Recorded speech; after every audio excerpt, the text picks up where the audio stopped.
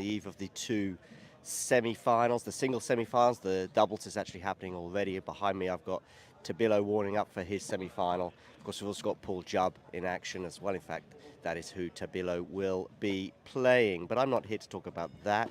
I'm here to talk about the men's singles power rankings for the upcoming tournament at SW19. So, shall we get into it? Let's go. Number 10, Sebi Korda. Just edging out, I want to say, Andrei Rublev, by the way, who got, of course, to the quarterfinals last year before losing to Djokovic. I think he took a set off Novak, but Rublev's form went out very early in Berlin, and his form really throughout most of the year, with the exception of that very good run he had, of course, to the title in Madrid, has been patchy at best. So Sebi Korda, we know what he said on the eve of the tournament last year, but he's had good runs again on the grass. His game does suit the surface, and so I've got him at number 10 in my power rankings. Next up, number 9, Taylor Fritz. Probably a couple of years ago, he would have been much higher. Of course, got to the quarterfinals in 2022 before losing to Rafa Nadal. Had big advantages in that match, 2-1 being one of those advantages, and the fact that Rafa was struggling with an injury. But he couldn't get over the line. I've probably never seen him more crestfallen than I did in the press conference after that particular match that day. But that feels like quite a long time ago, although I do think he turned a mini corner this year with some improvements in his form and in his abilities. For example, against Novak in Australia was a much better performance than it was at the US Open. And I think he's got the game to go far at Wimbledon. Will that be this year? Not sure. But he's at number 9 in my power rankings. Number 8, Tommy Paul, the Queen's winner, of course. Will he recover from the neck injury he got post-match afterwards? Let us know your thoughts in the comments section below. But anyway, he comes in at number 8 in my power rankings. Probably wouldn't have even been close to featuring in the power rankings until that run he had just recently in London. But maybe he's a potential quarter-finalist. I'm, of course, doing this power rankings irrespective of the draw, even though it has taken place. I'm just purely going on where are they at, how do they suit the surface, what is their previous Wimbledon stuff going on for them, what form are they in, and yeah, how good are they on the grass? Therefore, number 7, Alex de Minaur, winning, of course, in Rosmalen recently, or Den Bosch, or Kockenbosch. I'm not even going to try and say that again. So he, of course, comes in at number 7, Alex de Minaur, on my power rankings. And to be honest with you, I think he's got a potential 4th round with Perricard. That will probably be, very decisive. Of course, then it'll be Novak in the quarterfinals, should they make it that far. Number 6, Daniil Medvedev, kind of fallen off the radar, which kind of is number 6, right? Number 6 is kind of the forgotten number, I think, and the forgotten player in the power rankings. It's kind of like, they're decent. Do you expect them to win the title? No. Do you expect them to make a significant impression? Probably not. Will they be there, sort of creeping through to the quarterfinals or beyond? Quite possibly. Last year's semi-finalist, but in a way that feels like a long time ago. He's not won a tournament in over a year since Rome. So, he comes in at number 6. Number 5, again, it was just like, okay, I guess he comes next. Alexander Zverev. Didn't pull up any trees, really, during the grass court season thus far in Berlin. Did okay, but nothing spectacular. So he comes in at number 5. He's never really done well on grass, but can he make the semi-finals? Absolutely. He's in the same half of the draw as Novak Djokovic. So that's a potential semi-final for Alexander. Number 4, Perricard. He has the pedigree on grass. He has some good runs at Wimbledon in 2023 and also 2021, I'm going to say, when I think he made the semis. Number 3 is Novak Djokovic. Novak Djokovic, a multiple winner here, and I know he's got the injury issue, but irrespective of that, if we can just sort of put that to one side, for me, he comes in at number 3. Seems to be okay, seems to be training fine. He's got a fairly nice first week that'll help him ease into the draw, into the tournament, into form, and I certainly expect him to make the second week and probably beyond. Maybe the most difficult decision, though, was who to go for number 1 and who to go for number 2. Number 2 on my list, Jannik Sinner. Won in Berlin, had an incredible year, winning the Australian Open, making the semi-finals before losing in 5 sets to Alcaraz on the clay. He comes in at number 2 on my list. Could be number 1. I'm sure many of you will disagree. Get in the comments section below and let me know why you think Sinner should be number 1 as opposed to Alcaraz. You can guess is my number 1. Alcaraz, of course, the champion last year. I've just gone for him. It's a bit of a weird one, but I just thought that 5-set win for him, he's unbelievable over 5 sets. I think he's 11-1, by the way, when he goes into a 5th set. And that 5-set win he had over Sinner, albeit on the clay, I just think that, you know, he's been there, seen it, done it, worn the T-shirt. There's not a lot of pressure on him right now either. I think if he hadn't won the French Open, maybe he would have felt it coming into Wimbledon. But for me, he's got the edge, and therefore I've got him coming in at number 1 on my power rankings. Let me know your thoughts in the comment section below. Don't forget to like, subscribe, all that other stuff. Make sure you check out WTA Weekly on Sunday, which will be previewing the women's tournament, but also having a look back on Bad Homburg and Eastbourne, of course. ATP Weekly, which will be tomorrow night with Damien and Carlos. They will be looking back on the tournament here in Mallorca, and of course also the tournament in Eastbourne, as well as look forward to the men's side of things at SW19. And we've also got Taylor Fritz, by the way, Alexander Vukic live on the channel later on. So yeah, and behind me Tabilo, by the way. Tabilo be on my list. He's doing pretty well on the grass. Told me there's no grass courts in Chile, but does say that he feels as though his game suits it. And, you know, he might well be in a final or even winning a tournament over the next 24 hours. Okay, thanks very much. Take care. Bye-bye.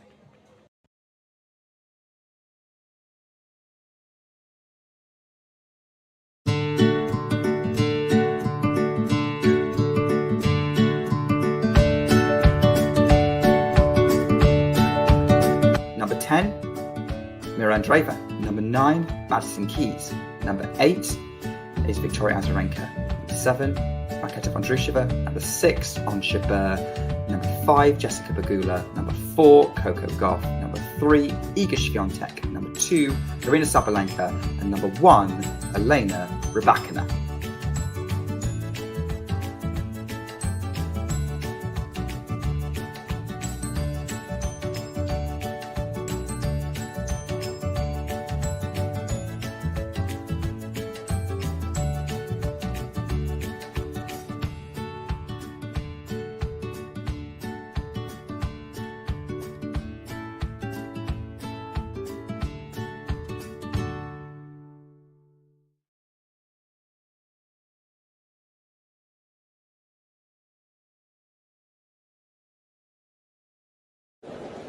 Ready? Play. My name is Clara Towson, and I'm a friend of the show. Boom.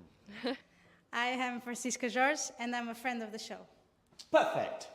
Hi, my name is Susan Leemans, and I'm a friend of the show. Boom. Yeah. My name is Zainab Summers, and I'm a friend of the show. Boom. Hey guys, my name is Sasha Vickery, and I'm a friend of the show. Boom. Hi, my name is Lloyd Harris, and I'm a friend of the show. Perfect. Hi, my name is Jasmine Paolini, and I'm a friend of the show. Wow, Jasmine, you got it in one time.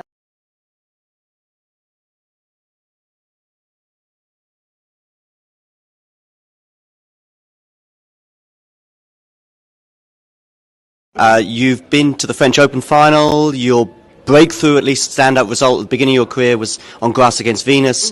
You've been very solid on the hard courts. Is there a slam in particular that you go, I think that's, if I'm going to get one, the first one might come here, there, or where? Well, I don't know. I mean, everyone, I'm like, I think this is the first one, so I don't know. I mean, obviously now going to the French, I do have a lot of confidence on this surface, but I'm not really thinking about that. I feel like, you know, in the past I was, and it gave me some, like, defeats that I feel like I shouldn't have lost, maybe more so my head. So going in now, I mean, I feel like, you know, everyone is could be the one, but I think I have to just take it a match at a time and just feel it out and enjoy it. I think when you focus too much on the destination, you don't enjoy the journey there. So now I want to focus more on the journey, and you know, if the destination gets there, that's great.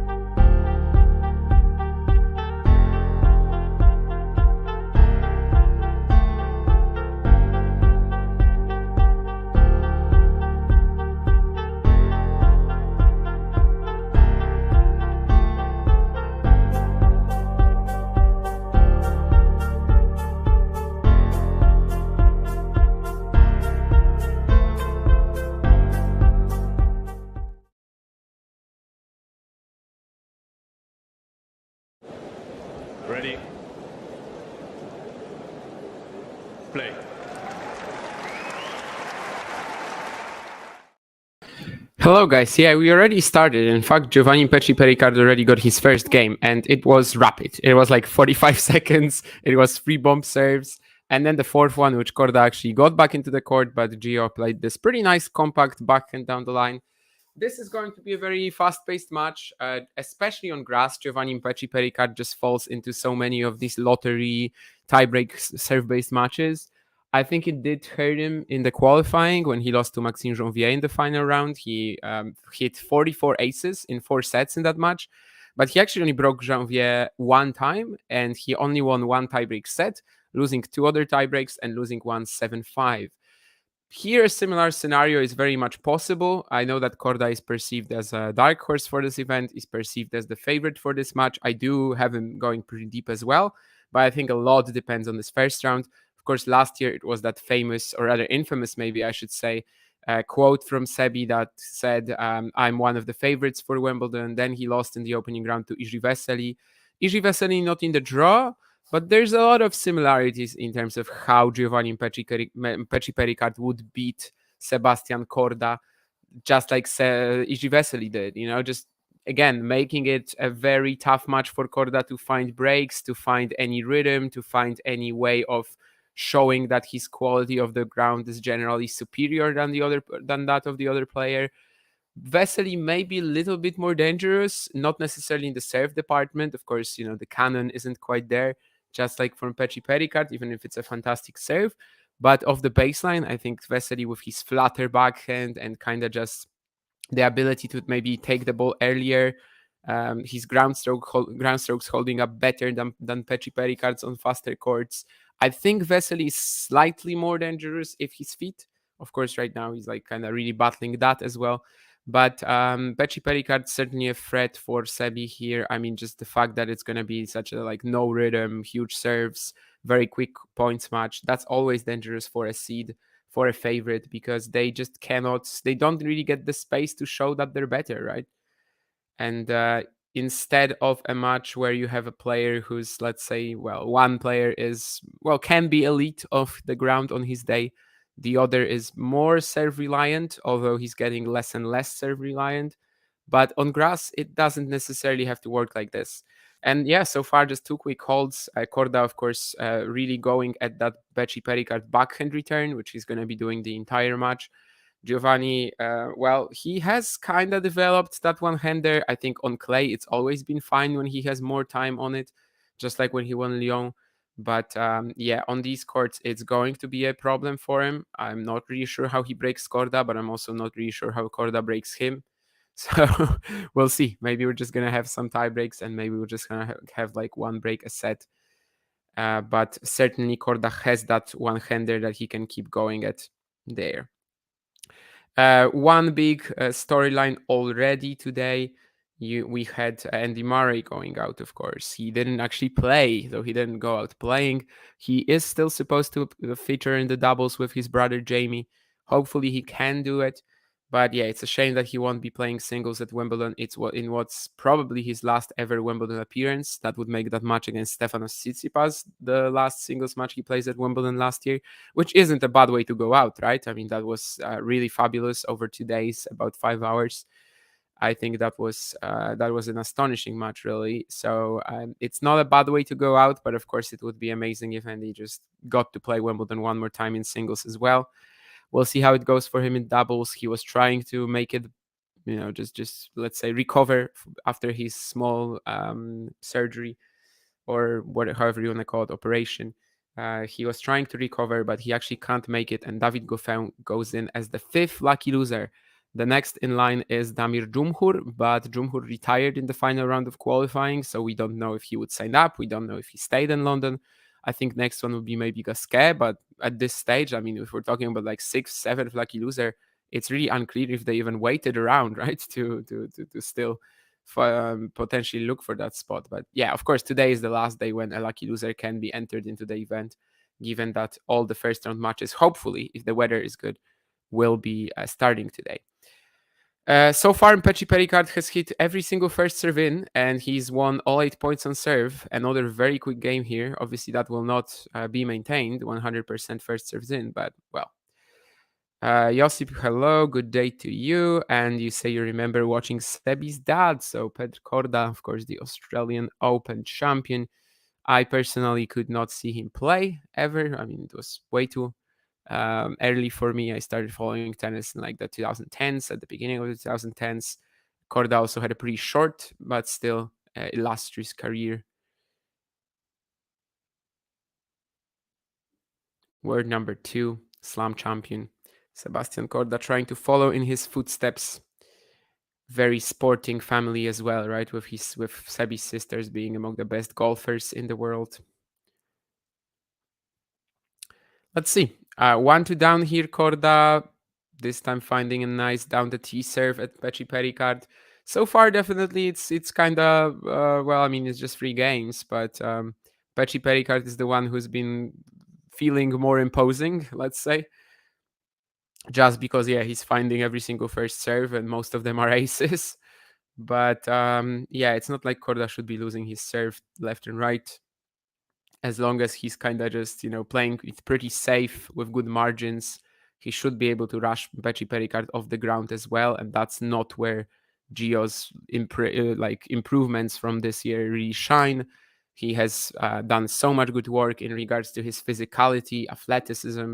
It's really taken him to a whole new level. But I feel like a lot of that we actually saw in much slower conditions when there's more time on the ball, more time to set up. Like Lyon, like Acapulco earlier this year, he was absolutely fabulous in that slow hard court conditions. He actually won back-to-back challengers there in Mexico, but the first one was completely different. It was altitude, very fast. He actually repeated his title from last year there, but it was a much more impressive run, I think, in Acapulco. Just because the way he was dominating his opponents and just outplaying them off the ground, that was something new. Anyway, 2 games all. Mpetshi Perricard getting another short return from Corda, approaches the net after a backhand, and it's 9 points in a row on serve for the Frenchman, who is still hitting every single first serve.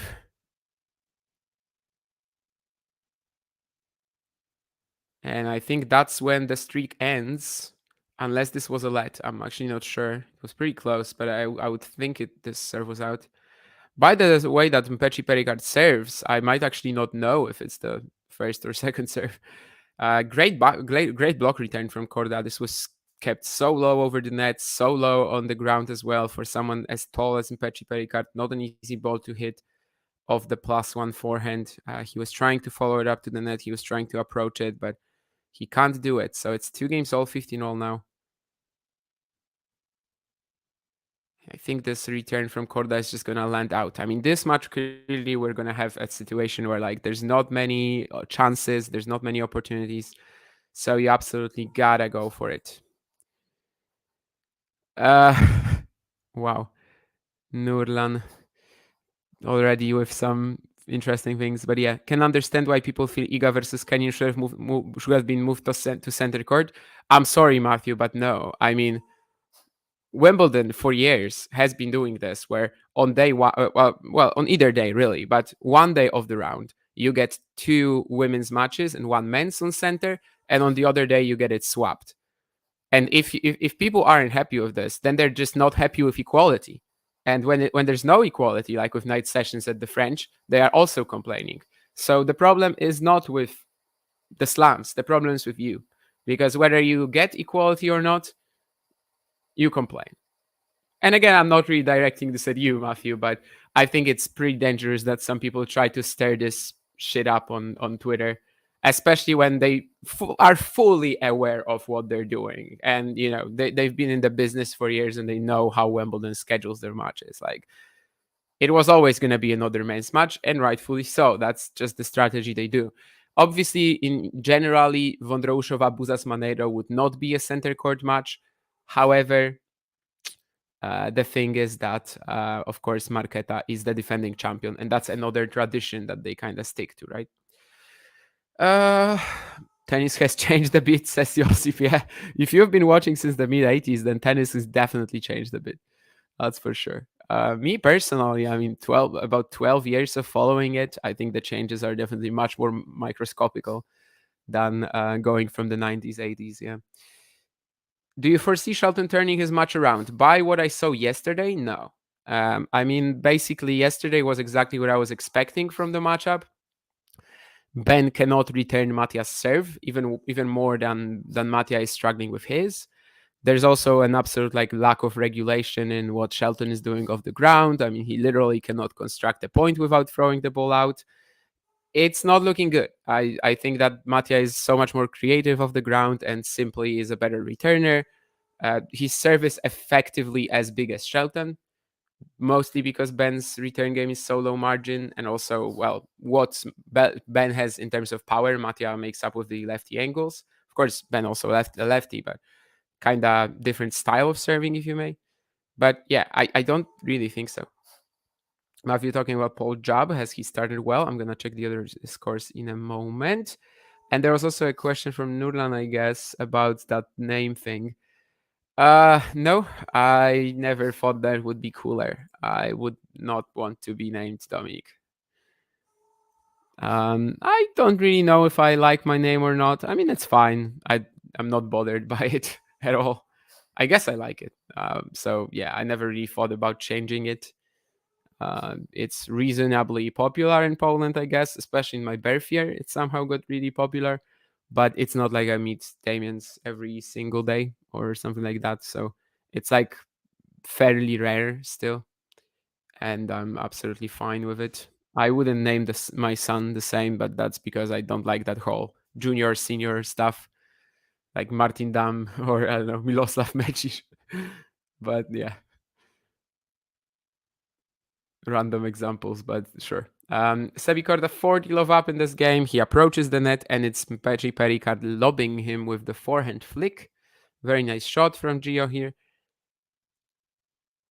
But it's still 40-15, and basically after just 20 minutes, we can be at 3 games all. Maybe even less than 20 minutes. Maybe it's more like 15.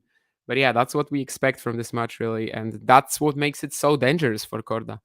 Because there's no rhythm, and because everything might just come down to lottery if nothing crazy happens. Yeah, it's 18 minutes, actually, and then, yeah, we're just that tied. Oh, and yeah, Paul Job, 4 games to love over Thiago Sebovild. Already a double break up as well is Yoshihito Nishioka. Upper break is Thomas Martin Echeverri on Luca Nardi.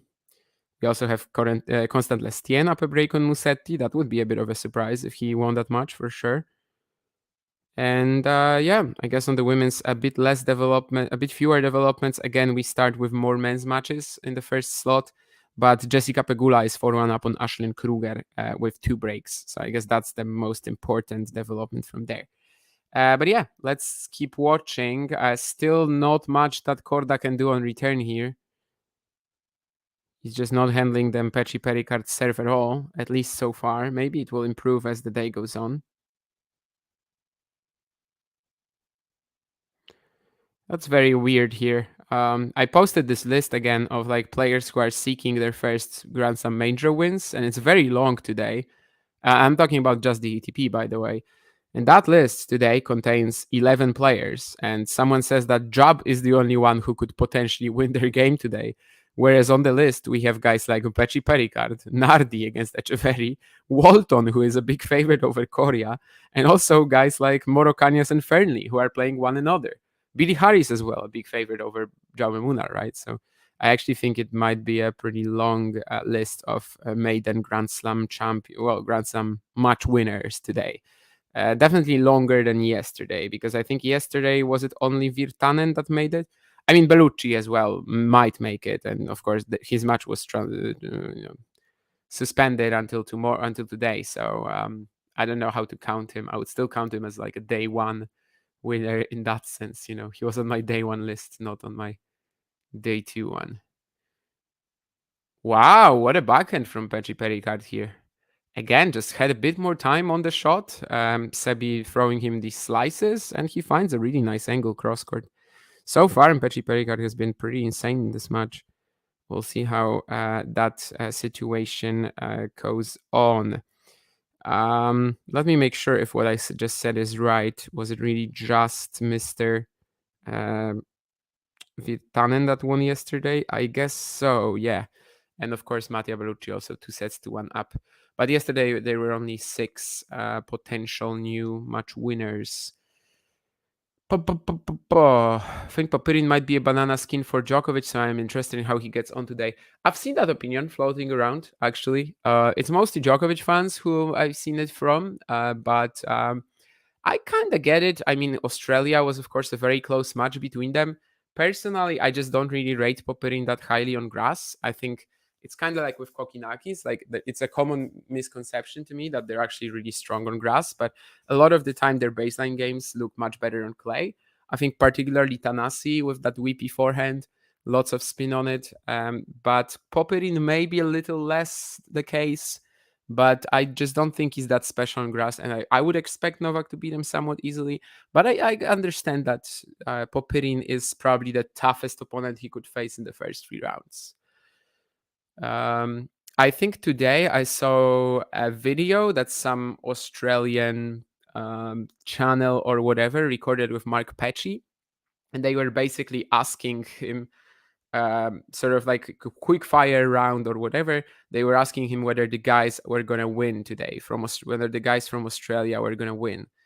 And when Tanasi Kokinakis popped up and Mark picked him to beat Felix, which I don't think is outrageous, but both the interviewer, who is Australian and coming from some Australian channel, and Mpetshi, both of them said something like, Tanasi loves the grass. And I'm like, what? Well, tell me you don't actually watch that much tennis. But anyway, Tanasi's career record on grass is like 15-20 or whatever. But, well, sure. Anyway, Sebi Korda 30-15 up over Peti Picard here in the 8th game of the first set. This might be a match where there's a lot of tangents and like just kind of talking about everything else but the actual match. Hopefully it's not like that. Hopefully we get a lot of entertainment out of it, but we'll be definitely sort of turning on the commentary for the tie breaks and stuff. But yeah, so far both players just winning very easily.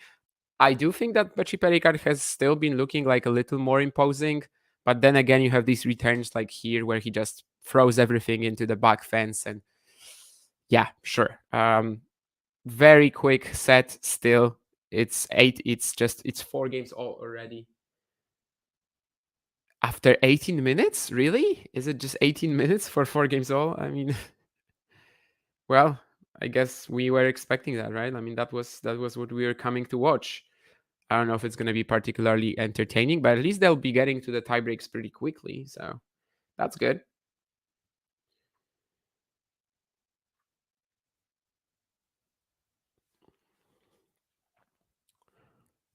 I'll check how many aces Mpetshi Perricard has already, because it feels like it might be going double digits soon. Of course, as I mentioned, he hit 44 against Janvier in the final qualifying round.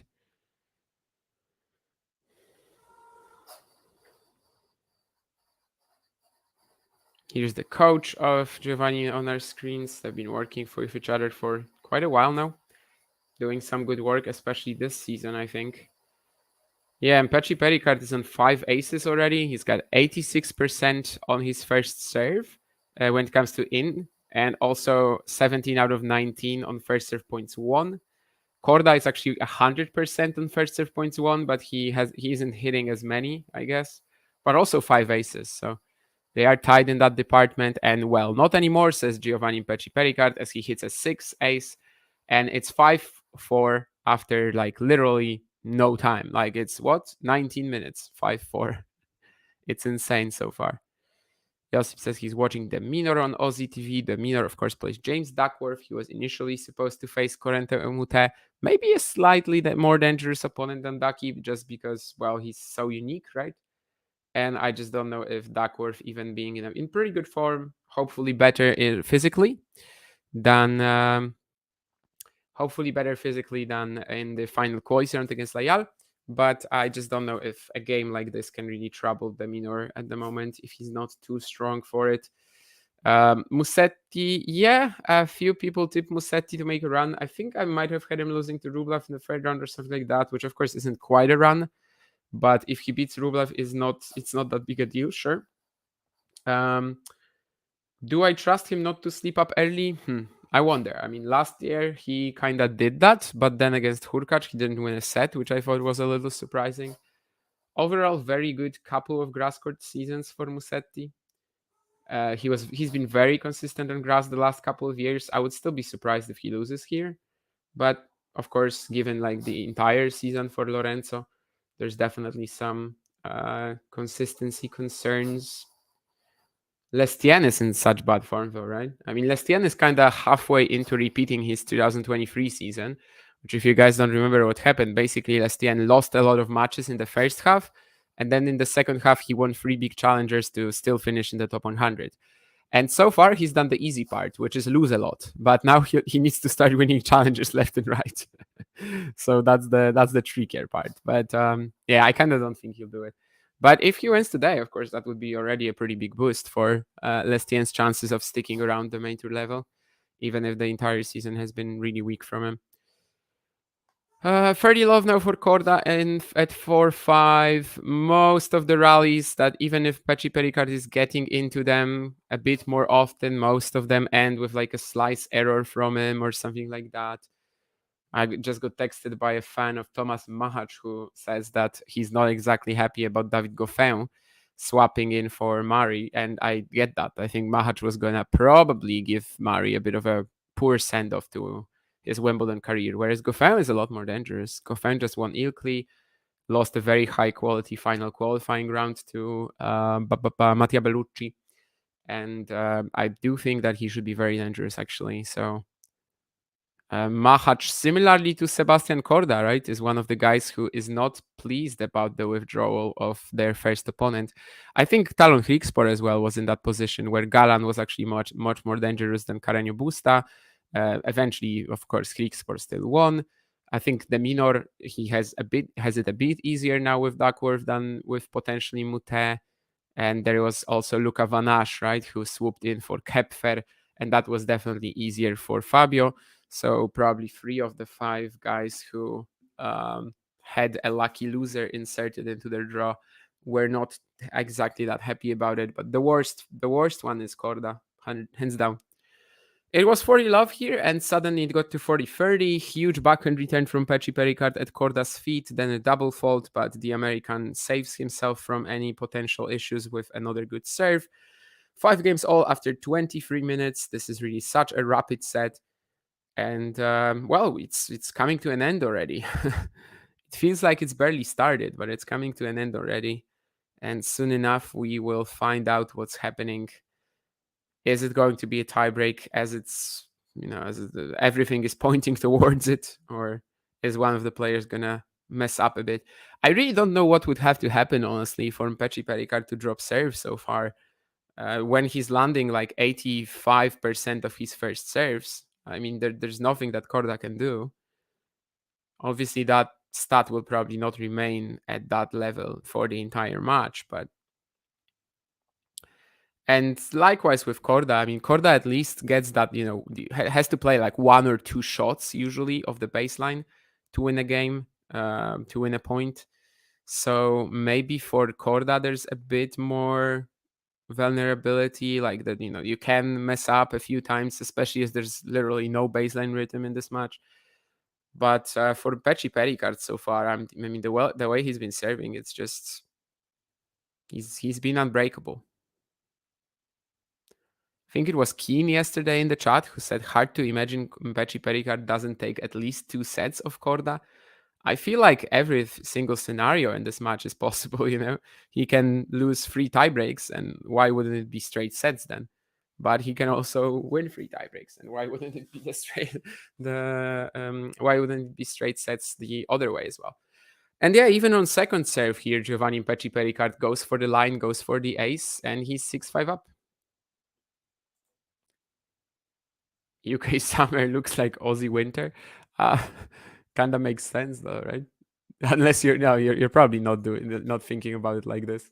Nah, sure. UK Summer. Recently, I read this fun article. Well, fun. It wasn't funny for people in the United Kingdom, but they basically were talking about a heat wave, and that heat wave was going to be 26 Celsius. So yeah, that's not really a heat wave in my mind, even living in Poland, you know. I was on Sunday, I went to Wrocław for a 15K final. It was 35 degrees. So it's actually pretty harsh. Like for Poland, it doesn't really happen 35 degrees, you know, but still, talking about a heat wave when it's 26, yeah, that was a bit much to me. Mahaj going from center court to court 17. This must feel like quite calm down. Reverse was the case for Renata. Got to play Raducanu. Yeah, and I guess the same goes for Draper and Elias Zimmer, right? Who were moved to center today. The same as in Zarazua's case.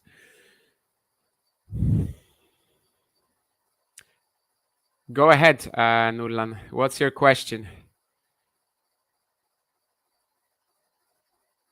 I'm a bit afraid, but fire away. That's what I'm here for. Oh, anyway, love 15 in the meantime, Korda. Mpetshi Perricard puts the return in on the next point. Korda has to be really cautious here.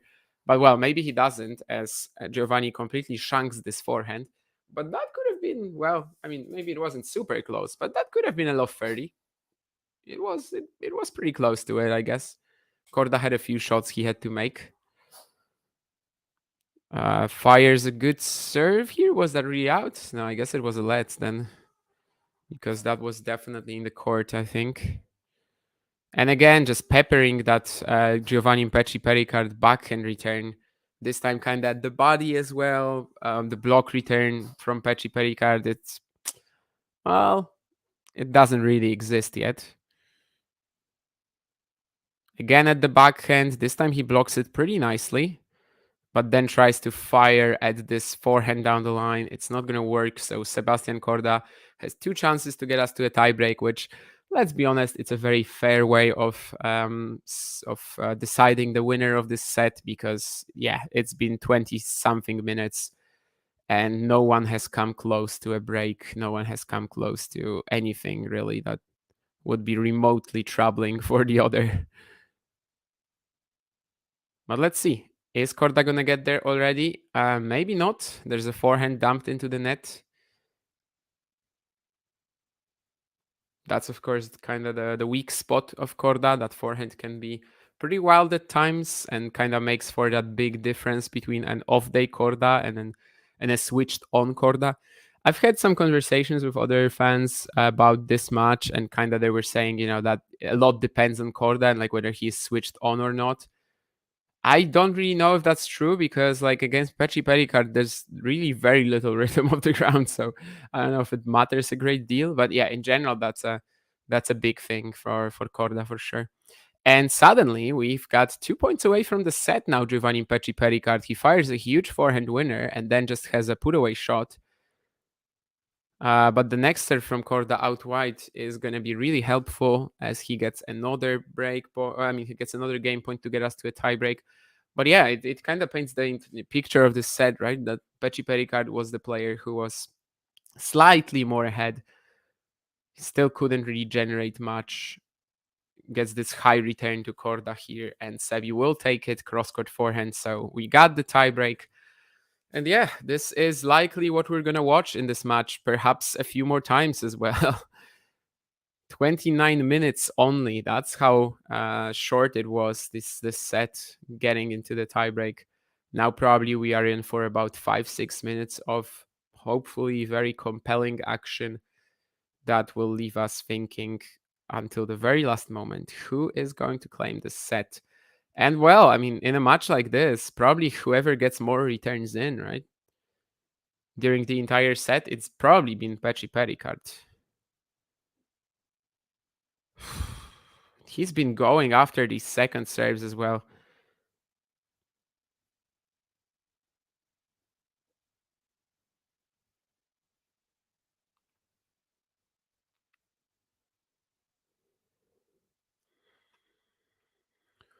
Hitting some truly ridiculous serves so far. I mean, especially the percentages as well have been so high. But Corda also finds... Well, actually, no. This landed in from Mpetshi Perricard. I wanted to say he also finds an unreturned serve, but that shanked return landed in. Corda wastes no time converting it. I kind of have to see. I don't remember what stats we have on the Wimbledon website, but on the changeover, after the set, I will try to see how long the rallies have been so far, because I feel like we haven't had a single one that would last like 9 shots plus. It's a second set from Korda, so he might be in a bit of trouble here, and he is indeed. This return from Peti Picard, like nothing that serious. He goes down the middle with it, but it's still enough to make Korda's fragile forehand miss here. Just had slightly less time on it than in the entire, than generally, than like in the neutral position, and that was already enough. So Mpetshi Perricard with the mini break. Think the serve is out. Slight opportunity for Corda. Maybe he can also expect a double fault if Peti Picard somehow misses the serve because he's going for it so much. I don't know. Well, yeah, he went for it. It's a good block from Corda. The ball clips the net from the young Frenchman, and it's going to be 2 games all. It's like the second or third point in the match that Corda wins with this amazing block return, which, yeah, it could be a thing. It's only the third point that Mpetshi Perricard lost on serve in this match. Corda losing 10. And yet, we're still tied in the tiebreak. Oh my god, did he make it? Oh my. This is ridiculous. This is just a miss into the open court from Mpetshi Perricard. That's a disaster for him. So from mini break up, and at that point only losing 2 points on serve in the entire set, he is now a mini break down. And this miss was just like straight up forehand into the open court. He overcooks it, but he gets the return in on the next point, so maybe he can recover out of this. Well, not exactly, as he shanks the forehand. It's kind of what I've been talking about for the last few days, right? That like on grass, he's got, when he doesn't have time, like his baseline game is just so hit or miss. This really wasn't Corda putting some immense pressure on him. It's just Corda having, better, more clean, well, not even better, but like cleaner technique, cleaner timing. On his first serve, actually, Corda still hasn't lost a point. Peti Picard, all the points that he's lost on serve have been on first serve, I think. No, sorry, one of them was on the second, of course, in the tiebreak. But one of them is that that forehand that he missed, which at 2-all, which so far is kind of deciding the outcome of this tiebreak. Especially if Corda gets this point done, and he does with a good serve out wide.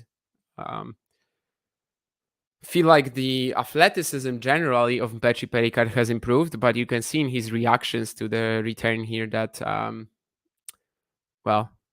there's still ways to improve there, definitely. Just kind of the quickness of the reaction on return is not exactly his strength either. Although he is getting more returns than Corda, that's for sure. Oh, this could have been the tiebreak for Corda if he makes that backhand pass, but he doesn't. Another really nice block return. So far, they've been kind of impactful in this match. But Mpetshi Perricard is keeping a cool head, approaches the net, and the net presence is enough to make Corda miss the pass. Another good return from Corda. But Mpetshi Perricard should be cleaning up this point, and he does, although he left the door a bit open there for Corda for that forehand cross-court pass. But the job is done. Mpetshi Perricard did his job. He is 4-5 down, but he basically is forcing Sebastian Corda to win 2 points on serve here. Otherwise, while Mpetshi Perricard would still be under, facing a set point if it's only 1, but it would be on his serve. So more than likely that he would climb out of this. But yeah, Sebastian Corda, can you win 2 points on serve and clinch the tiebreak? The serve here is kind of middle of the net, not a great effort. So a second serve now. Gets it in play, but he's gonna shank his forehand, and this is 5 games all now. Both players with some pretty poor misses, especially the way he crouched to that first backhand Corda. I was thinking, okay, he's kind of got this. I mean, the timing was really good, but then again, we're getting to that slightly more fragile forehand, and things aren't as clear anymore. And it's again a second serve, so Corda is really not giving himself a helping hand here. And he double faults. Oh, I feel like this was kind of telegraphed. both players have now made some horrible, not even decisions, but like some horrible errors in this tiebreak. And looks like Korda might have just lost it because of his, inability to get the first serve in on these 2 points, but also the double fault and the shanked forehand. Once again, that wing not really living up to the pressure. But of course, Mpetshi Perricard has to still take it, and he fires at 250 an hour first serve to get it done. Mess of a tiebreak, but the entire set goes to Mpetshi Perricard, who was just, I guess... Well, I don't even know. I mean, the entire set, of course, he was winning more points on serve. In the tiebreak, I think they were both equally poor, but Mpetshi Perricard manages to get it done.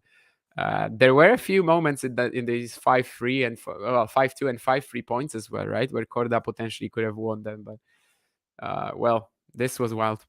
Josip also picking Kokinakis to beat Felix 4 sets. Oh, and we have the question from Nurlan. Do you think that the idea that grass favors players with compact flat hitting is overrated? Could it not be better if you have loose grip so it is easier to defend the corners and direct the ball? Ooh.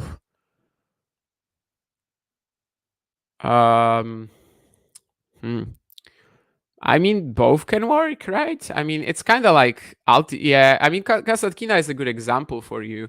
I think both can work. I mean, it's kind of like altitude, where you have players succeeding. One type is like big weaponry, and the other is someone like Nicolas Mejia, who can simply control the ball much better than the other players. And it's kind of like it on grass as well, right? I mean, variety is so good on it. You've got guys like Mattia Berrucci yesterday, or like Yun Cheng Shang playing so well. And I don't think you need the flat hitting or just massive weaponry to succeed on grass. But it's definitely a style that is favored by the surface. That doesn't mean that any other style is not favored. And Kasatkina is a good example of a player who does handle herself extremely well on a grass court, even though maybe if you look at it, let's say at first glance, you would say she doesn't really have the weapons for grass. But it's not all about that. But I wouldn't really make any big distinction between the two. I think both can work and both are favored by the courts. It's similar like this to me with altitude conditions. Like I always say that there are two types of good players at altitude. So one, you have the big servers, Mpetshi Perricard, for example, and on the other hand, you have these ball control fellows like Mejia I mentioned, or Renzo Olivo, and it's kind of like that here as well, where you have just two different styles that both are accentuated, both are favored by the surface. So I don't think it's overrated really. Although what I have to say is that some players definitely overrate just huge servers and how they will do on grass. Was grass even John Isner's best surface, for example? Probably not, right? Was grass the best surface of Riley Opelka? Definitely not. Is Giovanni Mpetshi Perricard's best surface grass? I don't think so at all. So I think that people overrate. Sure. But in general, let's say flat hitters and games like that, of course they do extremely well on grass. I don't know. But that doesn't mean that it's the only style that can help you succeed. Really nice timing on the ball, of course, it helps. And moving well around the grass court, being very natural in your slice defense and making the opponent play is definitely still very much an option.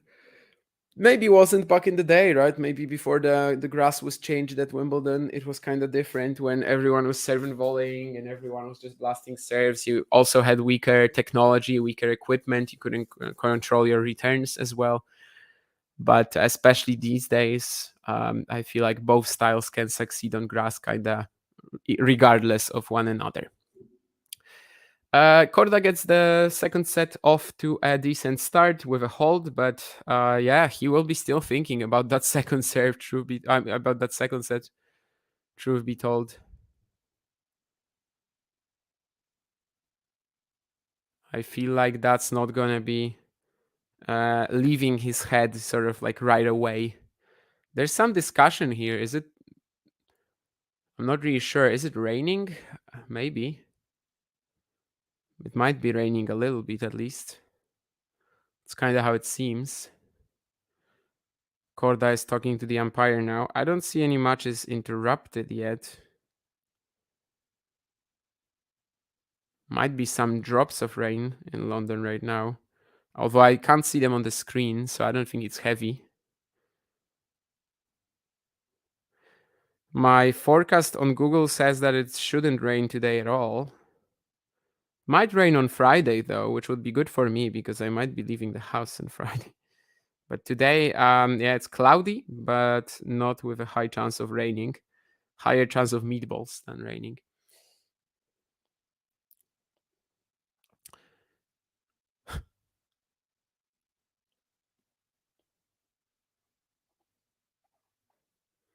But yeah, we're playing. I'm not sure what was happening there, but we're playing. Giovanni Mpetshi Perricard, second game of the second set. Still blasting away.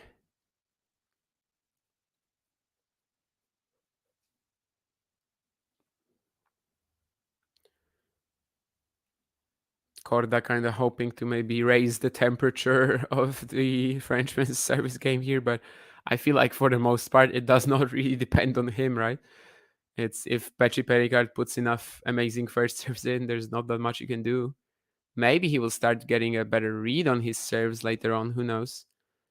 In the tiebreak, he was actually reading the serve quite well, but he was wasting these chances later in the point or yeah, especially the two mini breaks at 5-4. Of course, that was a travesty, just like the forehand that Peti Picard missed. So yeah, lots of uneven play from both fellows in the tiebreak, I'd say. This person I just saw on the screen, I'm pretty sure I know him, but I don't remember what his name is. But anyway, Peti Perricard, yeah, just fires three massive serves again. Clenched fist, one game all in the second set. So far, it's going exactly like the first.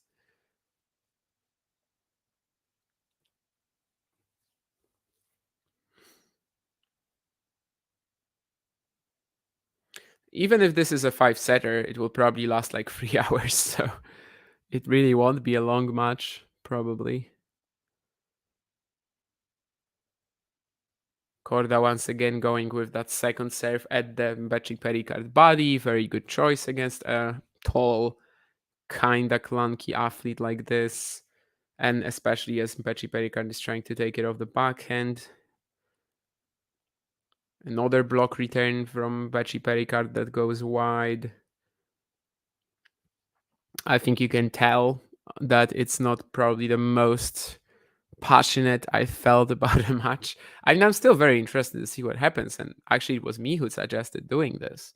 But well, it's not many rallies. Let's just say there's not many rallies. I was supposed to check the stats on the Wimbledon website. I mentioned that I was gonna do that earlier because I wonder if there have been any like +9 shot rallies and stuff. Got a drop shot from Corda, which I think might be the first one anyone has played in this match. But yeah, of course, that makes sense as well. Sometimes in these very aggressive spots, they might go for it. Probably mostly on like a easier +1 shot. Radu Albot serving for the first set against Hubert Hurkacz. That will be absolutely unbelievable if Hurkacz is one of the favorites for Wimbledon again, just like in 2022, and just goes out. Of course, in a way, it would also not be unbelievable because he's done it before, and we know that he has his issues in slams. But yeah, I guess what I'm trying to say is that it would just be a total disaster for him, I think. Where would that be? Is it rally stats? No, rally stats is something different. Overall stats. Yeah, I don't really see it on the Wimbledon website, to be honest. The stats about rally length. So unfortunately, we have to leave without it. But you can trust me when I say that there's not been many longer ones. And I don't think I also have to like convince you of that fact, given what we're watching here. And given already so many aces and return and serve winners from Peti Picard especially, but even the points on the Korda serve, they are not that long. 13 aces from the Frenchman already. 90% of first serve points won. Corda still hasn't lost a point on his first serve, but he is doing significantly worse in terms of just landing the first serve in and also winning second serve points.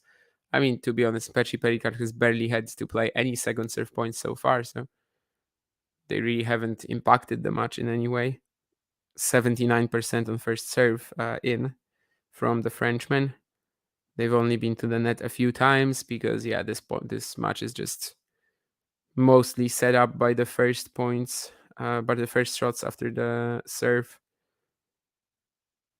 Not much that I can get otherwise from the stats, to be honest.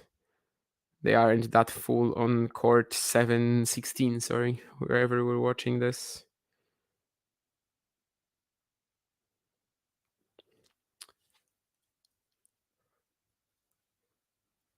And it looks like Peti Picard will probably cruise to another easy hold.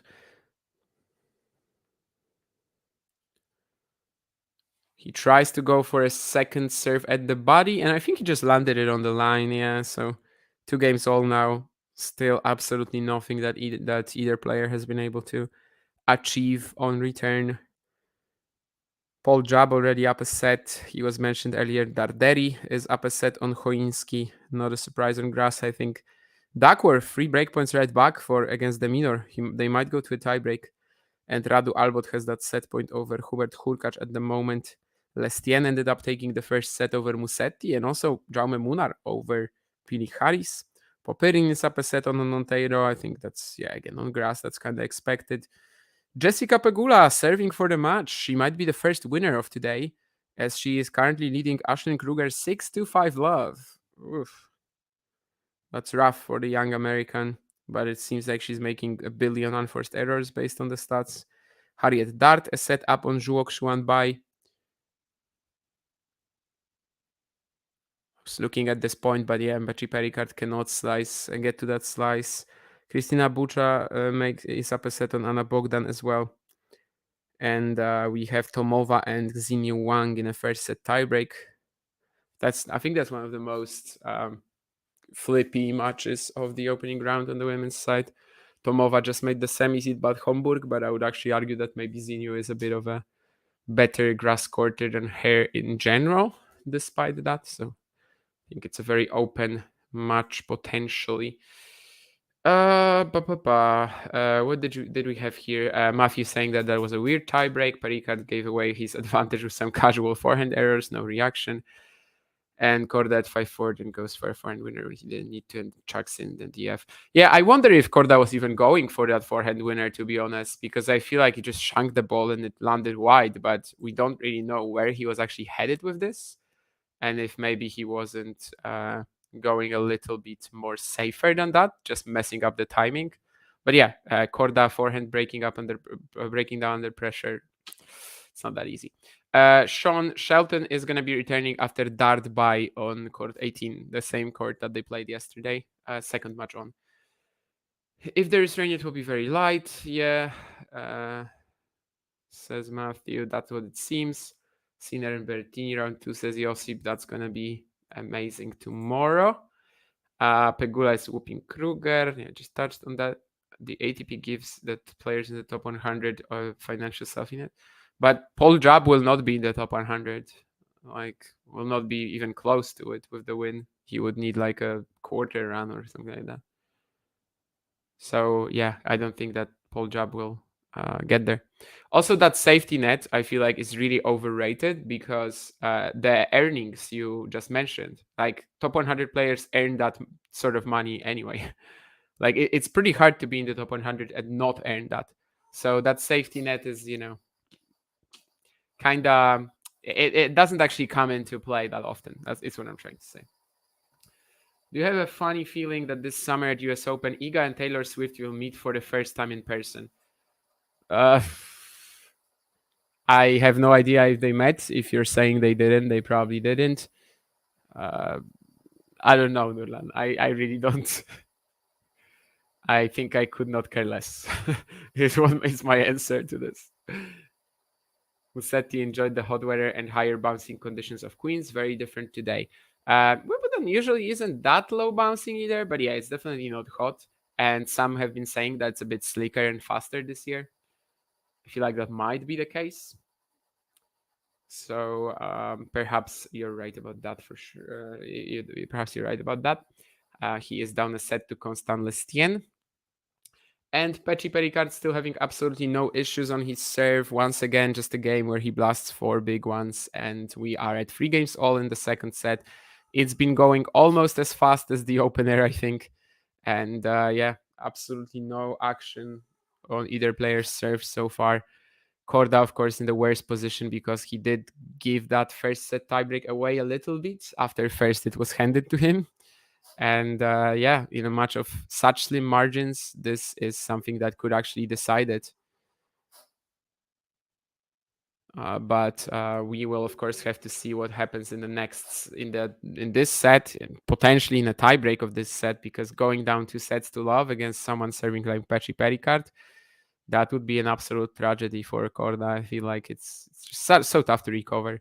I mean, in a way, Zizou Bergs had that situation yesterday, right? Until the 5th set tiebreak, he never broke Arthur Cazaux, which was a bit surprising. But at least with Zizou, it was like the first sets 3, 4, and 5 until a certain point.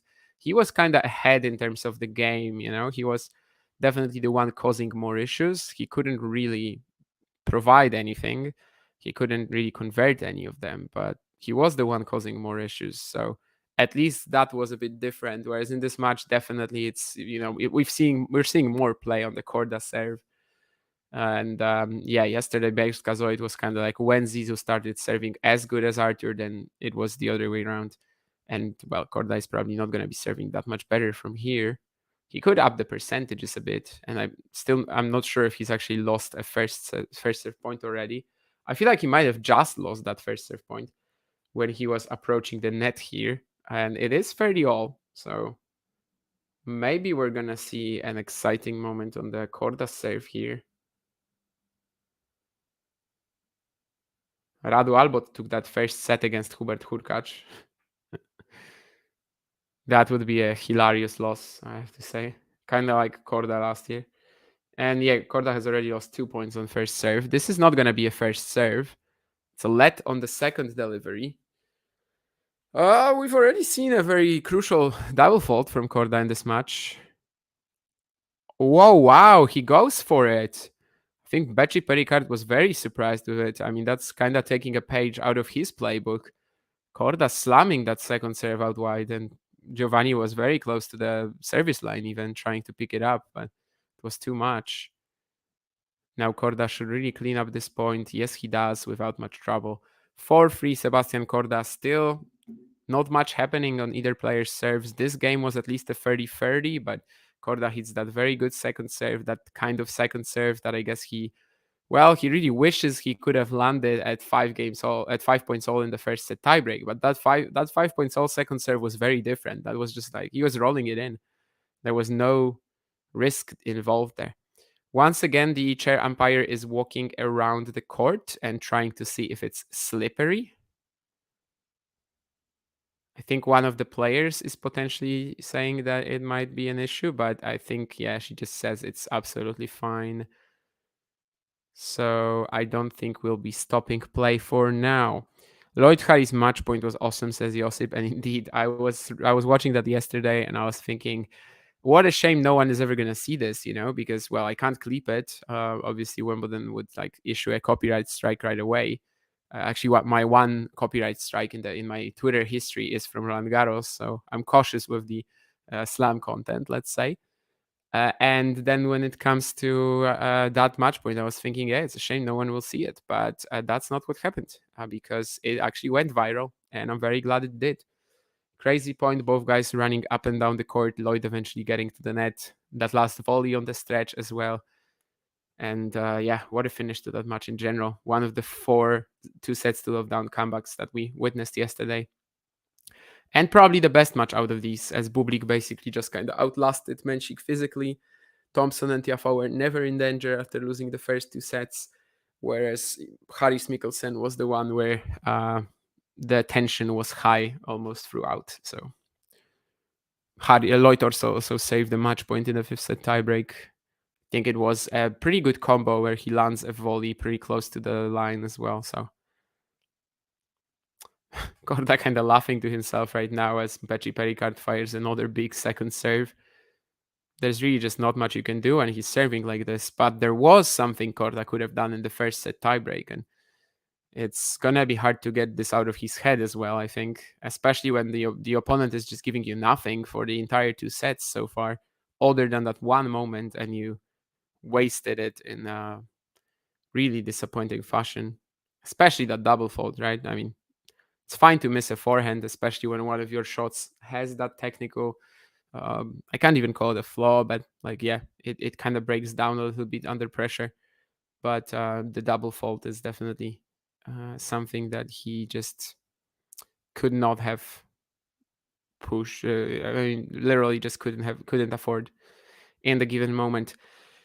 For the love, Mpetshi Perricard, is it going to be one more second serve bomb? It is, and a half volley that does not make it over the net. Okay.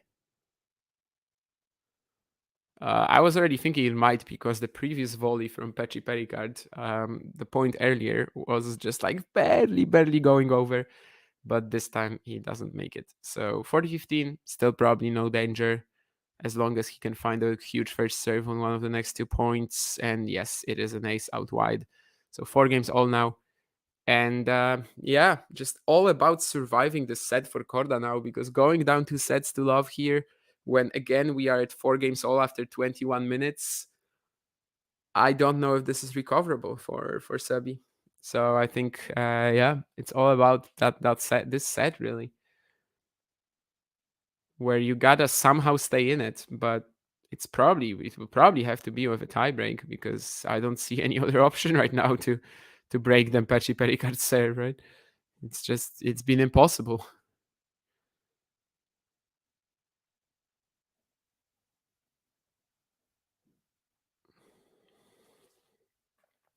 Again, it's Giovanni definitely putting a lot of returns in, but as long as Korda can clean them up with forehands like this, that's definitely okay.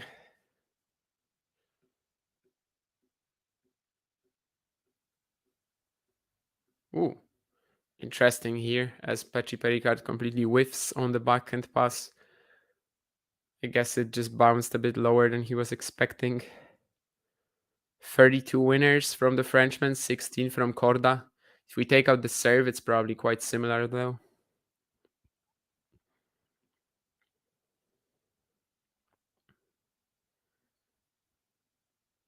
Another backhand block return into the net from Mpetshi Perricard. That's something that we've been watching a lot in this match, of course, as well. That's one of the advantages that players could potentially can look for in a match against him on grass. And it's another weak backhand return that's going to give Korda the game. 5-4 Sebastian Korda.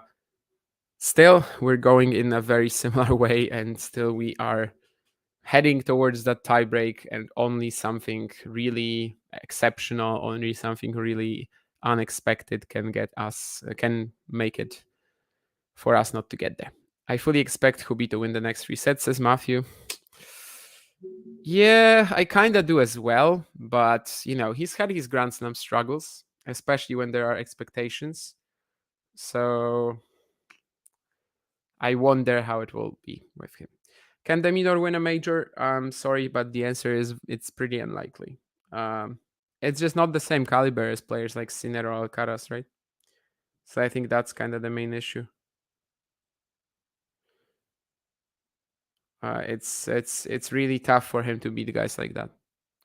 And unless the draw really opens up, it's gonna be very hard for him to do it over the next few years as well. So I think, yeah, he's not exactly in the highest tier of contenders to do it. He's definitely behind guys like Zverev or Tsitsipas and stuff, right? Probably also behind the Rublev to me. But he's done a tremendous job becoming an elite player this last year or so. has a decent chance at making Turin if his season keeps being so good. And I would like to see him there because I feel like this might be one of the best seasons of Alex's career. And if he actually manages to turn it into an ATP Finals spot, I feel like that would be a fantastic reward for the work he's done, turning his game into a much bigger threat in general, being more aggressive and stuff. And yeah, this time it looks like we will be stopping. I don't know if for long yet, but Mpetshi Perricard is packing his bag, or is he? Maybe he's just putting his racket there. As long as players stay on the court, I will also stay on the stream. If they're not, we will put on like a rain delay banner and just be back whenever they're ready. Yeah, I think they're taking down the net now. And it looks like the players will be leaving the arena for now. So as Matthew said, it's probably not going to be that long of a rain delay. I wonder why Zverev said it's the most open Wimbledon in for 20 years, unless he was thinking about his side of the draw. It's not open. We have seen Alcaraz in it. Yeah, a lot of us were talking about it being open at Roland Garros, right? But then it turned out that even Sinner and Alcaraz playing at 85% are so much better than the rest of the field. And I think that Zverev, well, maybe he's right in a little, maybe he's a little bit right, in the way that, well, you don't have Federer, you don't have Djokovic as like the dominators. You have Djokovic, of course, but you don't know what his state is. But yeah, I tend to be on your side, Matthew, that it's not open when you have Sinner and Alcaraz in it, because the likelihood that both of them lose somewhere early is pretty low. And I don't see Zverev winning a major, says Josip. I mean, clearly the issue is not with his game, though, right? It's just with his mental. But he just made it to 5 sets against Alcaraz at Roland Garros, so I don't think you can quite exclude him. I don't get your Kirit hate, Nurlan. I think Kirit is a worthy member of the chat, and I'm not going to block him. So that's it for when it comes to that. And yeah, we will put on some rain delay banner or music. I don't know if the producer is around or not. If he is, he can do that. If not, I will do it. But yeah, it's your cue if you're around. Oh, you're here. Okay, so you can put on the rain delay stuff, and they are back.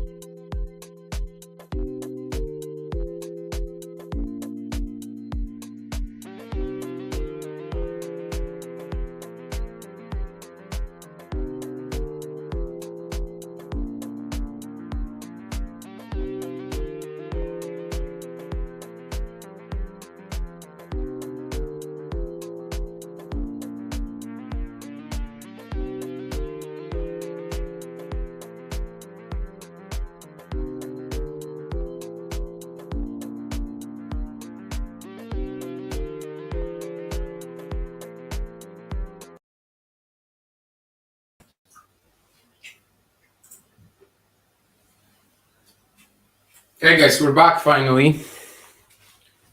I have to say, even about rain delays, I feel like there's a lot that could be optimized in tennis. Oh, sorry, one more thing. Yeah, there is a lot that could be optimized. I mean, basically for like 20 minutes, it was dry on the court, and the players, so the line umpires, the chair umpire, they were waiting, and they couldn't locate the players or whatever. I don't know. It's kind of frustrating, but anyway, who cares? It was happened early break on Rebakina, as John told you in the chat. Indeed, I think it was the very first game where she broke. Let me find the banner as well that I need to take off. By the way, I just saw that we have this ticker with Wimbledon power rankings. I really don't know whose power rankings they are actually, but Sebastian Corda is on the 10th spot there. By the way, Jack Draper being below Sebastian Corda, that's a bit of a joke to me. But Andrei Rublev is 6 as well. No, but Sebastian Corda, well, that kind of tells you, what sort of position a lot of us were putting Sebastian Corda in ahead of the slam. And well, right now he has put himself in a very tricky position. We'll see what happens after the rain delay. Should not be a big difference in terms of the conditions. I mean, it hasn't been hot in general today in London. Obviously, they have covers, so the courts won't be heavy. It won't be, something like on clay. You can sometimes have heavier courts right after the delay, like that. That won't be a case. That won't be the case today. So yeah, let's see. Giovanni Mpetshi Perricard serving at 4-5. I think maybe they had the first point played already in this game, right? Yeah, I think it was a pretty long rally where Korda had a backhand down the line that he could have made and maybe won the first point, but he didn't. And yeah, let's see what's happening. Mpetshi Perricard dumps a short ball forehand into the net on the first point that we watch after the restart.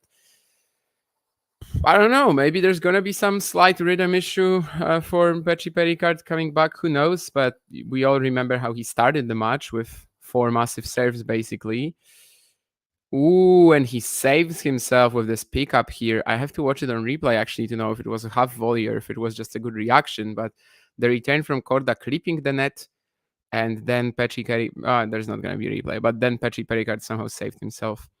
And the reaction time was actually really good. The ball barely bounced. And an ace, so it looks like Giovanni should be pretty safe here.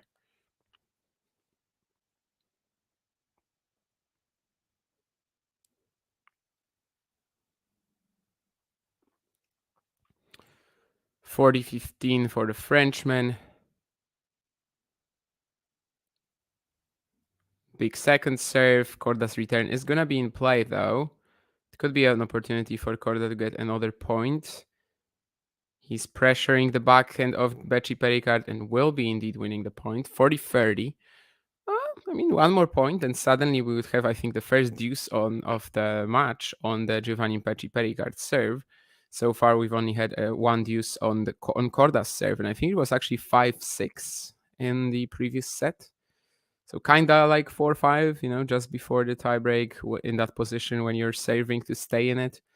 Let's see. Mpetshi Perricard 40-30. It's going to be a second serve as well. So suddenly things get quite interesting. I think it's a let on the second serve. Korda will be regretting it a bit because the return he connected with, really. And now, who knows? Maybe it's just going to be another bomb. It is a bomb.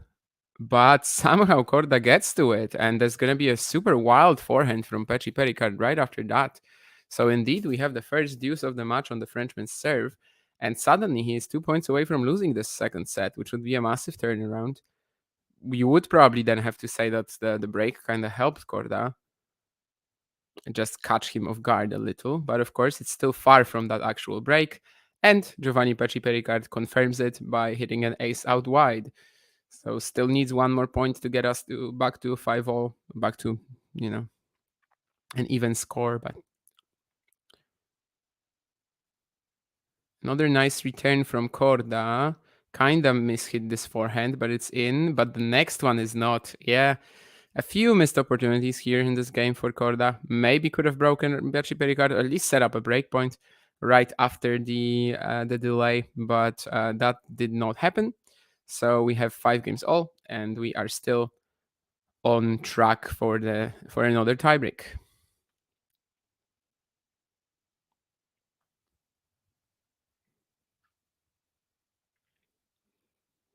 think Sebi is missing this first serve.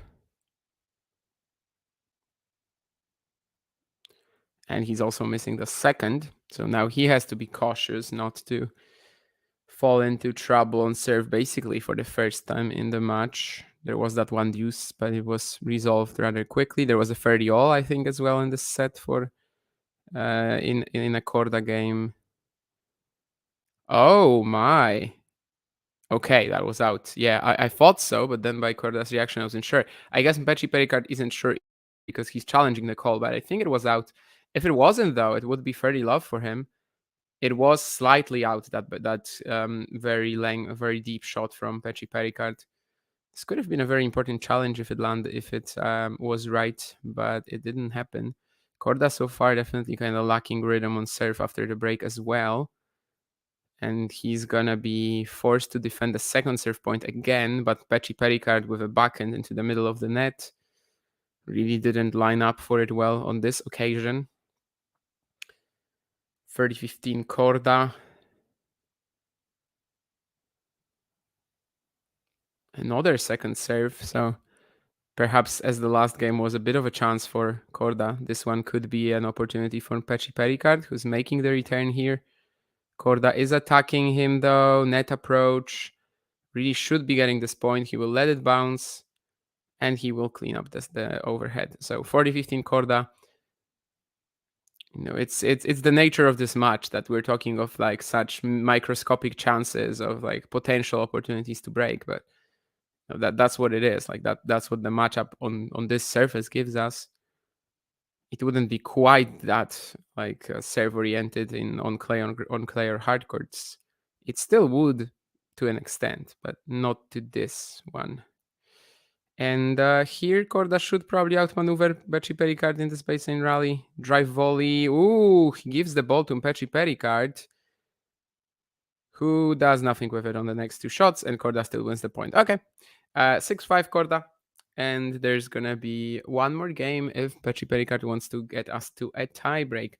Last time, of course, it was Korda serving in that 5-6 scenario, and that was the closest match of the games that was the closest game of the match on Korda's serve so far. So let's see if Mpetshi Perricard can avoid similar issue. Are all games started from the rain? I haven't checked now, but like basically, yeah. There's no difference on between the courts really in terms of one being wetter or not.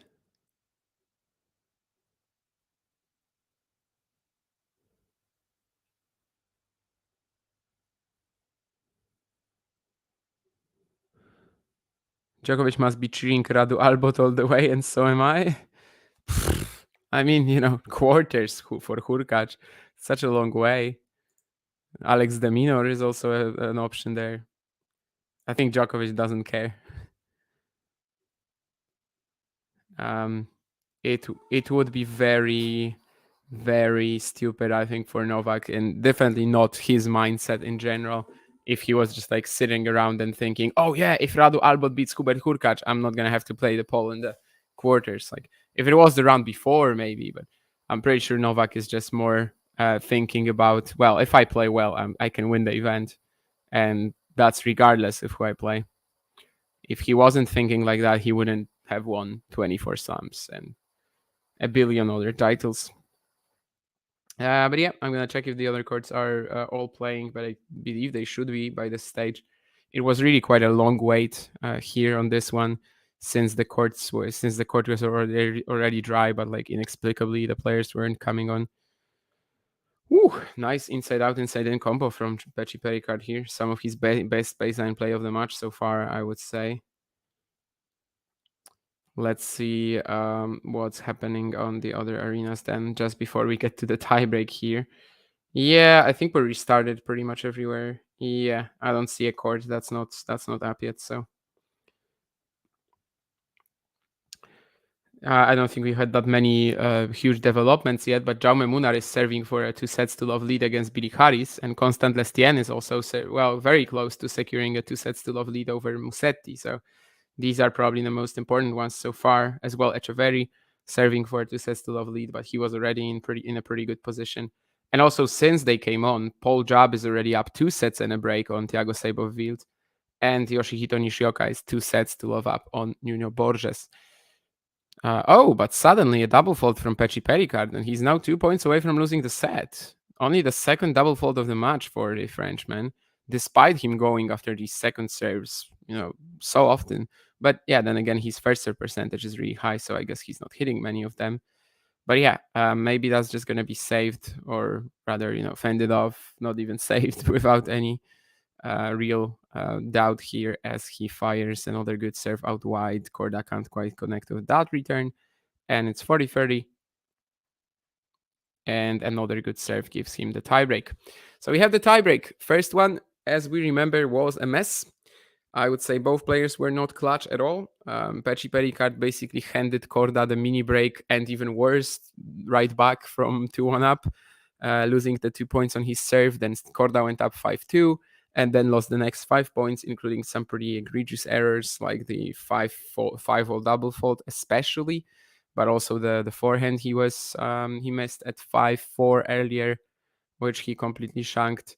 So yeah, let's see if the nervousness that we don't really see from these two the entire set actually comes into the tiebreak again and just trips them up a bit. So far, it's an unreturned serve from Korda, who starts the tiebreak. Of course, the previous one was Mpetshi Perricard was the one to lead the way.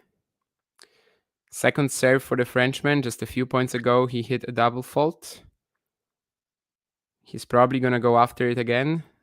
Kinda does, and it's good enough to make Korda dump his return into the middle of the net.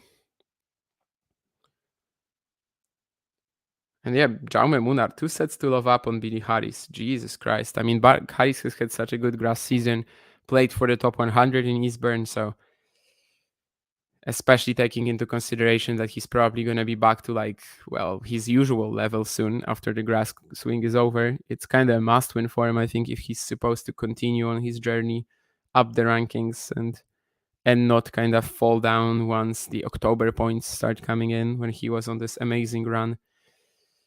Anyway, 2-1 Mpetshi Perricard as he fires an ace down the tee. So Korda under pressure here really cannot afford to lose any of his serve points now. Was it really out? Okay.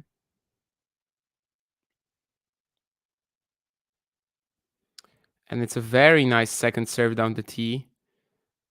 Mpetshi Perricard again kind of swooping in, thinking he's going to pick up some weak second serves. But it's just a complete shank, as he didn't give himself enough time for it.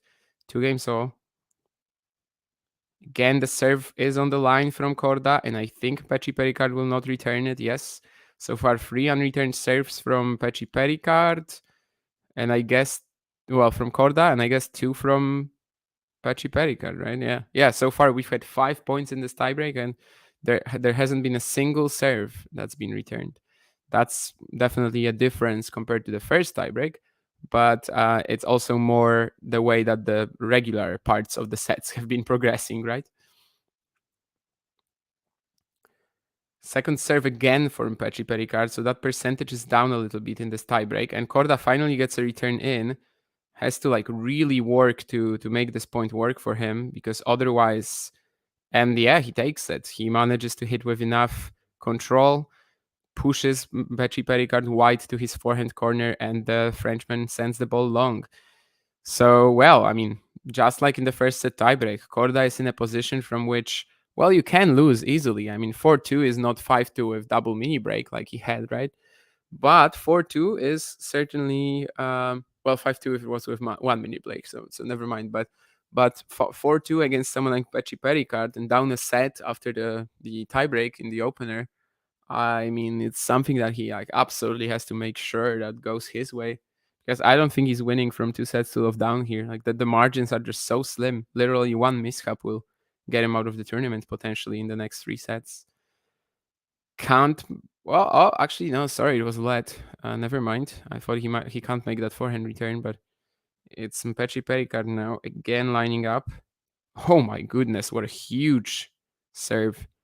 Still needs to take the forehand after that, but it's absolutely it's unmissable really. So 4-3 Korda. And he has 2 serves now to get himself to 3 set points. In the opener, he didn't get to a set point from 5-2. So it would be a very different position, of course. But, well, you gotta take these serves. So far, I think that Korda's serve has not been returned in the tiebreak on any point. I believe this serve is also a let, so he has a chance to go again, despite this one being a little lackluster. That chance has not been converted. Second serve for Corda. There was a crucial double fault at 5 points all in the first set tiebreak. Not this time, but he will have to play a point for it, and he will miss the first backhand. Again, just kind of completely breaking down. His timing just suddenly becoming so off. A pretty deep return from Peti Picard, but didn't warrant an error like this. Of the Corda forehand, maybe. Probably not of the backhand. So yeah, suddenly we are at 4 points all again, and Corda has just missed another opportunity in a way. And yeah, things were getting quite tricky here as Mpetshi Perricard plays this like slam and charge, or however you want to call it. Not chip and charge, but I don't know, blast the return and charge play where he just fires on this backhand blocked a little closer to the service line even than the baseline. He runs forward, but Corda is able to make it a bit tricky for the Frenchman on the volley. So 5-4, but of course now it's 2 serves for Mpetshi Perricard. Did he make the serve? I don't think so. Quite a lot of pressure on the second now. Corda standing really far back. It works. He gets the ball in play, but now has to like really avoid an error, especially if it's a bit unnecessary. He forehand slices his way here, but Mpetshi Perricard is still in the point, and he's not now. Gets a pretty deep slice from Corda at his feet, and he's trying to run around the forehand. Or run around the backhand rather. But the inside-out attempt is in the net, so it's 2 set points for Sebastian Corda. He finally gets to that set point, despite from 4-2 kinda struggling again. And we'll get 1 set point on the Mpetshi Perricard serve, and if it's needed, there's going to be another set point on the Corda one. I think that the first serve percentage for Mpetshi Perricard in this tiebreak is pretty off. Again, it's a second serve, and that's, of course, giving him some issues here, and it's a double fault, so both players now with a pretty crucial double fault in both tiebreaks. Mpetshi Perricard to lose it, although Corda was still going to have a point on his serve, and Corda to give Mpetshi Perricard the set point in the first set tiebreak, which the Frenchman converted with an ace if memory serves right. So yeah, first set tiebreak 36 minutes, second set tiebreak 41 minutes. It's been a rapid match. Still, we don't know anything really, except the fact that the guys have now moved closer, right? Effectively, from now on, it's going to be a best of 3 match. Still haven't had a break point, still haven't had anyone like being regularly in trouble on serve. Only like 2 deuces, I think 1 on each player's delivery. So yeah, I think the only thing we really know is that the margins are going to be even slimmer from now on, because it's effectively a best of 3 match from here.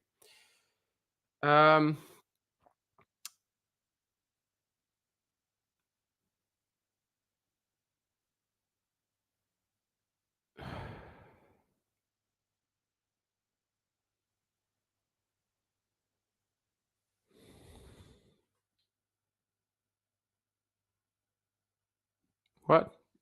Never mind. I don't know. Anyway, in India they have 4 channels for Wimbledon. Currently they are showing Rybakina's match on all 4. Okay, that is very weird.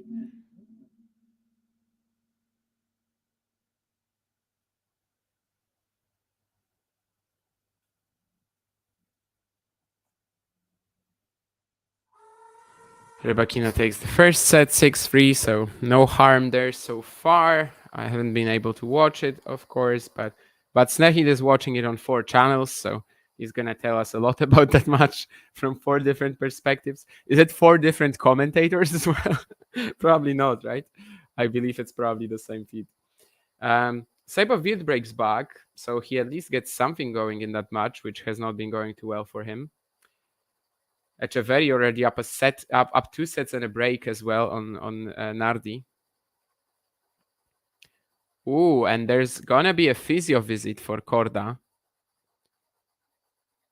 The physio is coming. Corda is showing him something around the groin area, maybe. I'm not really sure yet. The physio is gonna give him a towel here and spread it on the ground. Let's see what part of the body gets attention. Yeah, I think it's gonna be somewhere around like the stomach or groin. Yeah. Anyway, we'll see how that goes.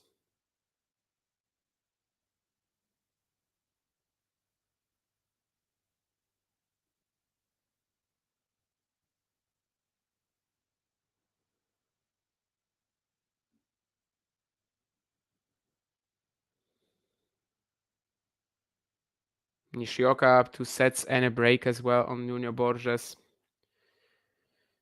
That match going pretty well for Nishioka so far, given it seemed like relatively close maybe on paper. We've got Constant Lestienne as well, up a set and a break, and basically serving for the second set now against Lorenzo Musetti. We also got Comesania up a break on Rublev in the first set. That's pretty crazy. And Mattia Bellucci and Ben Shelton are back on the court as well. Not much happening yet on the women's, just like yesterday. They're gonna a lot of these matches are gonna start later in the day. But Buksa is up a set. Tomova up a break now in the second after losing the first to Xinyu Wang. Definitely a free setter there would be, well, I would say necessary. The two players are for sure quite evenly matched. We've got Zygmunt as well, up a set and a break on Bindel in that veteran battle. And yeah, let's see. Korda now still laying on the ground. Someone's also coming into, I don't know. Yeah, not sure what's happening now. I have a different view on Mr. Mpetshi Perricard sitting on the bench.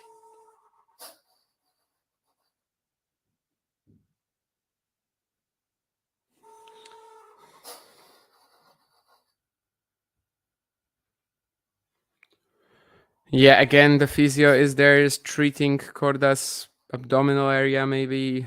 There's some ice he's using. I don't know. Hopefully it's not long, and hopefully it's nothing serious. I mean, this match has been like the least physical you can get, right? 1 hour and 17 minutes for 2 sets. Also, the fact that we had a rain delay, so kind of worrying for Korda that he is feeling something in a scenario like this. But yeah, it's a proper medical timeout now.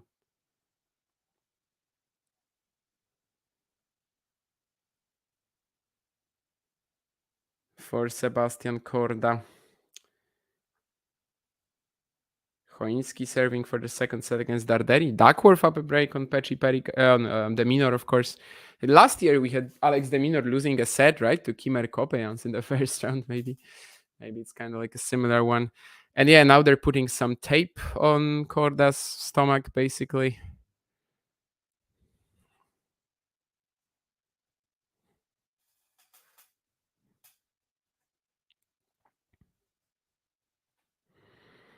Hubert Hurkacz, is he finally going to break through Radu Albot? I don't know. Rather break Radu Albot, but yeah, he's 15-30 now in the game where Radu is serving to stay in the set. But yeah, so far, Hurkacz, despite winning 88% of his first serve points, he is still struggling in that one, and he is still in a bit of a spot of bother. And unless he breaks here, that will just keep growing on him, it seems. But he will get 2 set points now. Musetti fighting to get that break right back. Or rather not right back, but to stay in the set and break. Popyrin Monteiro stuck in a very tough, very tight second set tie break. Got Comesania up a break on Rublev as well. I'll definitely be tuning into this match once that is over, if Comesania is still gonna be threatening there. Jaume Munar having that kind of like last possible call break point against Billy Harris. I mean, last call for Billy Harris, not for Jaume Munar, as Harris has not broken in this match yet either. 89% of first serves won for Jaume Munar. That's quite a rarity, I would suggest, with the Spaniard in general. And we finally have Hubert Hurkacz breaking Radu Albot's serve and getting us to a 1-set tie, whatever. So far, just 2 winners today, both on the women's side. We've got Jessica Pegula, of course, beating Ashlyn Kruger, and also Harriet Dart defeated Zhuo Xuanbai, which I don't think I mentioned, but that's the match that let Mr. Ben Shelton and Mr. Mattia Bellucci get back to their business. And Sebastian Korda is also back to business. We are starting the third set. Giovanni Mpetshi Perricard on serve. Still no breaks, still no break points, still a pretty boring affair, I would say. But it's exciting to see what happens in these tiny bits of, pressure moments. And then, of course, the tie breaks come in and you kind of gotta know what's the deal there. Kind of gotta know what's possibly going to be the key to the match, which I think in this tie break was kind of the low first serve percentage for Mpetshi Perricard that killed him first and foremost. I mean, the entire match he's been at like 80% plus, and the tiebreak he just couldn't land any. Maybe this is the moment for Corda. 15-30 now on the Mpetshi Perricard serve. Probably the first time we've had a situation like this in this match on either serve, really. A couple of quality, well, maybe the second return was quality. The first one was just Mpetshi Perricard coming out with this weird shot at the net, just kind of trying to swoop the ball into the court in a way, and then it was just kind of misguided in the long run. But let's see. Now there's a rally at 15-30, which could smell trouble for Mr. Mpetshi Perricard, but he's dealing with that pretty well so far, spreading the forehand around the court. He is on the stretch now, though, and will miss it. A really good one from Corda, defending all of these forehands, then getting to that one on the run, for wide to the forehand corner. And he just plays it with enough angle to make Mpetshi Perricard struggle to catch it. So 2 breakpoints for Corda now. First time we have this in the match. Very well could be just 2 massive serves from Mpetshi Perricard, and that's the first breakpoint, in fact. Pretty much on the line. I don't think it even had much placement on it. It didn't need it. Well, it had placement in terms of the depth, I guess, but I'm talking about direction. But it didn't need it at all.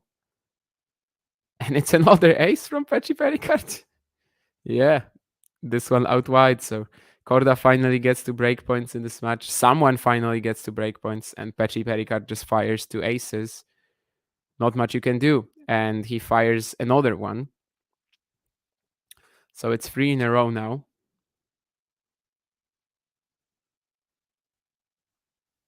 Can he clean it up with the 4th? Well, it's not an ace. And it's not certain he's going to win this rally. He has a chance to do it. However, trying to play his forehand inside in here of the Corda slice.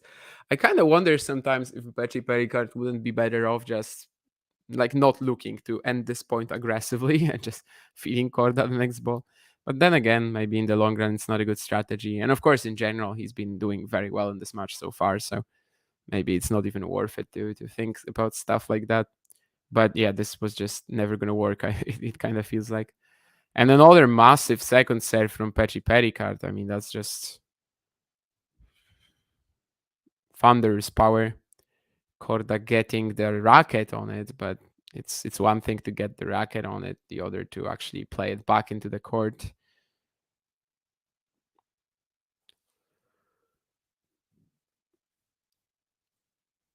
Suddenly a very key game, but maybe Mpetshi Perricard can just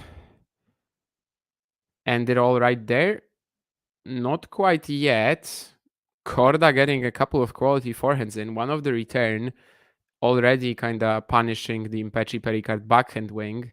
And then when the ball sat up for him, he was right to attack it again. Giovanni's athleticism there not really giving him much of a shot. It's a good block from Corda here. If he can potentially win this point, he'll have another breakpoint, and he will indeed. Very nice block return. And after that, just kind of keeping the ball somewhat similar to that rally 5 points ago. Looking for that forehand angle to maybe get Peti Picard on the stretch as he hits his forehand miles long. And it's another break point. But guess what? Third break point, third ace. This time Korda guessed. Like you could see he guessed. And Peti Picard goes down the tee, which did not work out. So you've got 3 aces. Well, you've got like 4 aces in this game already. And in fact, 5 right now. But what I'm also trying to say is that he had 3 breakpoints, Sebastian Korda, but all of them were aces from Peti Picard. So not much he could have done there. Again, Korda guesses right on that outside, which is interesting. This serve was out though, so we didn't see how he would do with that guess. It's a serve and volley from Peti Picard, and he should be able to get a point. Pretty nice touch, actually. I don't think the return was horrible. And yeah, it's a game for Peti Picard. He saves 3 breakpoints in a row. I mean, not in a row, but 2 breakpoints in a row, and then 1 more. All of them with aces. So this set will be much longer than the previous 2, I can already tell you, because it's 13 minutes already. But of course, a lot of that is the MTO that Korda took. And this game was also the longest of the match, I would assume, despite so many points still ending in about 2 or 3 shots. But yeah, hopefully this match will now start giving us a bit more of these tense moments, because the first 2 sets, it was only really the tie breaks where we had to like turn on our attention, right? And otherwise it was just speed running through the sets.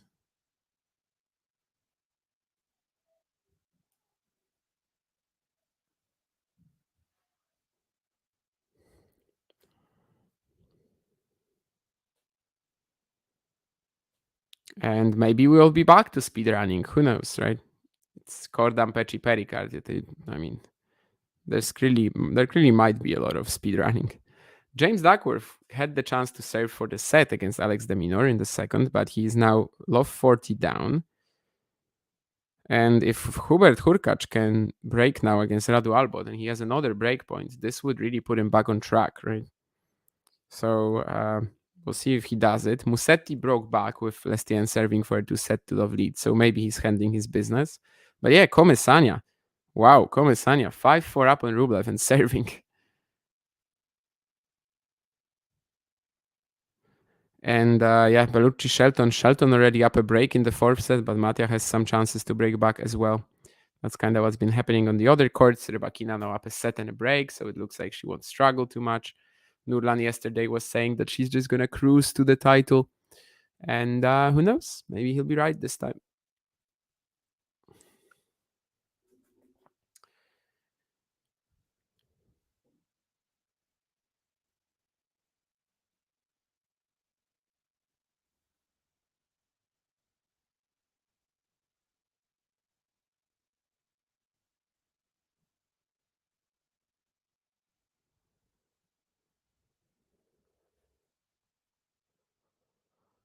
And yeah, Sebastian Korda just holds in a pretty routine manner. So we're back on the Mpetshi Perricard delivery. And well, after the last game, he could use one that's simply back to his speedrun mode. And I guess he will be getting back there, given the first 2 points are just the serve, really. I still really regret that we don't have the full-on stats from this court, at least at Wimbledon. I actually don't know if these stats even exist on the main courts, but the rally length, it would be pretty nice to see it in this one, as, yeah, I just feel like we really potentially maybe never even had a 9-shot rally in this match. If we did, it was like once or twice. And I think just the sheer amount of unreturned serves number, rather, would be something insane. Good touch on the forehand volley here from Peti Picard. Certainly didn't have to play it this well.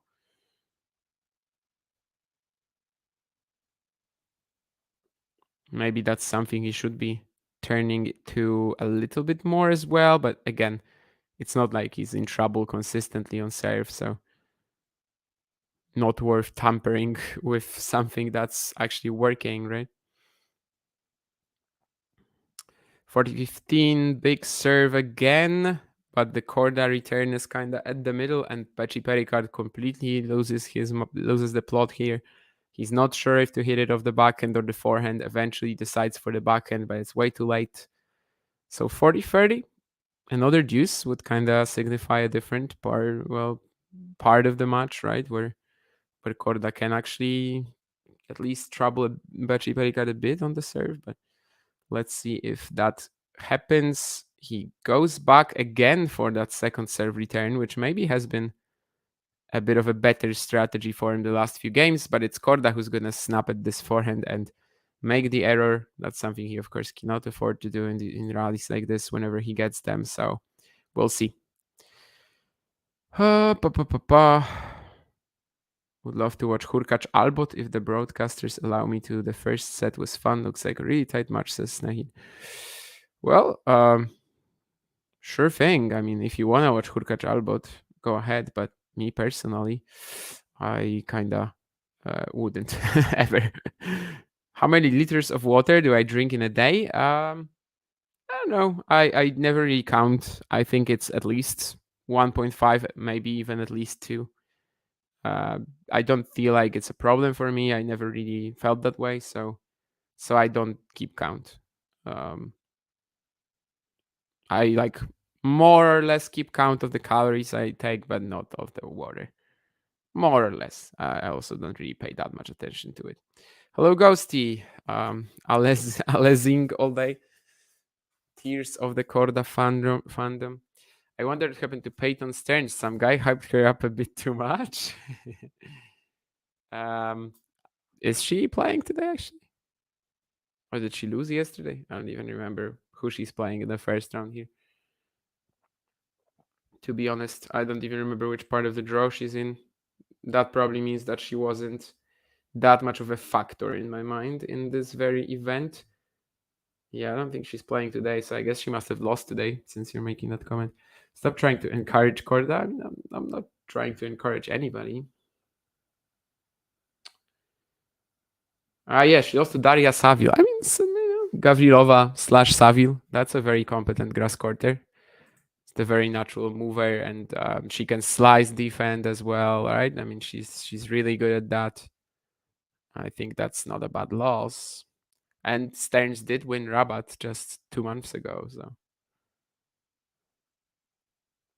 Hello, Sean. Yeah, it was a D-get ghosty, indeed, it seems.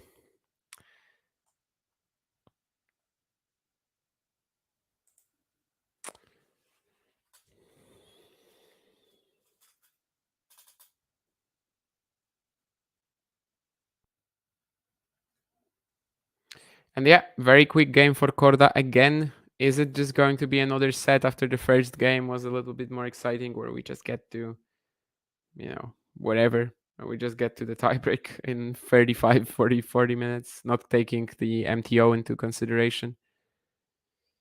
We'll see. I mean, Paul Jab is maybe destroying Saboville, but, well, now it's 5-4 for the Brazilian, actually, so we'll see how that third set goes, but maybe there will be a comeback on the cards there. Who knows? Nardi or Echeverry taking a medical timeout mid-game. Ooh, I hope that wasn't a slip or anything like it from either player. We also have Musetti possibly turning this match around. And Komesania did take the first set against Rublev. Shelton indeed up a break on Bellucci in the fourth.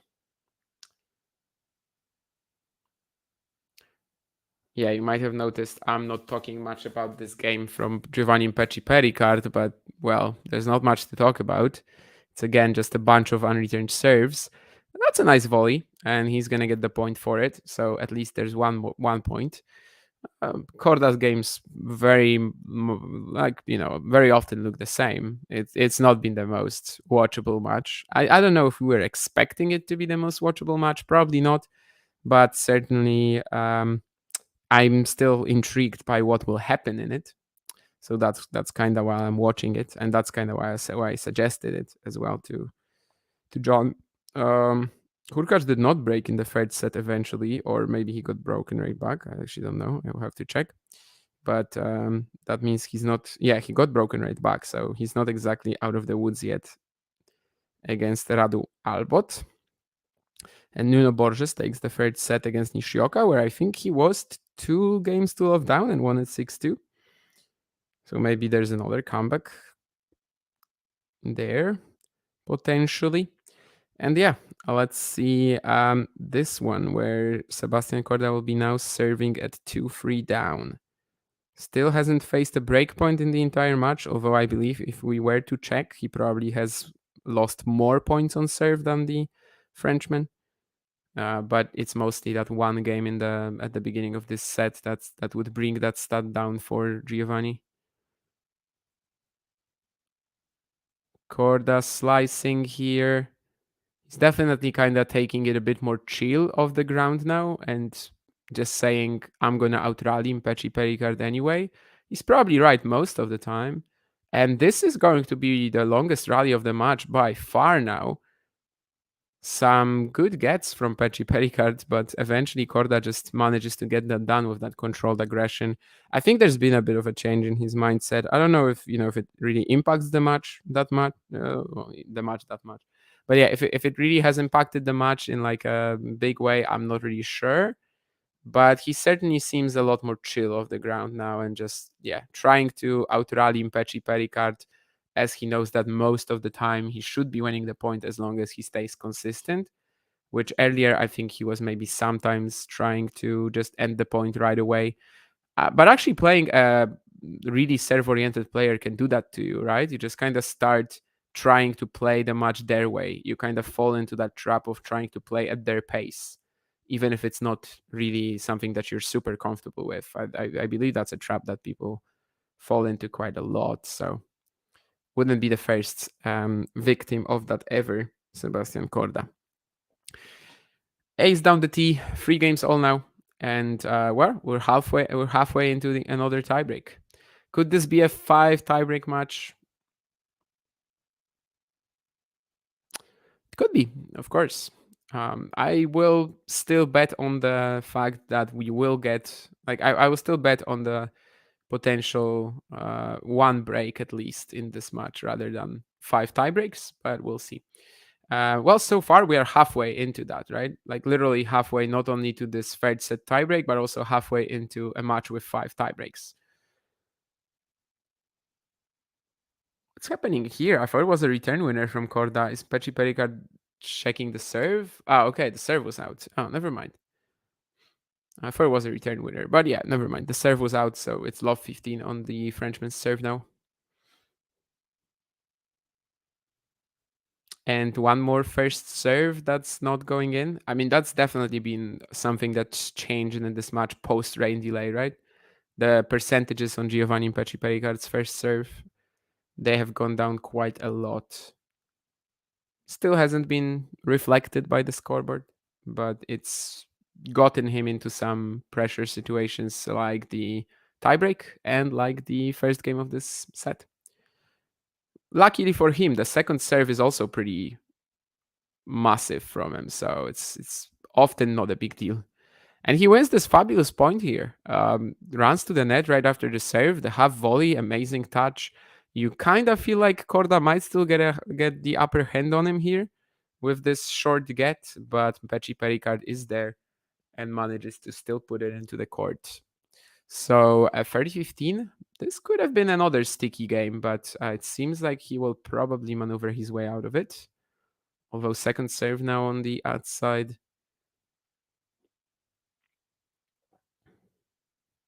Goes to the net again.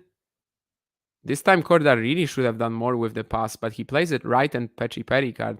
It's of course a fine play when you do it at any pace, but it was kind of like he just lifted the ball at the Frenchman, who had enough time to make the reaction. So 40-15. But it feels like the sort of the face, the overall let's say patterns of this match are changing a little bit this set. There's more play on the Mpetshi Perricard serve, but still that doesn't mean much. And there's still one more, like literally one mishap from Korda can mean he's losing the set anyway, right? So as long as you don't actually have that break on the scoreboard, that really doesn't mean anything.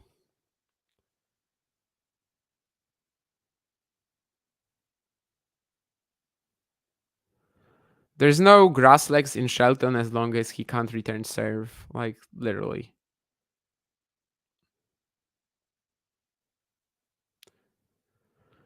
I'm watching Ryba right now, says Nurlan. A joy to watch when she is serving on grass, just how assertively she attacks the ball. What does it mean to attack the ball assertively? That's a nice way of phrasing it, but I'm not really sure I know what it means. I mean, I understand the words, just the combination of them is kind of something new. Nurlan, our chat poet. Is ground stroke consistency just thrown out the window when people pick possible grass court specialists? Kinda, yeah. I touched on this maybe yesterday or maybe earlier today on the stream, Sean, that in a lot of cases people just overrate the grass court prospects of big servers. Like Mpetshi Perricard even, right? I mean, that was such a shock to see him lose in the qualifying to Janvier. I mean, was it? It was just a similar match to the one against Corda today, right? And it's a lottery. And even a guy like Chris Eubanks, right? Of course, things were going extremely well for him in Mallorca and Wimbledon last year. But that was because he was winning these lotteries and like he was doing it time and time again. He's super flat, like, you know, no, absolutely no spin, super a lot of power forehand, like it was just going in, whereas it's such a low margin shot. And sure, like that's kind of what big hitters will always have on grass. That if it's their day, they're gonna be amazing. But in terms of just like getting wins consistently, that doesn't mean they will necessarily do it. And I think Shelton especially is another good example. Yeah.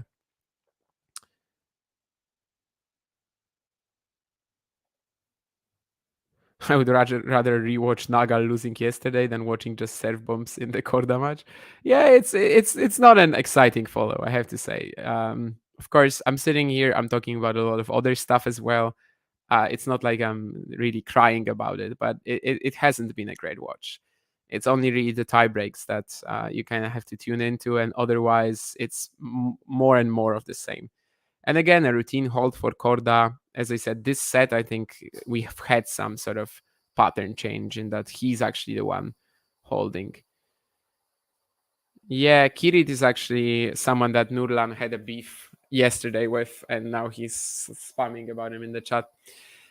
Who the fuck is this Komesania kid? I mean, it's very hard to give these synopses that you're sometimes asking me for because, well, I could talk about them all day, but Komesania, at the beginning of the season, it was pretty clear that he might have a chance to get to the top 100. Had a horrible golden swing. He was a little injured in March, but he came back. And when he started playing more aggressively again, kind of when his game was coming together, he had so much confidence. He was a fabulous watch. He won this challenger in Oeiras, still playing kind of nothing, I would say. But it really opened him up. The way he saved 3 match points against Elias Ymer, I think there. Or was it Varias? Yeah, Ymer was it was Elias Ymer, and then he also came back from 5-7-1-4 against Faria in the semis. Once his game like really opened up, you could see the prospect. You're gonna see the potential again. Like he was just attacking so freely on clay courts. Really a lot of like net ventures, great serving, big forehands. Really something that was missing from his game for like the past 6 months. And then unfortunately he injured his calf in Mauthausen, and since then he hasn't really refound his game. But well, I mean, maybe he's doing it here all of a sudden in like the most unexpected scenario when he's playing a high seed on Wimbledon, you know, without any grass experience. But yeah, he can approach the net. He's got a good serve. He's got a great aggressive forehand. So it's not like he's like completely derived of grass court pedigree, I think. It's just that, yeah, he hasn't really played on it. He has no experience. So the expectations weren't high. And Komesania is also famous for his rivalry with Navone, as he was once 6-love against Mariano, but it's now 6-5. So it's kind of like the Sinner-Medvedev rivalry in the sense that one player was dominating it at the start, and now things have taken a complete turn. Ooh, and what a point here from Peti Picard to claim the game. It could have been deuce again. So once again, we are seeing that the games are getting a lot closer on the Peti Picard serve. But this rally is probably one of the longest of the match as well, and he wins it actually, which is a little unexpected, especially as Corda had him pushed wide to that forehand corner again, which usually in any longer rally means that Mpetshi Perricard is going to lose it. But this time on the stretch, he actually produces a very nice counter cross-court, and it's Korda who's surprised by the pace that Mpetshi Perricard got from a slightly defensive position. And it's 5 for Mpetshi Perricard, so we are 75% into another tiebreak. Yeah, I don't really know what the Kirit problem is either. Hamburg accreditation for John. He has a title, Comesania. What do you mean? Challenger? Yeah, I mean, he's won a few, but on the main tour, I'm not even sure he's won a round, honestly. Anywhere.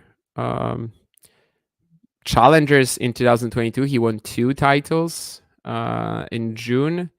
And then last year, he definitely won 2 as well, I think, in the summer in Europe, in Liberec and Vicenza.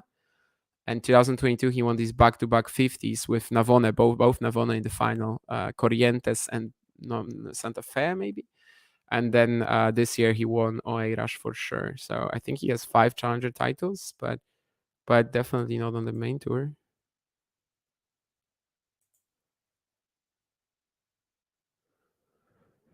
Korda serving at 4-5, serving to stay in the set, but looks like there won't be much traction here either. Hello, Ashley. Yeah, not the US Open. Oh, that's actually a guess that's pretty good, because even though it's a big event and like probably we wouldn't say that you'll never guess which one, it would be kind of unexpected for us to travel there, I think, especially me, having never been outside Europe. And yeah. For love, Korda. Big serve. It's gonna land in, actually. Can he get a quick error from Mpetshi Perricard? Yes, he can. Yeah, I feel like this third set, Korda is like barely losing points on serve, and it's suddenly Mpetshi Perricard, who's like from time to time getting into some slightly sticky situations. But again, as long as the scoreboard doesn't say it, who cares? 5 games all. So far, it doesn't seem like that issue for Korda is with the abdomen or whatever it was is bothering him. Then again, of course, as I said earlier, this is not a physical match. So it's he could potentially play this one with some sort of nibble, right, and win it like this. Yeah, it's really not impossible. Why am I watching the other courts now when it's 5 games all here? I guess they were switching balls or something like that. I don't know. Never mind. Giovanni Mpetshi Perricard to serve at 5 games all.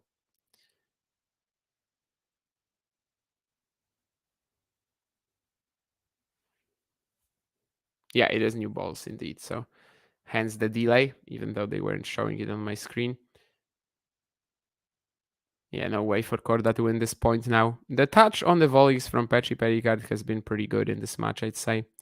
That's maybe the most impressive part because, well, the serve you expected, right? The serve you expect, like if he plays 4 sets, you expect 40 aces. But I think that the touch on the volleying has definitely been really nice for him.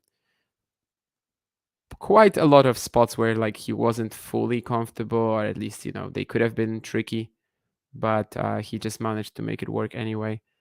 And looks like we might be headed to another tiebreak, at least if Korda keeps his calm, keeps being calm and keeps his cool in the next game, because Mpetshi Perricard is now 30 love up. Slam dunks this smash, basically. Well, not in the Pete Sampras / Zizou Berg's way, but it's a real nail. He is putting into the court 40 love up now. Yeah, it should be another routine hold for the Frenchman. And after another like 35, maybe 40 minute set, we should arrive in a tiebreak. And that's how Wimbledon used to look in the 90s, guys. So be grateful that they changed the grass a little bit.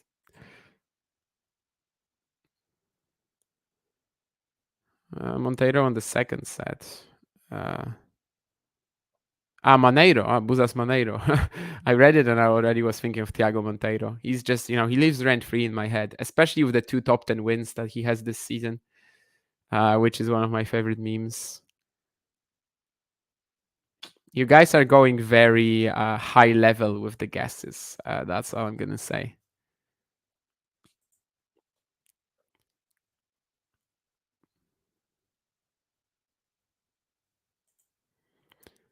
And it's a little bit more unexpected than that. At least for John. I don't know if it is unexpected for me. Although by myself, I probably wouldn't have gone, so maybe it is. Anyway, Sebastian Korda, 5-6. Let's see what he brings up here. Is it gonna be just another routine hold? I feel like this serve, this set, he's probably lost like 4 or 5 points on serve. I'll actually check it, but yeah, I don't really feel like there was anything more. It's been a lot of routine holds for him this set, a lot more than in the first two. Echeverry wins the match against Nardi in 3 sets. Kinda routine. I was not expecting it to be that easy, but sure. Paul Jab also match point up now on Thiago Seyboth Wild.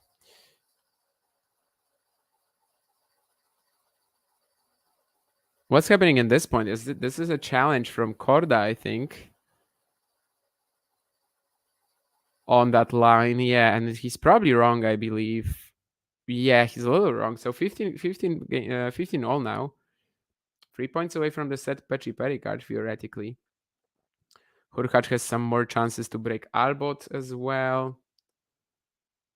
Looks like Shelton and Berrucci indeed might go 5. We also have Fernley and Moro Cañas going onto the court now.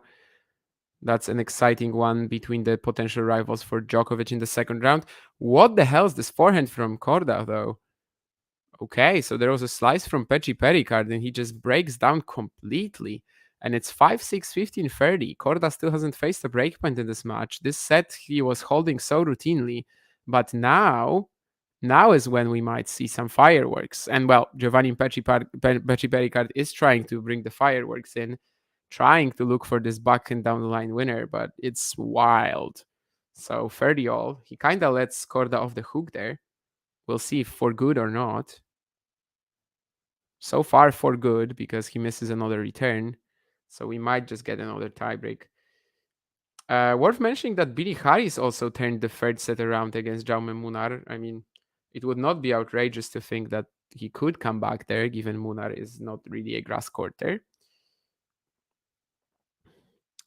And Peti Picard trying to block his return here, but it's into the net. So the 15-30 scare didn't end up being that scary after all.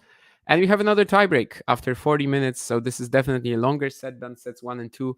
But as I said, that's mostly because of the MTO.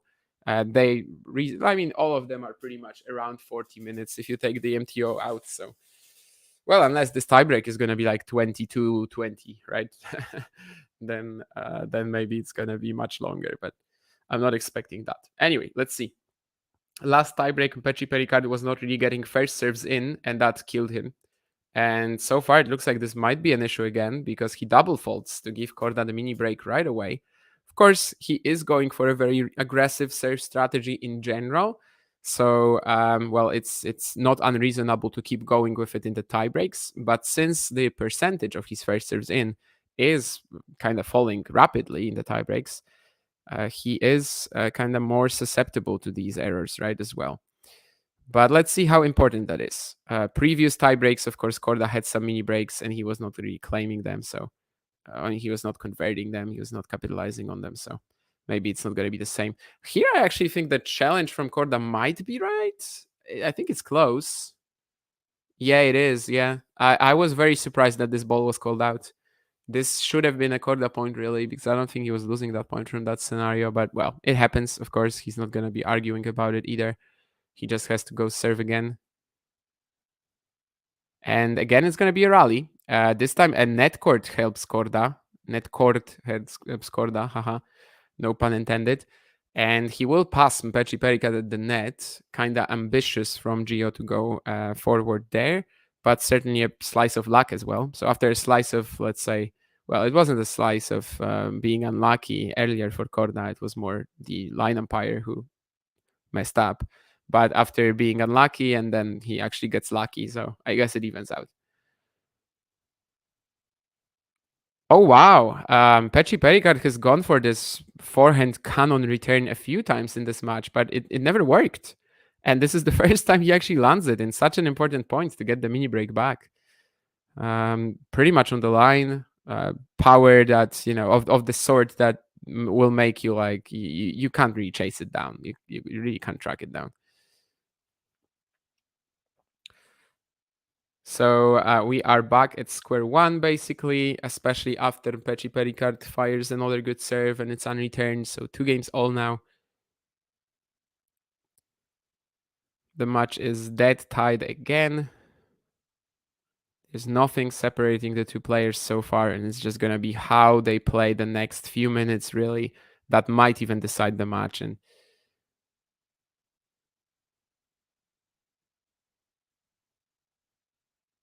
it's a good return from Corda, but again, Mpetshi Perricard showing decent touch at the net. I have to be impressed here with Gio, as again, this was not an easy shot. This was not an easy pickup. Again, below the net, again, quick reaction is needed.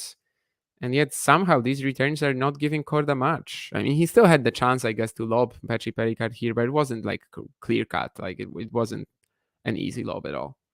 3-2. Korda putting his serve into the net. I kind of feel like the intensity for him on the serve has kind of dropped the last game or so. I wonder if that's related to the previous issues, but of course he's still very much in it, especially as Mpetshi Perricard is trying to find this very spinny forehand into the very corner of the court, and he misses it. So 3 points all, still tied, still very close to just yet another tie break where like 1 or 2 points decide the whole thing. And yeah, the player who will be 2 sets to 1 up here will definitely enjoy their chances. I mean, just having that set where they can maybe attack the opponent's serve a bit more freely, right? And just having that psychological advantage, I think, will be very important. But yeah, let's see who gets that advantage. It's going to be a good return from Mpetshi Perricard. Again, the net from Corda hasn't like really helped him that much in the point, but it helped him survive in it, of course. And that's two net courts right now in the tiebreak that go Corda's way. After that, he slice approaches and picks up this last shot at the net. Pretty fortunate with it here, especially because Mpetshi Perricard's return was quality. Really found the backhand corner of Corda very deep and with a good angle there. So 4-3 Corda, still no mini. Well, I mean, we had mini breaks, but we are on serve right now, if you may. And it's another huge serve from the Frenchman. 4 games all. Corda screaming something under his nose, basically. But, well, we could imagine what he's saying, right? I mean, how can I win these points? I think the only point he's won so far on the Mpetshi Perricard serve in the tiebreak was a double fault, so I get that. What the heck? Again, Mpetshi Perricard, what an insane pickup. That was a really good return from Corda, and somehow Mpetshi Perricard makes it, just picks it up off his feet. This is also something that wasn't really in his game last year, I think. Of course, it doesn't necessarily show up on all courts. Probably on clay, he hasn't really been able to use it that much, but on grass, he clearly can. 4-5 now, and Corda dumps another serve into the net. Kind of really low intensity on these first serves. I wonder if it's like nerves, tightness, or whatever. And he is instantly in trouble in the second set, but that was a moment of magic for Corda after a moment of magic for Mpetshi Perricard. It was a quality return again into the backhand corner of Corda from Gio, pushing him wide to the left. And yet somehow Corda, out of position, he fires a backhand down the line winner. Pretty much the first time we've seen him attempt this in the entire match, I think, from that sort of position where he's pushed wide to the doubles alley. And it comes in at such a crucial time. And there's also a very good serve out wide. So finally, we have some nice, moments, shots, nice bits of action from both players in this tiebreak, with that half volley pickup from Mpetshi Perricard and now the backhand down the line of Corda. And it's a set point for Corda, but for the first time in this match, we have this set point, that has to be defended on your own serve. So it really doesn't need to be the end of the tiebreak. And in fact, it's not, because that serve is on the line for Mpetshi Perricard, so it's another ace. And I think still by this point, the only I think the only point that Korda has won in the tiebreak on Mpetshi Perricard's serve in this third set was the double fault to start it. So things haven't been going too easy for Korda on the return. Well, one was very easy. He didn't even need to wave his racket, if you may.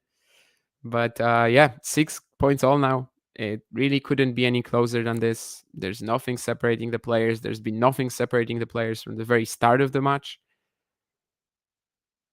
And we will find out soon who takes that third set, hopefully.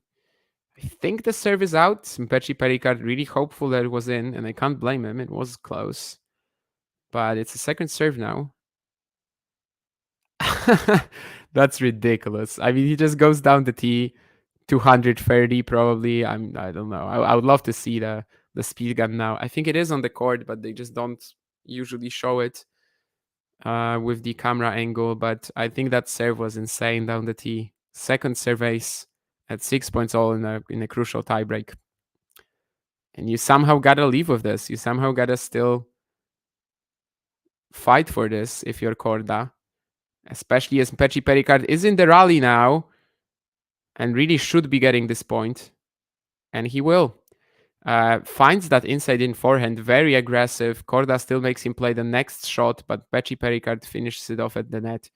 Korda is on the ground, but I think he's fine probably. Mpetshi Perricard is waiting for some confirmation from him. But yeah, 3 tie breaks into this one. Still nothing separating the players other than Mpetshi Perricard getting that 1 set more. And that puts Korda in a real position of bother. Trieste, Italy. Yeah, that's interesting.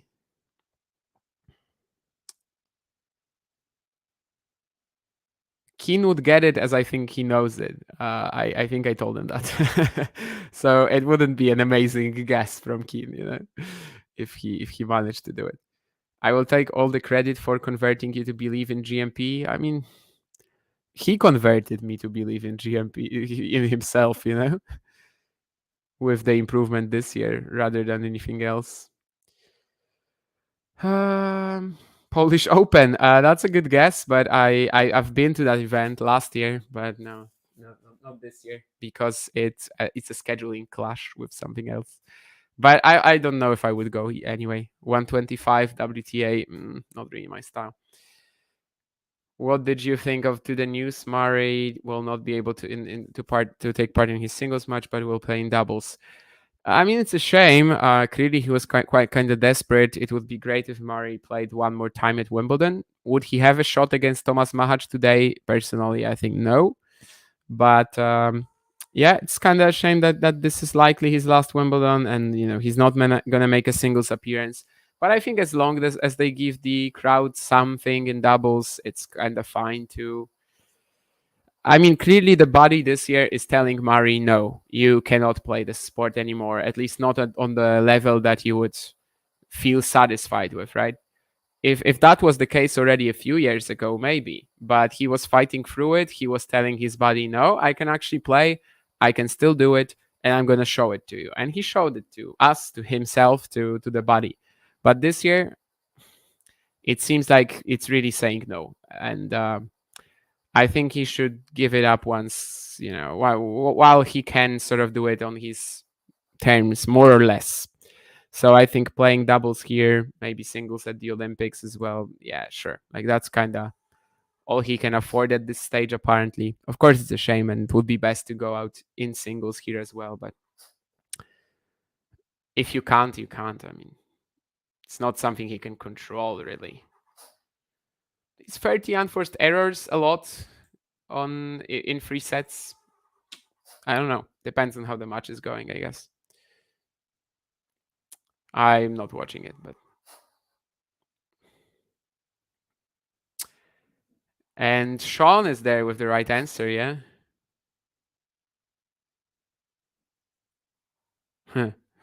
My favorite, of course. I mean, sure. Jan Choinski. We got that Polish heritage, right? I mean, Choinski was actually, his father is from Gdańsk, which is about 15 kilometers from me, so Is Sir Andy committed to playing the Olympics? I think he is, right?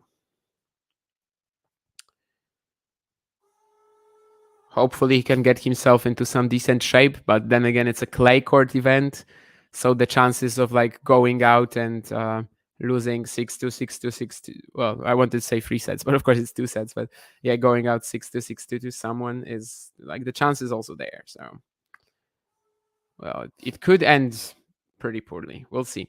Alex de Minaur hopefully will not be his opponent, although Alex de Minaur on clay is manageable. Anyway, Thiago Seyboth indeed is coming back. He saved a match point against Paul Jubb, and he's now up a break in the 4th set. A lot of potential comebacks right now at Wimbledon. Is Sebastian Korda one of them? I mean, we've been seeing like total. This match so far has been a total draw almost. But the problem for him is, of course, his margins are gone now. He cannot make errors. He cannot fail at any point, because otherwise Peti Perricard is just gonna win the match. Is that physical condition of his a problem? I don't know. I don't have an idea. It's a match where you can just serve your way out of it, right? But of course, it would really help if you could also break Peti Perricard at any point. But that's been impossible in this match. Even when Corda had these 3 break points, Peti Perricard just fires 3 aces. So he kind of seals the deal on that very quickly.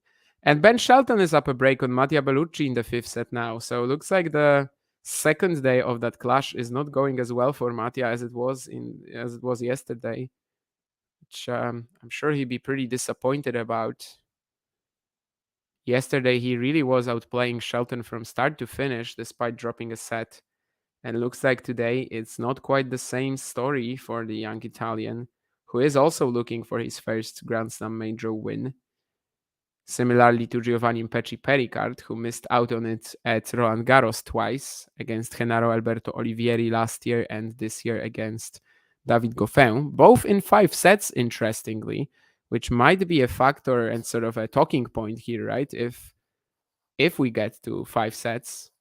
But I don't know. I mean, Mpetshi Perricard is definitely the one who's looking more hungry for it, more connected with his game now. Slams that backhand return on the line here.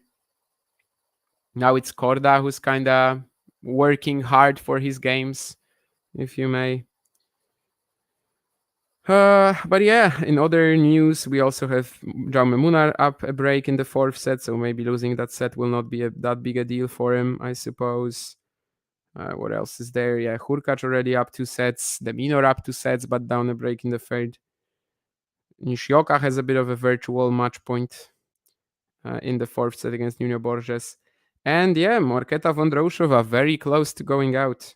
6-4, 4-2. A lead for Buzas Maneiro. I don't remember where I had Vondrousova going out. I think maybe it was Kudermetova in the 3rd round, but yeah, probably. But as we were talking about it yesterday, I think on the early day stream with John, last year was such a shock that Vondrousova won the event. And the funny thing is, this year it would have been the same. Like, the fact that she won Wimbledon last year does not improve her position whatsoever in regards to this one. It's not even a dig at her. I just, think she of course performed extremely well to get that title, but she also was kind of in the right place at the right time. It would make a lot more sense to me if she won a Roland Garros title. Although Roland Garros has that problem, right? That even if you have players these days who are kind of likely to win Roland Garros, like Coco Gauff, Marketa Vondrousova, maybe at some point of their careers, you've also got Iga Świątek there. And if she's really going to achieve Nadal-style domination, which, well, so far she's on track to, but of course it's not easy, especially in the best of 3 format, and kind of, you have to have a lot of longevity as well. But if she's going to achieve that sort of domination, then especially in that case, for a lot of these players, it might be impossible to win Roland Garros, which I guess was the same with players like Dominic Thiem, right, at Roland Garros over the years. For a while, even Novak Djokovic or Roger Federer, even for a while, who couldn't win the Slam because there was Rafael Nadal because the guy literally existed.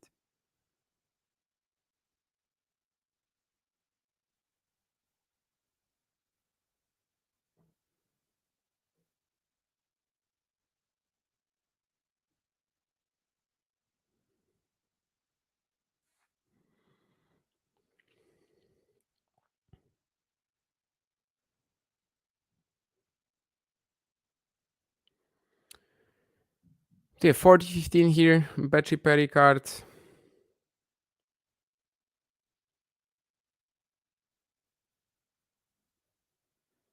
Goes to the net again. And is it another example of his touch? Not really. I think this one he overcooked. So 40-30.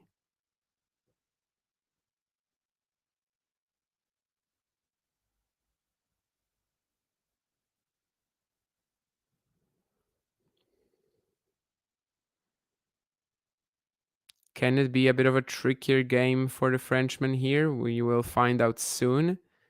Is it gonna go to deuce? Korda again kind of guessing right, but we didn't know if we... Guessing right in the sense of, right, not left, rather than right as in correct.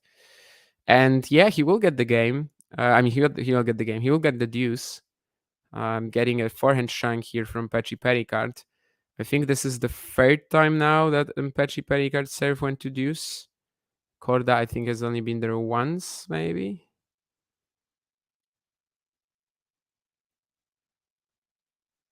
But it's just impossible. I mean, it's another serve down the tee that's directly inside the line, like literally just...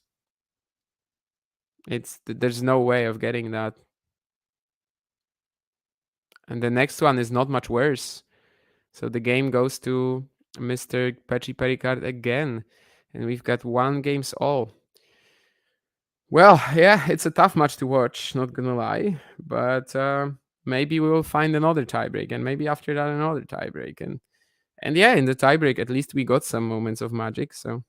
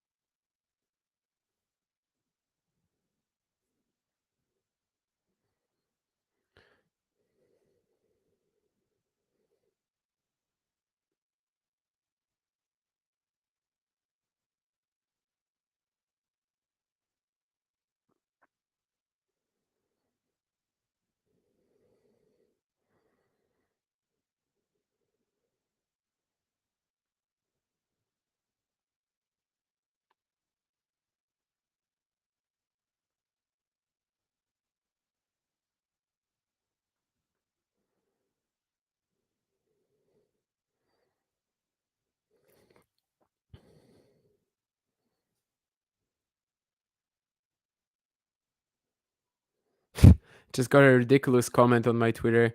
Basically, earlier I just said, that yesterday, there were 2 women's matches on center, and today it's 2 men's, and that's how Wimbledon has been doing, for years, and kind of, it's equality that you guys, you people want. And someone just told me that if professionals like you, and there's like a bit of a, let's say, a compliment in there hidden, but if people like me, they also like sort of support the fact that Iga is put on not on center, and no one will care about her because she's not on center court today. Come on. Vondroushova Buzas Maneiro would never be a center court match if Vondroushova wasn't a defending champion, but that's the tradition at Wimbledon, right? And I don't think it's wrong either. That's exactly what they do, of course, on Monday as well, right? The player starting on center court yesterday was Alcaraz against Layal, and on Tuesday, then the defending champion of the women's event starts. And there's really, like, if anyone has a problem with that, I really question what you like pay attention to in general. Yeah, 32 aces already by Mpetshi Perricard. Still no breakpoints for him. Corda had these 3 in 1 game, but they were all aces. The first serve percentage from Giovanni has dropped for sure, but it's still at a very acceptable 70%, of course. On first serve, actually, it's Korda who wins a bit more points, 91% to 87, but he's also not landing them as much. Yeah, it's just super tight, right? And someone on my Twitter as well says that Lestien Musetti is the opposite of this match and that it's a shot-making paradise. I can definitely subscribe to that. I mean, I haven't been watching, but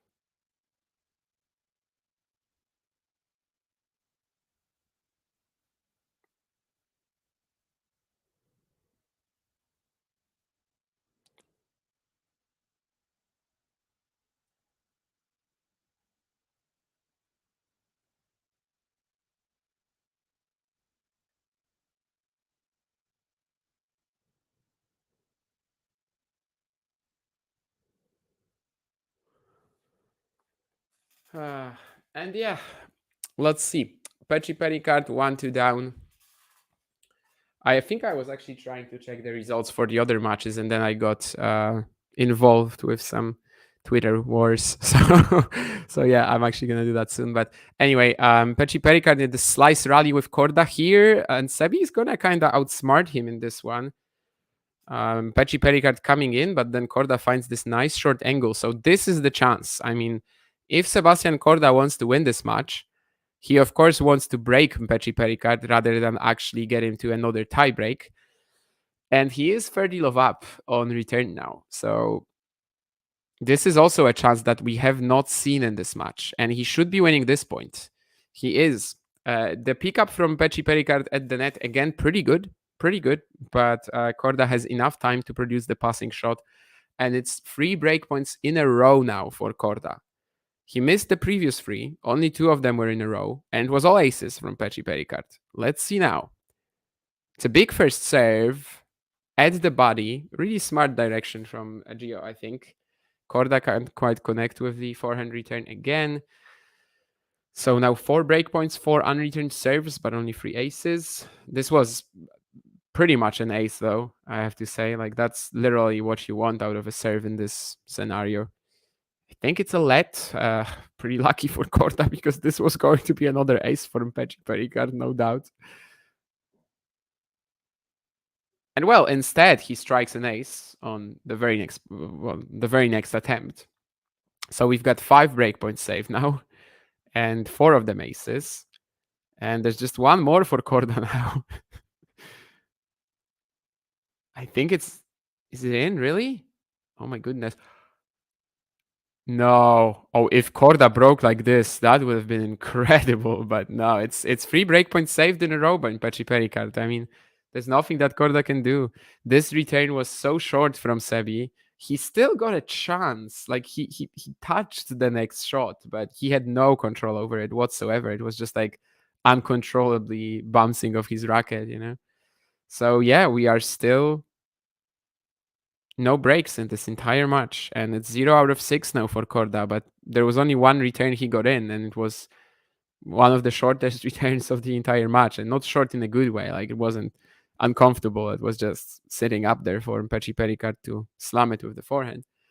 So yeah, he has to be very frustrated by now, Korda. And as I think said on Twitter earlier, like he's kind of wishing, right, that Davidovich Fokina flies back to London and replaces Mpetshi Perricard all of a sudden. I think the Frenchman might have made a double fault here, though. There's a challenge. No, actually it's not. And Korda knew it. Korda just went straight back. Korda knew it. And the return was good, so yeah, kind of unlucky as well. But Korda knew it right away, I think. A lot of these first serves from Mpetshi Perricard, I can't even tell you if they're in or not. I'm just guessing based on their reactions. I mean, they're, you know, you can't even see the ball. You can't even see where it bounced. I kind of rue the life of line umpires in this match. But yeah, double fault now for the Frenchman. So we're back to deuce. Maybe Korda still has a lifeline. You know, he's going to call a friend. He's going to call, well, Radek Stepanek, he doesn't need to call, right? And Radek Stepanek is there. So maybe he's going to call his dad. Or maybe he's going to ask the, I don't remember the name of the guy, but he's going to ask the guy who's, well, I guess Jeremy Clarkson started doing Who Wants to be a Millionaire later. So let's say Jeremy Clarkson. he will ask Jeremy Clarkson to swap the question or to eliminate the two. Well, not the least likely, but to eliminate two answers. And probably the best one in tennis would be to call a friend. I don't really know what the answers are doing for you. Although swap a question, if we think that he can swap Mpetshi Perricard for another player, then yeah, maybe in that way, Korda could actually gain an advantage in this match. Longish rally here, and Korda is the one to miss, going for a bit too much on the cross-court forehand. So yeah, 6 breakpoints already in this game, 3 consecutive. And yet he hasn't been able to break Peti Picard himself, not facing a single breakpoint yet. So yeah, things are getting really, really tricky for Korda.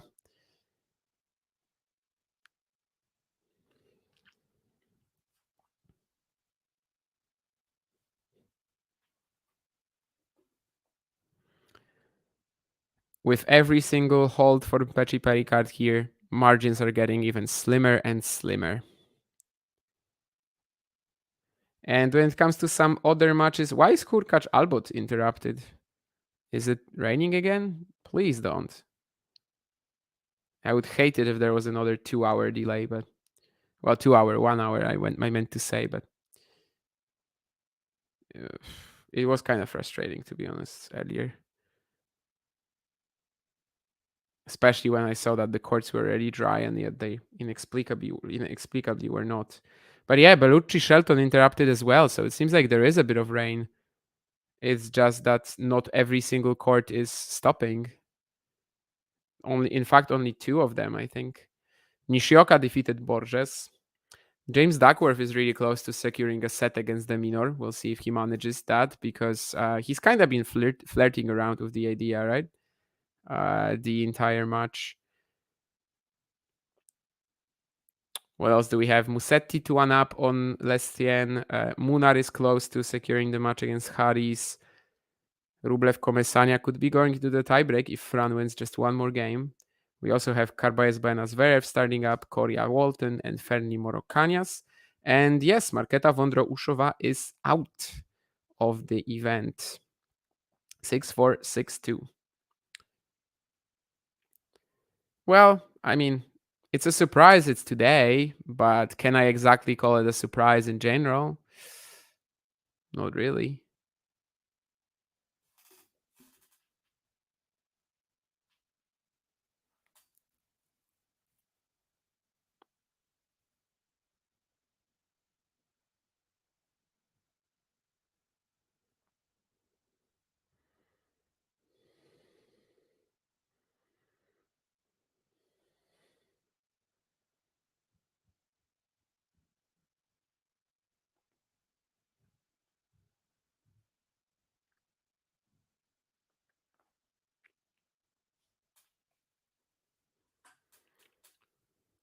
All right, and 2-3 down, Giovanni Mpetshi Perricard serving now. Another half volley pickup from him, I guess. Although maybe the second serve was actually. Again, yeah, it's the Mpetshi Perricard serves are so huge that I have no idea if he made it or not, but it was actually a double fault, okay? So love 15. Last game, of course, he was love 40 down. So we're not quite there yet, but we are at love 30. I guess, since the third set, it's been like a bit more play on the Mpetshi Perricard serve, but it's not like it's easy to break him anyway. I mean, the last game kind of showed it to us most confidently, I think. Love 30, Mpetshi Perricard now. Let's see. Last time, I think I don't remember what the love 30 point was, but he definitely lost it, obviously. And yeah, it's going to be love 40 again. Second game in a row. Crazy stuff now. Peti Picard going after that inside in forehand on set point in the previous, in the third set. It actually literally gave him that set. But this time it's another wild error. It's definitely kind of Chris Eubanksing his forehands today, I would say. But the 7th breakpoint is also saved, as this +1 is pretty good, and Corda cannot produce the backhand pass.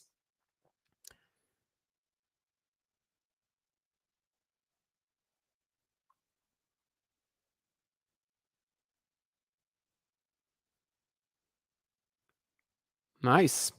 Another breakpoint save for Peti Picard. First serve is in. He runs to the net and he plays this soft forehand volley. And 9th breakpoint for Korda now. Last in here. I mean, he was love 40, right? Up. It's a second serve as well. I mean, maybe Peti Picard just has to give Korda a double fault, in order for Korda to finally break him. I don't know. It's not a double fault, but the return is in at least. But this time, Peti Picard plays a perfect forehand +1. And 9 breakpoints already saved. Last two games, it was love 40. And yet Korda cannot break. Then again, I can't say that Korda has done anything wrong on these breakpoints. It's just Mpetshi Perricard is either hitting aces or playing perfect points anyway. So it's definitely quite rare to be 0 out of 9 on breakpoints and do nothing wrong on them. But I guess against servers like Mpetshi Perricard is, it's happening sometimes, sure. And especially with how big Mpetshi Perricard is going on these second serves. I mean, easily you can imagine him missing one, but he's not. And we are at 3 games all.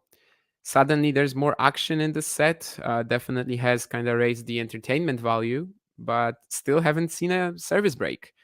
And it's been 42 games now without a break. Korda still hasn't faced a break point, and 0 out of 9, and he's 0 out of 9. And I guess you guys know how it usually works, right? I mean, usually it's just going to be Korda is going to be the one in front, kind of generating breakpoints. And then there's the first breakpoint of the match for Mpetshi Perricard, and he's surely going to take it. Like, he's literally, no doubt, going to take it. I think we all know that. When Mpetshi Perricard gets a breakpoint in this match, he's definitely taking it. It's how tennis works. I mean, it's in the unwritten rules, It's in the unwritten rule book. What would even be an unwritten rule book? I mean, that doesn't make any sense, right? If it's a rule book, then I guess it kind of has to be written. It's an unwritten rule. That's probably what I should have said. Anyway, not that it's too important right now. Rublev takes the second set against Komesania, so the potential upset there, I guess, is kind of snapped. For now, at least. James Duckworth serving for the third set against De Minor would be a very good effort. And Jab Sabovil now back on serve in that set. Are Shelton and Bellucci back on court, actually? That's something I didn't check. Since Hurkacz is back, then probably they are as well. Peti Picard winning a nice point here with the 2 forehand combo. Things are getting quite tricky for Corda at 30 all. And you know what I just said about these breakpoints, right? And how Peti Picard will probably get the first one he lands. So is he going to land that first breakpoint is now the question. I think Corda found the line here. Oh, this could have gone wrong. I think he found the line on this cross-court forehand. This could have gone very wrong. Yeah, Bellucci and Shelton are also back on the court, but it's still Ben up a break in the 5th. I think today the Matia serve not doing as much damage, it seems, from the stats. Can Corda just claim this game without many issues? Actually, he will get himself into trouble. Deuce here. That forehand was pretty wild as he tried to go for a winner down the line. Seemingly had Peti Picard where he wants him, but then again, just not much space for, not much margin for error there. But I think he finds an ace to get us to game point. It feels like this match is like, on some sort of boost right now, Things are actually happening. There's break points. There's rallies sometimes even, but, well, it's still not resulting in any breaks. So we are ready for a free in the third. There was quite a lot of comments that I need to go back to.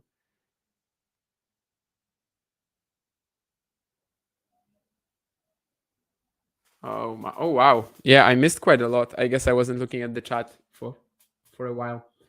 I hadn't been looking at the chat for a while, I suppose. I think you mentioned on the stream with Carlos. Yeah. Oh yeah, here I was. Andy did play. Roland Garros. Porto, yes, that we mentioned. The best city in Europe. Sakina already told me this. We will see, I guess, for ourselves. I think I said he would be French number 1 soon, and you didn't agree, but it's happening. I mean, Humbert is the French number 1 with a pretty good lead, right? I think it's going to be tough to beat Humbert. Manarino is clearly falling apart. We'll see how Fields does.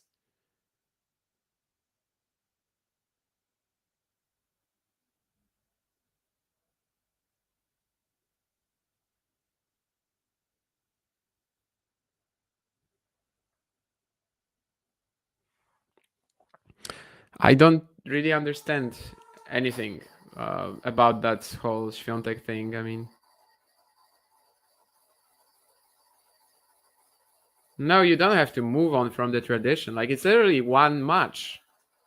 It's literally one day. Like, you know, the defending champion plays on Monday on the men's side, and the defending champion on the women's side plays on Tuesday. First match on center. And as long as they only have 3 matches on center, they have to like swap it around, because otherwise the equality protesters would come in, right? And go at them. Can I show Ben Shelton Hammer game? I cannot. What's my favorite type of weather to walk around? Not super hot, just kind of in the middle. I don't know, like 20 Celsius maybe. Kind of autumn-ish, springish. I don't know, not summerish. Well, okay, this game will not be a loft 40. That we already know, because Peti Picard won a point, so it won't be a third consecutive one. But, well, we'll see if he gets out of it with ease or not. Going to the net here. Will Corda pass him? No. Maybe a slight chance here, but yeah, we're looking at some really steep margins here. How rare is it to see a 5-set match with all tie breaks? Extremely rare. I honestly cannot tell you when was the last time that happened. There definitely were some that because before we didn't used to have tie breaks in the 5th set, right? So I remember some Karlovic, was it against the BIOS maybe, matches that like went, you know, very long into the 5th set, but it could have been 5 tie breaks. But yeah, it is very rare. It is very rare. Kind of, well, only happens in matches with serve bots, really. Okay, so it's been interrupted since Albot fell. Hurkacz Albot, okay. I mean, not anymore, but yeah. Oh my god! I mean, how is he finding this? That's insane. Corda cannot believe it. Again, 30 all. Corda plays this very good return, which is actually like really short but powerful, and should make Mpetshi Perricard uncomfortable at the net, but the half volleying is just off the charts. And it's not going to be another breakpoint for Corda, at least for now. And as he misses the return, it's not going to be another breakpoint, at least for the next game or so, as he is, we are now at 4 games all. So we are heading towards the tiebreak, even if there's been a bit more action happening.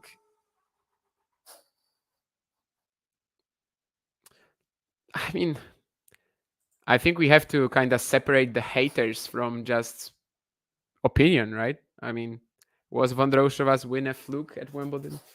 Somewhat. I mean, things had to align for her to get that.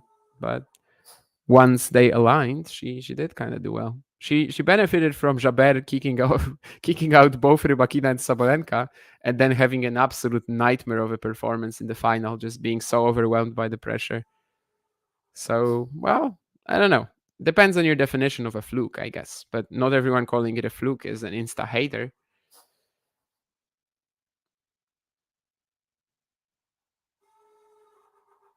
Should just call him Giovanni. I'm sometimes going Gio, sometimes GMP. Yeah.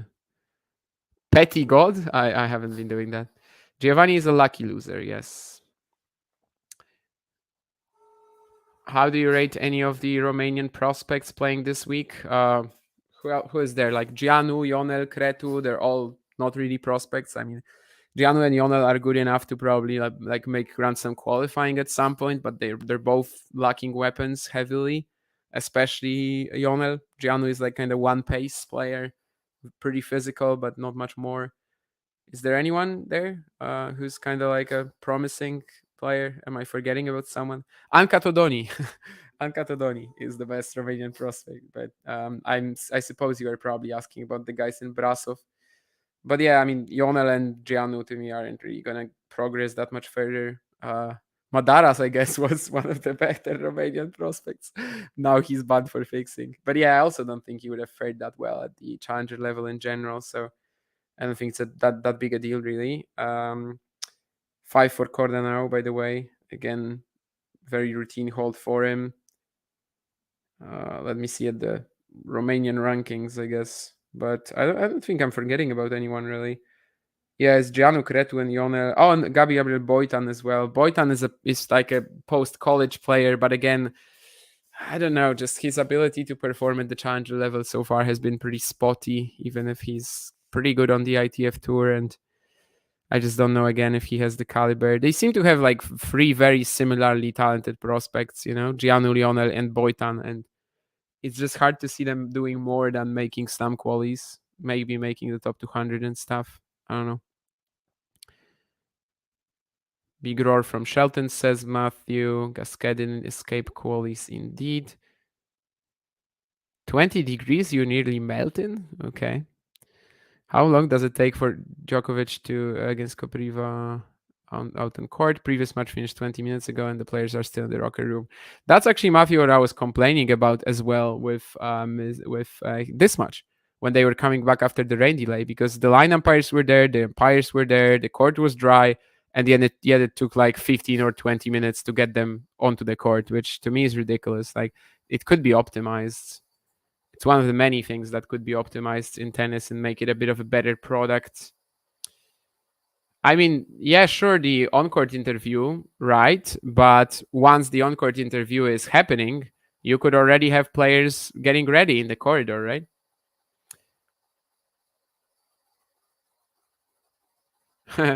I rate the Romanian football team.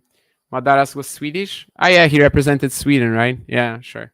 I mean, Madaras it's half Swedish, half Romanian. That's why I mentioned him. But yeah, I guess he was playing for Sweden. You're right. His name is Romanian though, and he's half Romanian, so that's why he came to mind.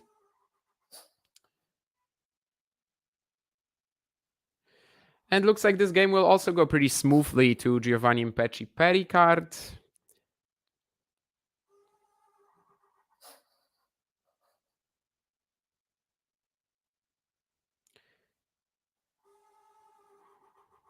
Although I guess after this point we'll still have to see about that.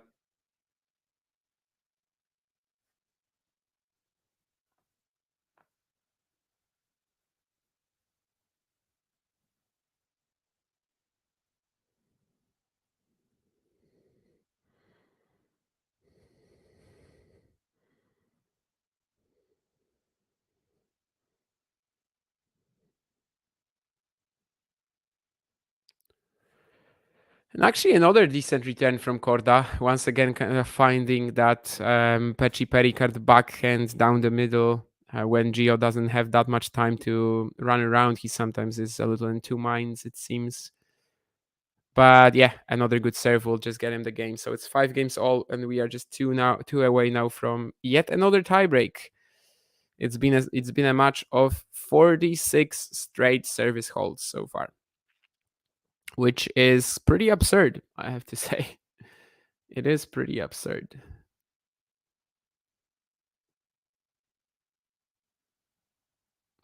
I was thinking that this match was going to be close, obviously, but yeah, I still thought we might get some breaks. Especially, some of you guys as well have been talking about it in the chat, and rightfully so. That's like a little bit more chilly in London today.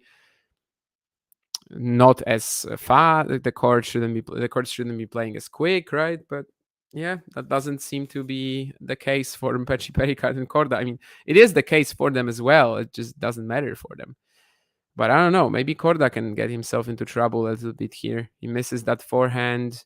Now in a rally, Mpetshi Perricard defending pretty well. And it's a forehand dumped into the net for Corda.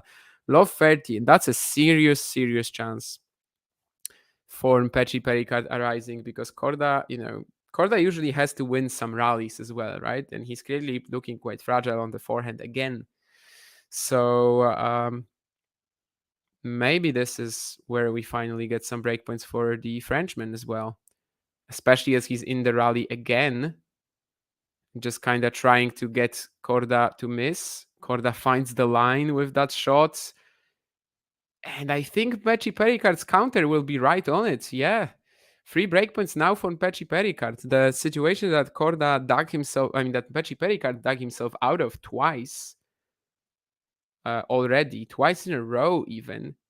Korda is now in it. And that's kind of, this stems from the fact that Korda is not confident enough in his baseline game to really like outplay Peti Picard here, right? I mean, he was just literally waiting for an error, which didn't come because the huge counter that Peti Picard like lands 20% of the time, really, it actually worked out this time. And that low margin playstyle, it's an issue, but it's also an asset in many, many ways. This is better from Corda, though. He gets a short ball and actually converts it this time. But again, it was a rally, which he doesn't really want right now. And with the second serve now, he'll feel that maybe not everything is in his hands anymore. Of course, Mpetshi Perricard also felt like, yeah, I should attack this. And he came into the court and just shanked the backhand return. So there's just one more breakpoint for Corda to save. What a match. I mean, I'm going to have to go take a nap after it or something like that, I don't know. Just say goodbye to tennis for a while. And yeah, it's another breakpoint save for Corda. We will never get a break in this match, guys. We will never get a break. They will literally play 5 tie breaks and we will just have to live with that. This should be really another stream. It should be like during the entire set, we put on that rain delay music, and then I actually just turn it on for the tie break, and I bring the tie break to you. Otherwise, it doesn't really make that much sense. But anyway, Corda at advantage now, and he can secure himself another tie break, although, of course, his efficiency in them this match has been worse than Peti Perricard's.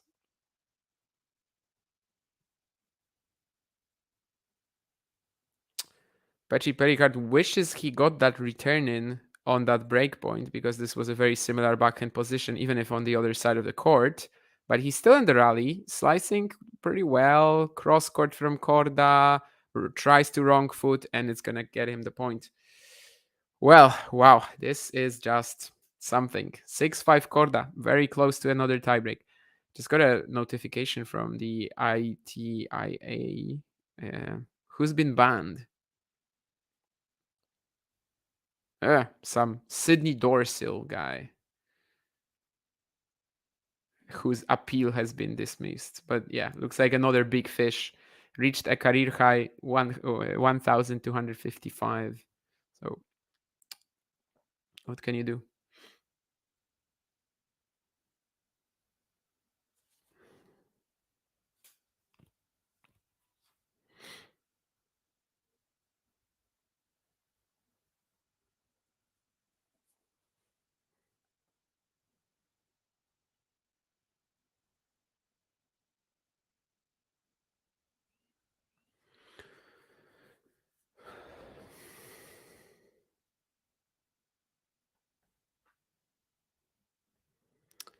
All right, 6-5. We're still fighting for this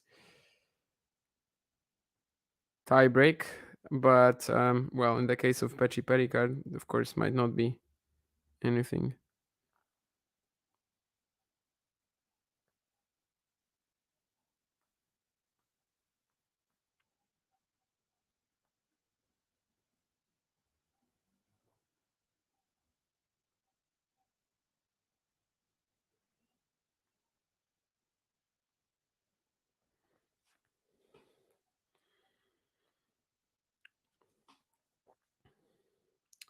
Starts with a double fault, Peti Picard. I feel like there's been a fair few games in this set that he started like that. And of course, that's also been, part of the reason why he's been struggling in a few games.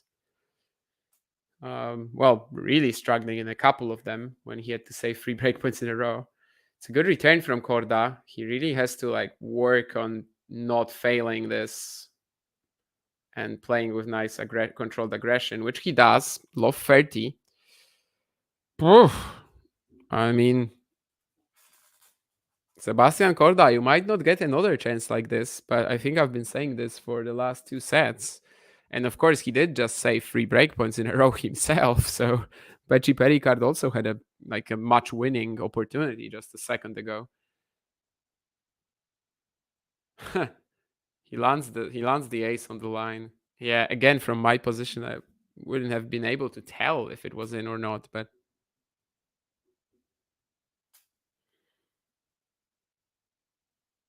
it's in. And this first serve is in, though. Corda once again pretty far behind on the second serve return. I think that has been working out for him pretty well in the entire match, and especially now that Mpetshi Perricard double faults. So it's going to be the 10th and potentially 11th breakpoint for Sebastian Corda in the entire match. This is really an insane affair. We are in the 48th regular game, not counting the tie breaks, and we still haven't had a breakpoint. Corda is 0 out of 9 on breakpoints. Mpetshi Perricard, we still haven't had a break. Corda is 0 out of 9. Mpetshi Perricard is 0 out of 3. Correction, Corda is 0 out of 10. It's another ace out wide from Mpetshi Perricard. Exactly the same as 2 points ago. Exactly the same serve. No reaction from Corda because there's nothing he can do. And 11th, no shot. Really? Yeah, it's the exact same serve, but on the other side of the court. I'm losing my sanity here. Like I'm really gonna end up crying after this match or something like that, you know. Regardless of who wins it, I feel like I'm losing years of my life watching this serve fest. 11 breakpoints saved now by Mpetshi Perricard. 3 by Corda. And we are gonna head towards another tie break. Guys, this is just...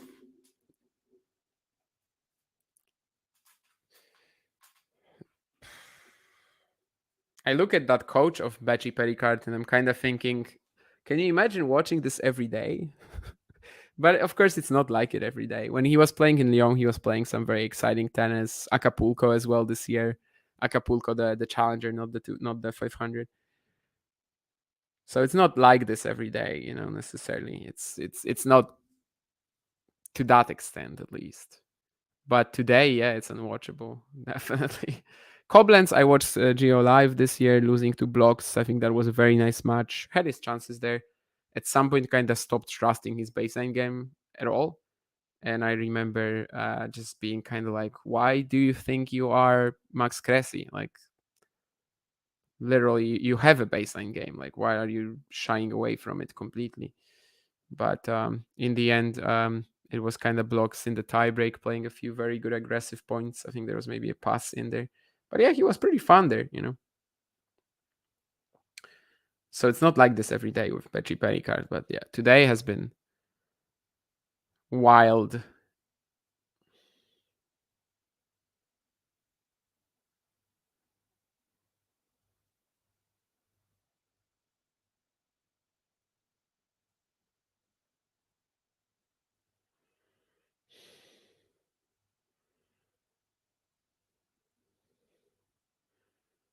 Oh no, no shot. It's raining again. And this time it's raining more heavily. They're going off the court and they're going to be putting the covers on again. Guys, please, just... No, no. Come on.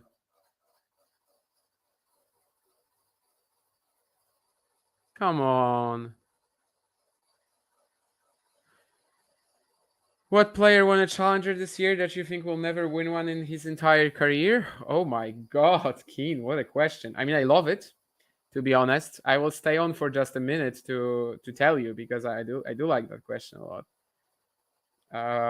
But I can't come up with the answer off the top of my head. I actually have to look at the winners. We obviously have so many of them.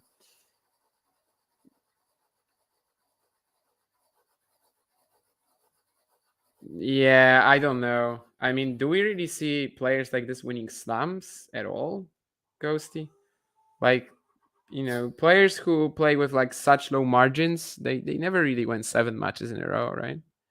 But he's gonna be nasty to play against, obviously, and he should be a lot more stable at the top than his American counterpart with Chris Eubanks.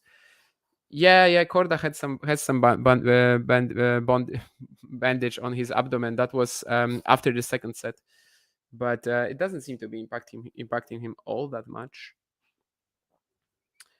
I mean, I think they've been working on footwork, Ghosty, but it's just, you know, with his athleticism, with his stature, right? Yeah, I'm recalling my childhood, World War II, when the Germans attacked us.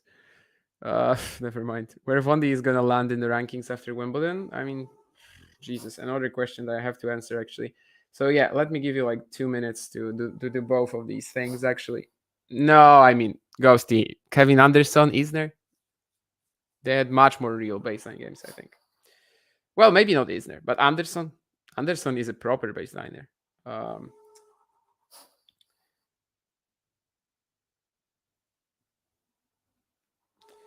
Marketa Vondroushova after Wimbledon will be number 15 in the rankings, which isn't that bad, right? But almost 2K. Yeah, sorry, that was a horrible World War II joke. I'm really sorry for that. But anyway, to Keen's question. Okay, is there a list somewhere? Oh, Blaise Bicknell, right? You remember Blaise Bicknell? Maybe Blaise Bicknell. Maybe that's a thing. Maybe Mr.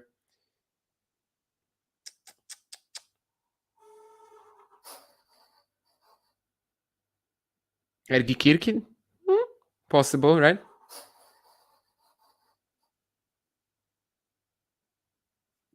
What? I was just comparing Isner to Anderson's baseline game, and it's worse. It's definitely worse. I kind of like him, but maybe Lingua Lavalen as well, to Keen's question. That's, I think, a possibility. Yeah, that's kind of the guys that I would go for, maybe. Bertrand as well. Yeah, Bertrand as well. There were a few random winners. James Kent Trotter. Yeah, fair. I actually watched him yesterday against Teen, and sure, he lost, but I think he was pretty good there. He played like with a lot of confidence, firepower. I think he really grew into his singles game, and I actually don't mind the potential for him to like win another American US Hardcore Challenger at some point. But yeah, for now, let's just tune into another rain delay break. And if we have any info, I'll try to put it on the screen in regards to when the match will be restarting. But things are not going too well for us today, restreaming re-rain in London. But I think I'll stay live and do Novak. Because it's on the court with roof, yeah. All right, I'll leave. Maybe we'll tune it. Maybe we'll turn it on later and join you. But for now, I'll leave and do some other things for a moment. Yeah, do some things. I'll see you later. So let me get my mic all set up. I've just got myself a coffee, so things are pretty good in that respect.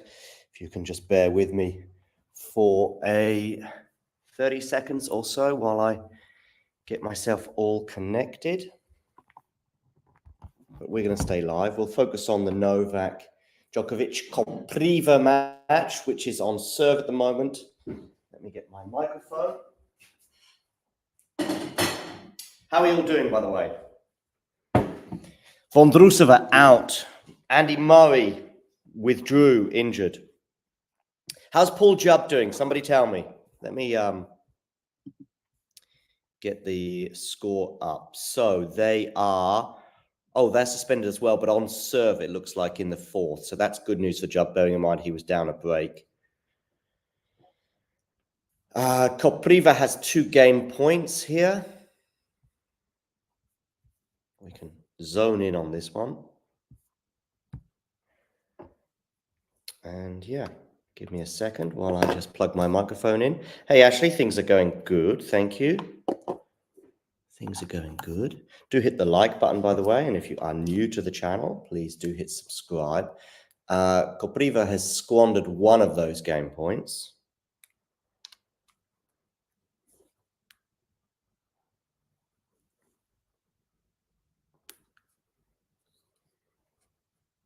go. There we go. I was excited to watch Layla, but the London rain had other ideas. Yes. Does Kiddick Jr. have a Twitter account? I don't know who Kiddick Jr. is. Hey, Ghosty. Nice to see you. Let me just get my microphone plugged in as well. So hopefully I will sound a bit better. There we go. Good return there from Novak, as is his wont.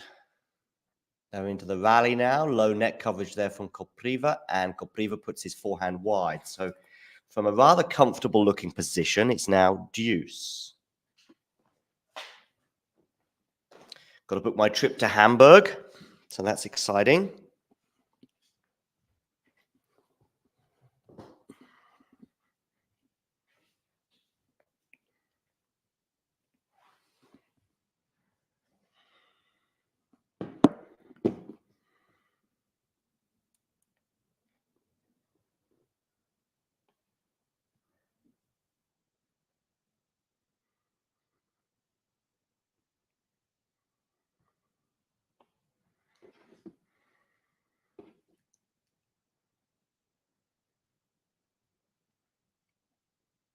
Juice here, slice here from Kopriva, forehand from Novak. Be interesting to see how he moves. And the forehand from Kopriva goes long, and we have a break point for Novak Djokovic. Hey, Snehel.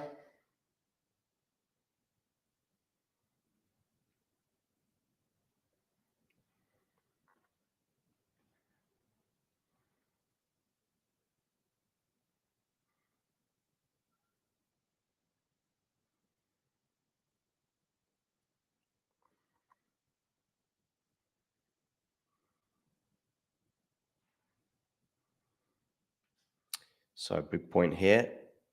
Kopriva to serve. Where are you going with this one? You are going down the tee, but it's an easy forehand return from Novak onto the backhand of each player now. Interesting to see how Novak moves. It's a lovely drop shot there from Kopriva, and we're back at deuce.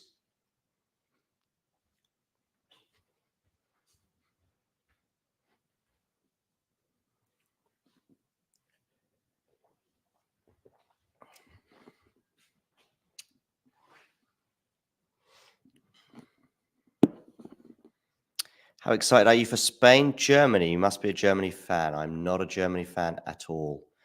No. Pretty much always want Germany to lose, I guess. That's probably how I would view it. Against Spain, probably a little bit more indifferent just because... a lovely forehand winner there for Novak.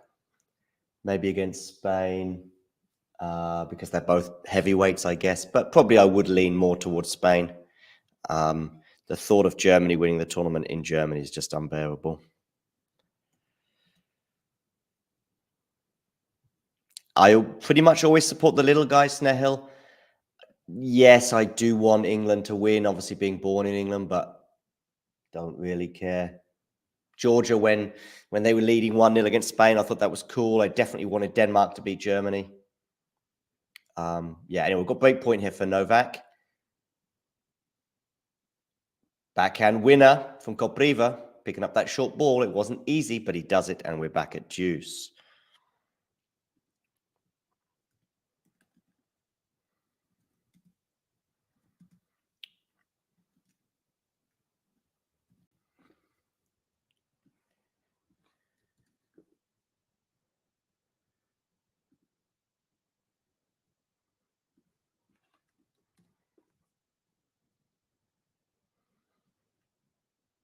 Goes down the tee, backhand return. This will be an important service hold if Kopriva can achieve it. Good depth there from Novak.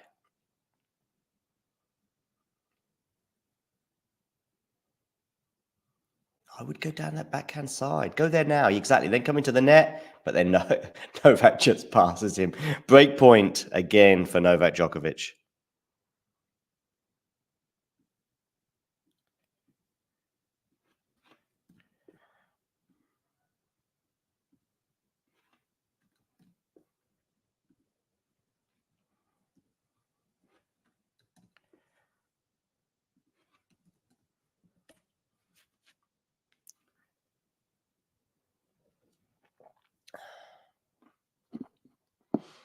Okay, where are we going with this one? Long is where we're going with that one. So a second serve here for Novak Djokovic to look at.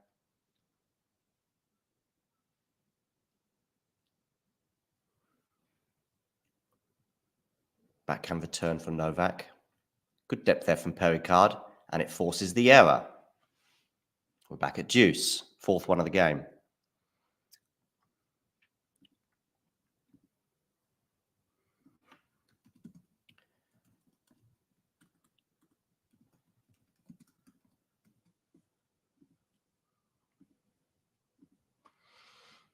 Just a reminder that it's raining on the outside court, so that's why we've switched to Kopriva against Djokovic. Forehand return from Novak is good. Drive volley from Novak is pretty good as well. And it gets him another break point.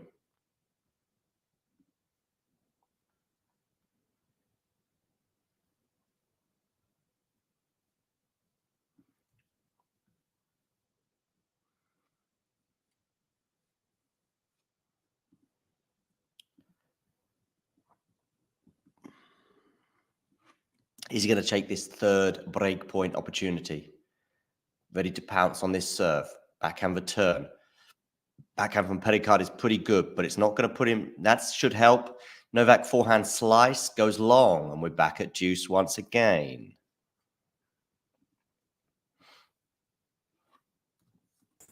I'll just tell you, just said Perricard a few times. Did I? Yeah, instead of Kopriva. Yeah. Oh, scheiße.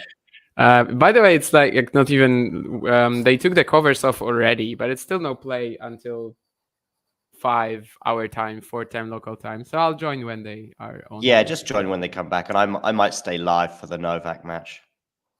Okay. Cool.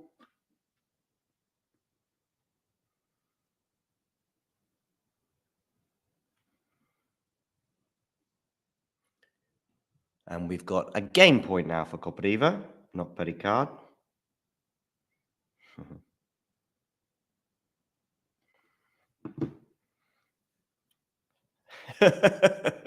Yes, indeed, Snail. I've got Perricard on the brain. Goes down the tee, but it's gone wide. So a second serve here for Novak to look at. Indoors, of course, because it's just been drizzling a little bit, but apparently it has now stopped.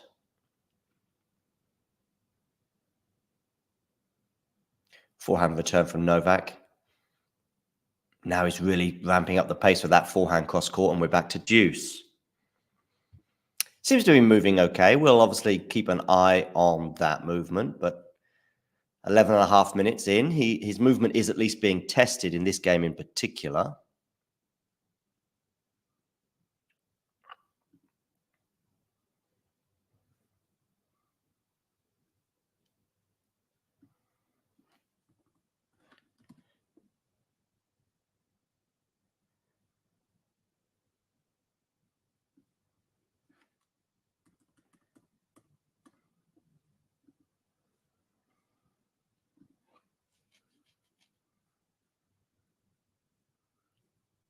So we're at deuce backhand return, and it's a good return, and Kopriva puts that forehand into the net.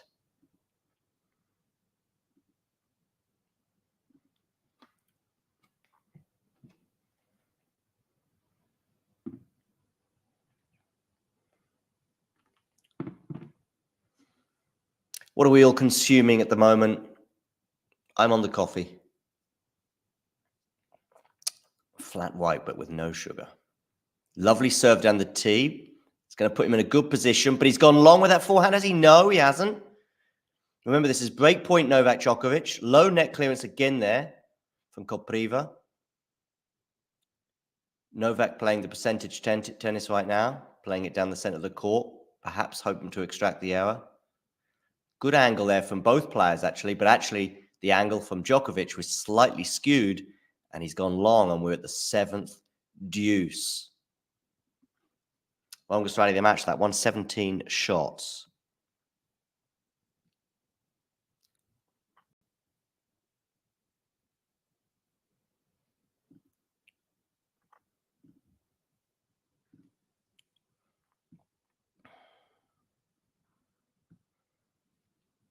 My picks for the title, Alcaraz is one, but the other one is just not going to happen, that's for sure, because I went for Sabalenka on the women's side. Which, if she'd been fit, I maintain she was the favourite. Lovely drop shot there for Novak, and it's another breakpoint opportunity for the Serb. I was going to call him the world number one, but he's not right now.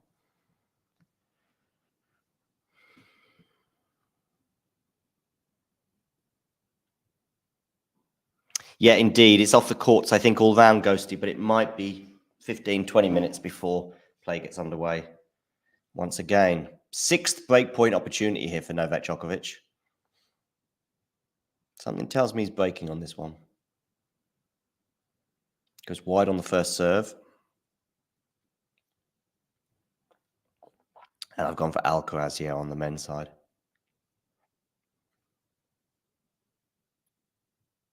Oh, Novak slipping there, but he's still stayed in the rally, and he's broken serve.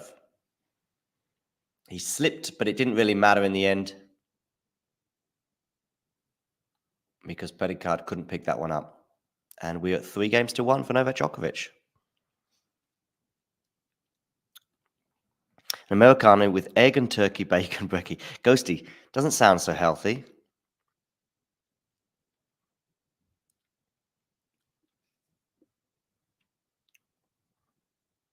Did you like Kira's interviews from the Boodles, by the way?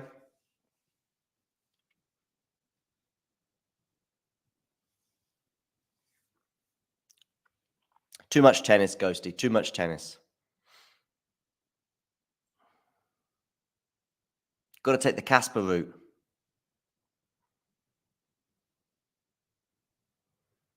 Oh, that drop shot from Kopriva.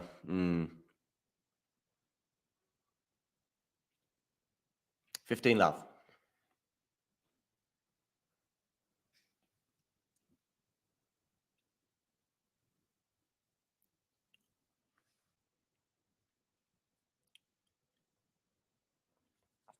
Okay. Just looking at the alternative breakfast, Ghosty.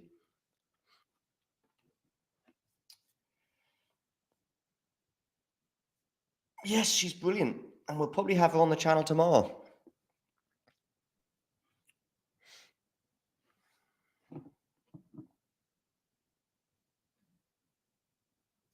Which reminds me, who are we going to get for last ball tonight?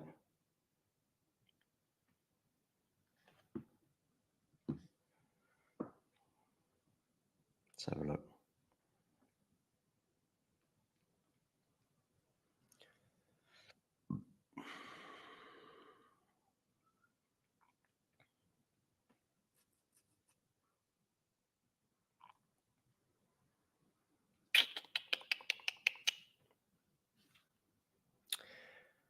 And 30 love, Novak Djokovic.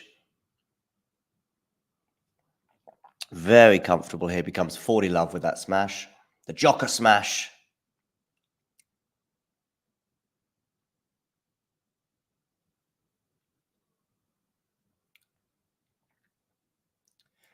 Novak's draw, by the way, is kind of very kind, let's say. At least until a potential her catch quarterfinal, I'm going to say.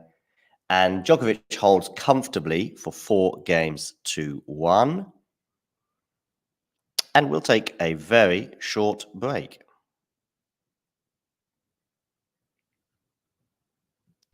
Thanks for tuning into this watch along. While there's a break in play, here's a reminder to hit the like button, subscribe, and click that notification bell. Your support helps to keep the channel going. While we're here, you can now become a member to enjoy perks, including badges for the live chat, but also bonus material, such as interviews with top players from both ATP and WTA tours. The membership link is pinned in the live chat. You can also follow us on Twitter, Facebook, and Instagram. So whether it be serves or volleys, forehands or backhands, serve bots or drop shots, we've got you covered, whether that be via our website, talking-tennis.com, where you can read features and interviews from our top writers. Or if you prefer us in audio form, you can subscribe to our podcast on Apple, Amazon, or Spotify, or wherever you get your podcasts from.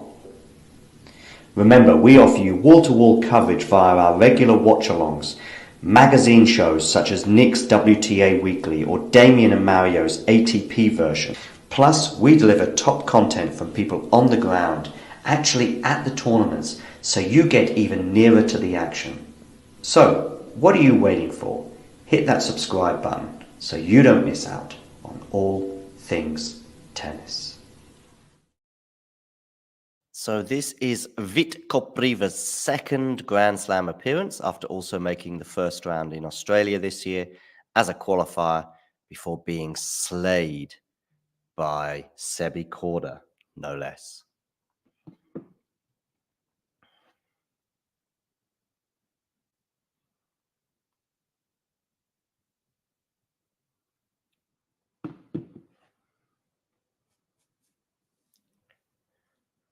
Is that a double fault? I think it is. And so we've got love 15 already on the Kopriva serve. Remember that mammoth service game where he eventually got broken? I think it was a good 15 minutes, that one. Novak doing it on the 7th break point. No, Snehil. If Rune gets that far. I'll have to see how both players are looking. I mean, if Rune is struggling to make the 4th round and Djokovic is purring by then yeah. Anyway, forehand winner there from Novak, and we're already at love 30.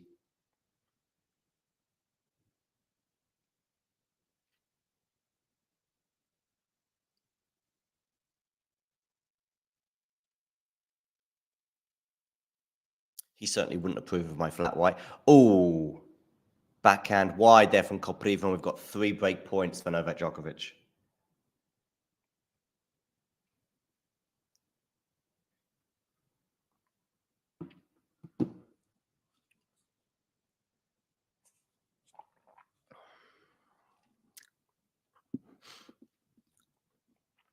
First service wide, so a second serve here for Novak to look at.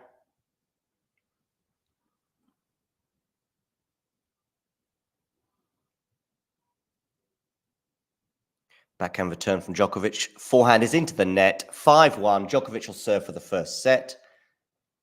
Looking pretty comfortable thus far.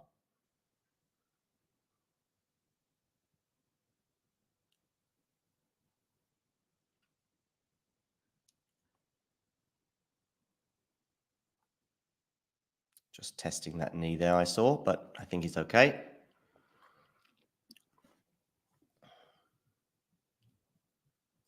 For those of you just joining, by the way, do hit the like button. Novak gets the first point with an ace, 15 love.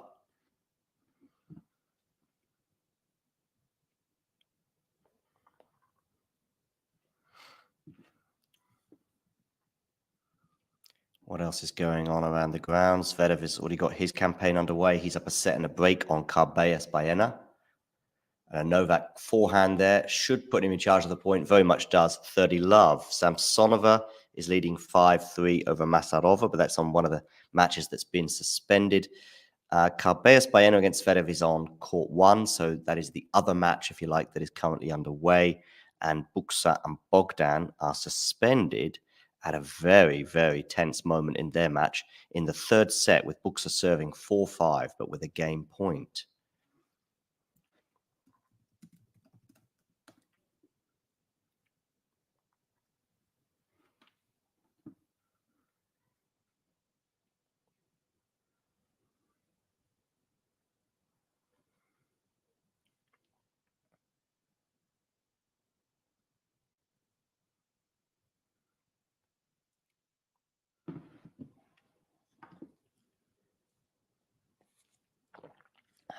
Backhand return is wide, and therefore Novak Djokovic has sealed the first set by 6-1.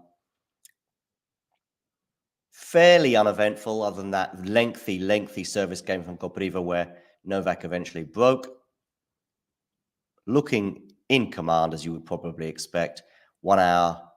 Sorry, what am I saying? I'm looking at something else. 34 minutes on the clock as they sit down for the change of ends before the second set. biggest news in terms of injuries and withdrawals today was that Andy Murray has withdrawn from the singles, but will play the doubles. Somebody who saw him play yesterday, actually, in practice, suggested it wouldn't have been a good idea, let's say that he played in the singles today, in terms of his level at the very least. I think it just wasn't there in the practice match that he had with Carl Edmund, albeit that I think he won that practice set that they played. And yeah, so just having a look at some of those scores that are currently suspended, but will be getting back underway in about 10 minutes or so. Musetti is at 2-1 and 5-1, so he's very, very close to booking his spot in the second round. Pero and Potapova just played 1 point, so not much to say there. Correa and Walton, they have just finished their first set, with the Australians sealing that by 6-3. Fernley won the first set over the Spaniard Moro Canas, and they just started their second set. Duckworth, who I think was serving for that third set, is now back to 6-all, and they're into a tiebreak. So, and Dimonor has already eked out a 2-0 advantage there. Jubb and Sabot Wild are on serve in the fourth set, which will be a relief to the Brit because I think he was a break down. And Korda and Perricard, Mpetshi, Perricard, they are into a fourth set tiebreak, with Perricard basically 5 points away from winning the match. So we'll see how that turns out when they do return to the court. Talking of returning to the court, for another time, Shelton and Bellucci has been suspended, this time through the rain, with Shelton leading. Where are we at with this one? We're into a fifth set, I see, yes. And Shelton leading 5-4 in that fifth set. So the American will be keen to book his place in the next round. And Hoinski and Darderi are going to go into a fifth set after Darderi just won the last set to force that decider just before the rain started to fall. And Djokovic and Kopriva are underway, with Djokovic hitting a forehand, lovely forehand down the line, and his love 15 already on the Kopriva serve.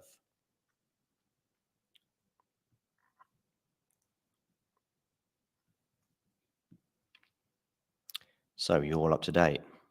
Too bad for Andy, but happy he's playing with his brother indeed. Yes, so no play before 4 o'clock, which I assume means that should be okay for 4 o'clock if it doesn't start raining again. 4 o'clock being 10 minutes from now. Yeah, I'm kind of rooting for Jubb as well. Had a very painful fifth set loss, of course, to Nick Kyrgios 2 years ago at the exact same round, first round. Backhand into the net there from Kopriva, and we've already got love 30 on that serve. I hope Corda wins, says John. John, can you do me a favor, John? And just below the screen, there's a button that says subscribe. If you click that button, okay, John, if you haven't subscribed already, you will see this number above my head go up to 920. How about that?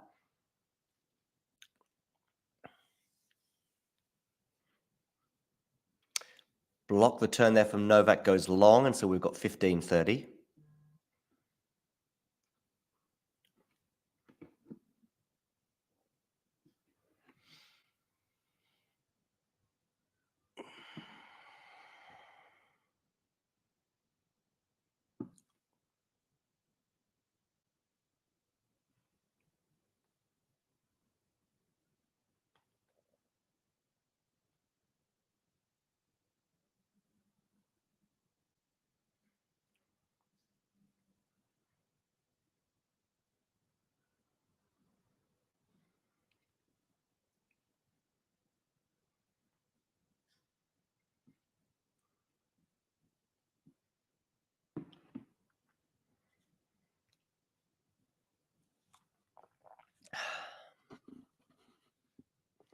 Kopriva wins the next one. Hey, look at that. Look at that. We've just ticked over to 920. 80 short of 9K.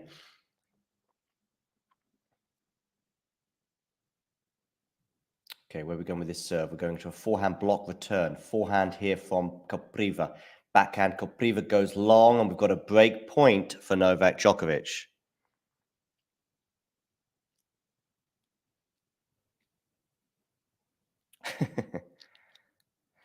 How far can Shapo go? Shall I have a look at my my bracket. Well, let's see if Novak wins this next point, and then we'll have a look at my bracket to see where I had Shapo going out. I'm sure I had him winning a couple of matches. Nice save of break point there from Kopriva with a serve down the tee.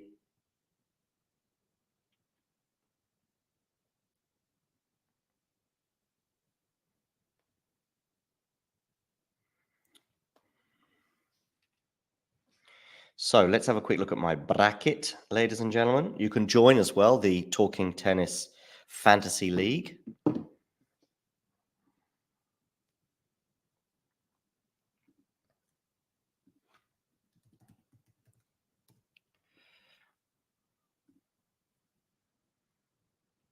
I'm going to post the link now in the live chat. There you go. So let's have a look at my bracket. Men's first round. I definitely had Djokovic winning his first round. View your bracket.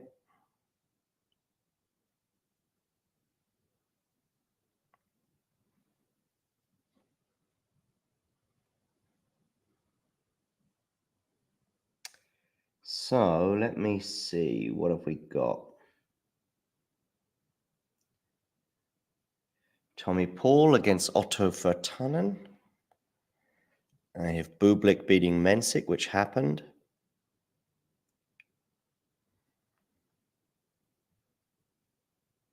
Okay. Hurkacz Feast. I have that happening. So I've got Feast to beat Stricker. Let's see if that does end up happening. I have Holger Rune against Paul Jubb. So that means Rune beating Kwon and Jubb beating Sabot Wild.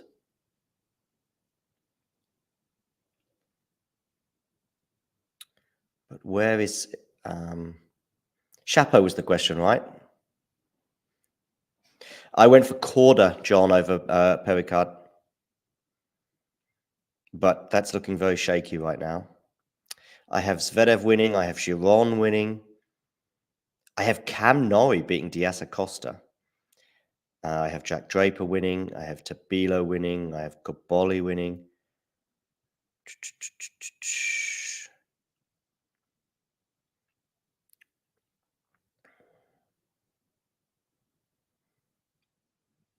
Shapo played yesterday, right?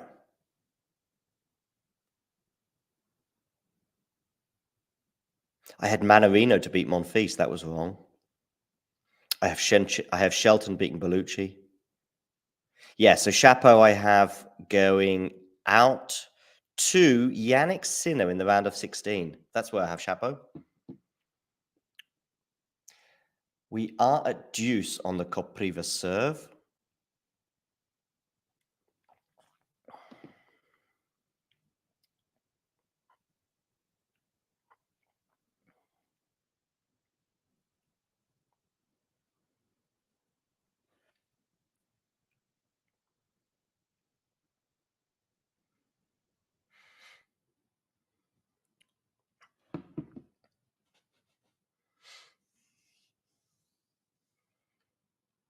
And now we have a game point for the qualifier. It's just the second time he's qualified for a Grand Slam, but both have been this year.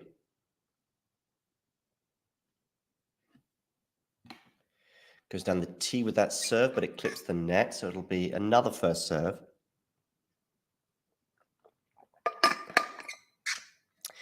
Shelton, Ghosty, Shelton. But of course, he's got to win his first round match yet.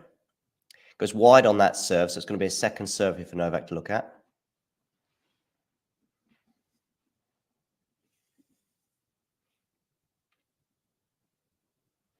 That one lands nicely in, but it's a good return from Novak.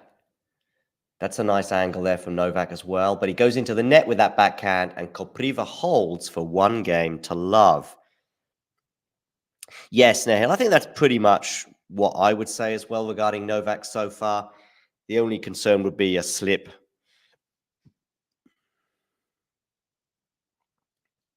But I think with these early rounds, he's probably going to have, even if his movement was slightly limited, I think he'll be okay. And by the second week, I think he'll be fine. He's had a week of fairly intense practice, plus, of course, the exhibition that he played, where he beat Medvedev in straight sets, which is no mean feat. Just looking at some of the results from today, Siegmund is through in straight sets over Bindel. Pegula through, dropping just 2 games. I tweeted yesterday, Pegula to win her first Grand Slam, and the eyes emoji. The return quality from Novak Djokovic is 9.1. Kopriva's is 4.7. So I think that tells you probably the story of where we're at so far. Yes, I would agree with that, Ghosty, although it depends on whether the roof is closed. I think when the roof closes, the slips are a little bit more prominent. So basically, roof closed week 1. Ace there for Novak Djokovic, 15 love.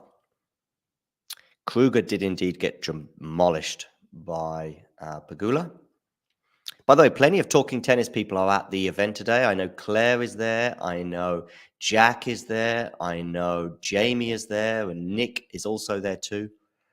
So many of the Talking Tennis community are at Wimbledon in some way, shape or form today. Down the tee goes Djokovic with that serve, and it's 30 love with another ace.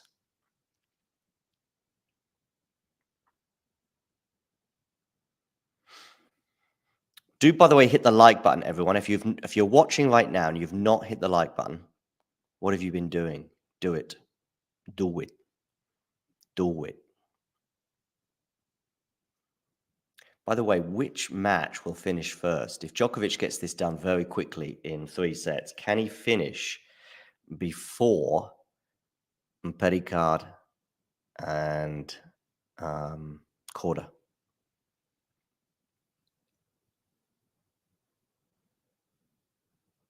Three-game points here for Novak Djokovic, looking very comfortable on serve. First serve goes into the net as I say that.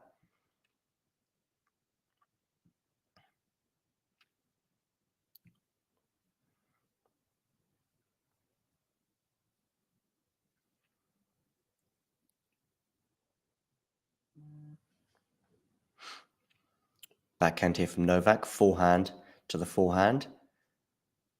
Backhand slice from Novak. Lovely, lovely drop shot, but actually well run down there by Kopriva because that drop shot couldn't have been done much better. Perhaps tactically it was the wrong decision as a result. And Perricard, I'm doing it again. Kopriva wins a point on the Novak serve, 40-15.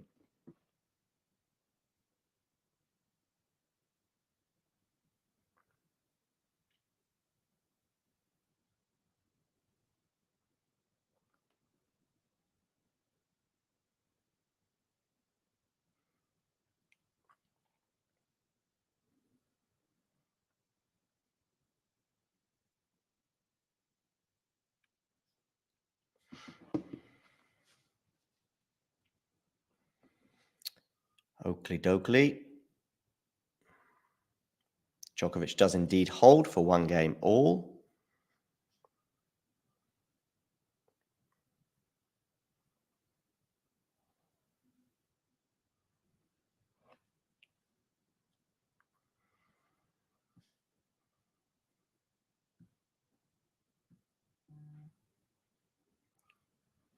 So, Kopriva to serve, 1 game all.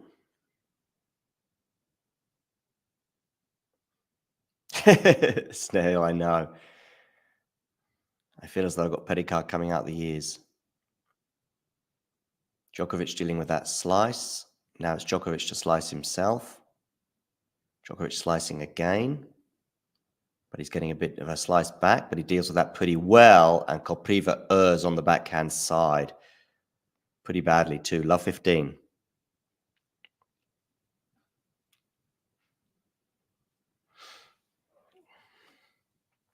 I think it's inevitable that we'll get to 9,000 subscribers during Wimbledon, but it would be nice to get there during the first week. We'll see if we can do that. So anyone watching, if you've got a brother or a sister or a cousin and they're sitting right next to you right now, tell them to get their phone out or open the laptop and tell them to click subscribe as well. Are drop shots less effective in week 2 for the same reason slipping? I would say that the bounce might be a bit higher. Having said that, as the court's slow, you might get the opportunity to actually pull off a drop shot. So I'd probably say it's about equal. Obviously, the slightly dry court, but also don't forget the dryness tends to be a bit more towards the base line rather than just the other side of the net. So if anything, maybe in week 2, it's a little easier to pull them off just because you're likely to get a slightly slower ball.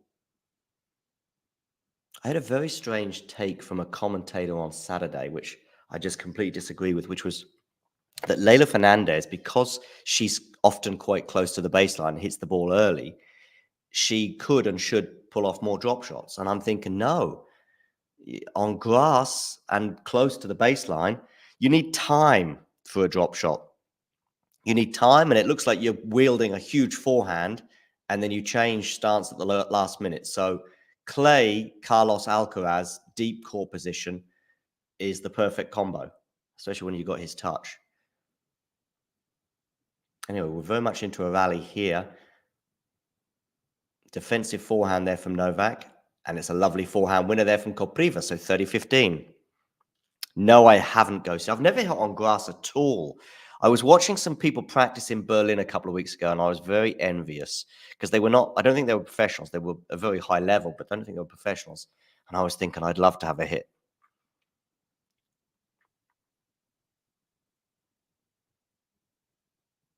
I know what you mean, Ashley, but in general, it helps. It helps having an easy draw. Plus, if you get the easy draw in the first sort of 3 or 4 rounds, and then you gradually ease yourself into the tournament, and then you play Runa and Hurkacz, for example, in the 4th round of the quarterfinal.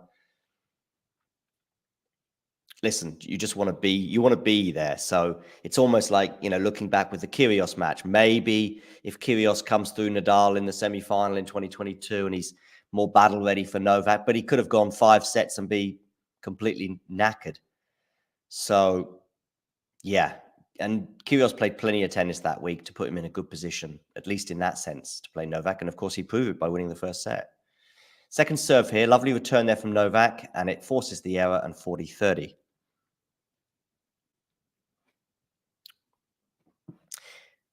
Did Sinner, though, did he get demolished? I thought Sinner was quite close.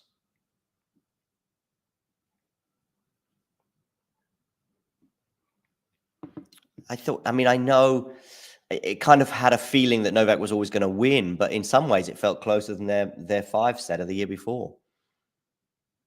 Kopriva, second serve here. Novak is doing pretty well on the Kopriva second serve today, and he does quite well there. But really, Kopriva should have done better with that backhand. He had time. It was a pretty low bounce, but nevertheless, deuce. You just want to get there. If you just want to reach there, an easy draw is better. Yeah, well, but also if you want to win the tournament, an easy draw is better. I'm thinking Rafa Nadal 2017 US Open. You just want that. Perhaps Rafa doesn't need it on the clay, but certainly at the US Open, I think it's quite helpful. I think his draw for the Australian Open in 2022 was tough. But it's almost like saying, do you want to win in 5 sets or do you want to win in straight sets? Well, winning in 5 sets is sweet. But I think most players if you said to Novak before today, Novak, do you want to win this in straight sets? Would you take that now? He's going to go, yeah, of course.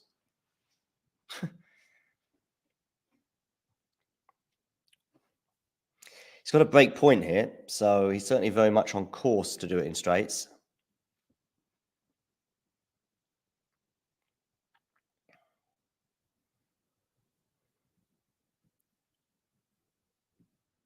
Good serve there, but decent block return from Novak, and he's very much in the rally now. But it was a really good serve, so Novak had to have his reflexes at full pelt there. But Novak errs, and we are at deuce once again, the second deuce of this game.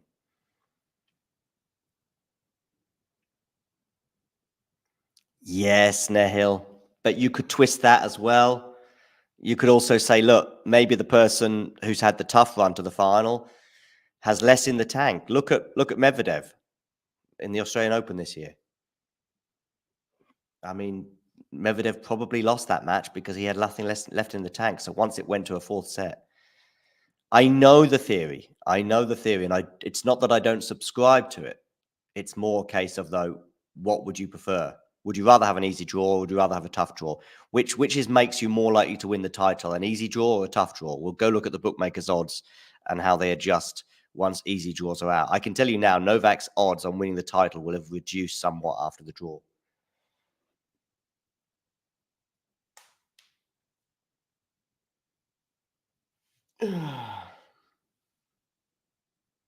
Indeed.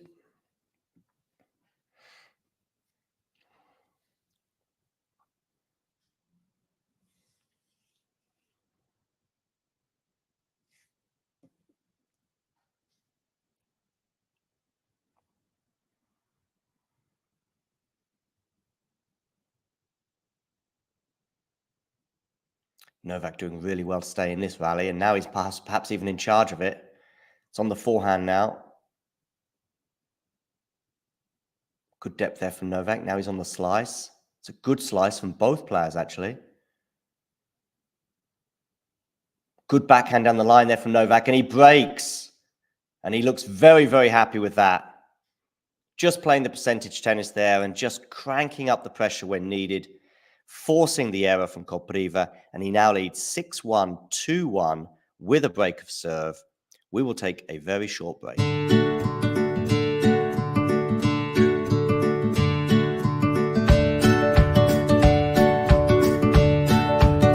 Number 10, Miranda Andreeva. Number 9, Madison Keys. Number 8 is Victoria Azarenka. Number 7, Marketa Vondroushova. Number 6, Ons Jabeur. Number 5, Jessica Pegula. Number 4, Coco Gauff. Number 3, Iga Swiatek. Number 2, Arina Sabalenka. And number 1, Elena Rybakina.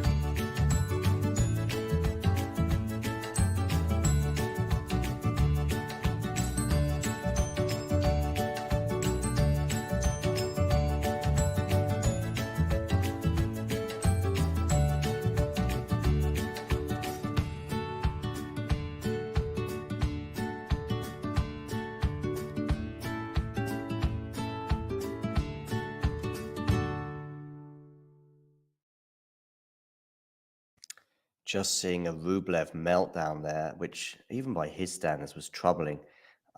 Whacking the racket against his leg over and over again. I mean, I've seen meltdowns from him, and I've seen him hit himself and self-harm himself, but to do it so many times.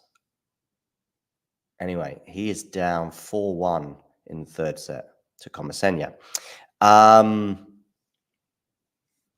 Just having a quick look. What's the score with play on the outside courts, by the way? Oh, another thing about Rublev, by the way. I made a mistake when writing in the ticker. I put Rublev at 6, but actually I had Medvedev at 6. So I saw Damien's reaction of surprise at having Rublev at 6, and he's absolutely right to be surprised by that. I gave Rublev an honorable mention. Jack Draper as well. Both were I didn't really know who to go for my number 10. And Corda got there in the end. And of course, that suggestion is looking a little shaky right now. But yes, I didn't.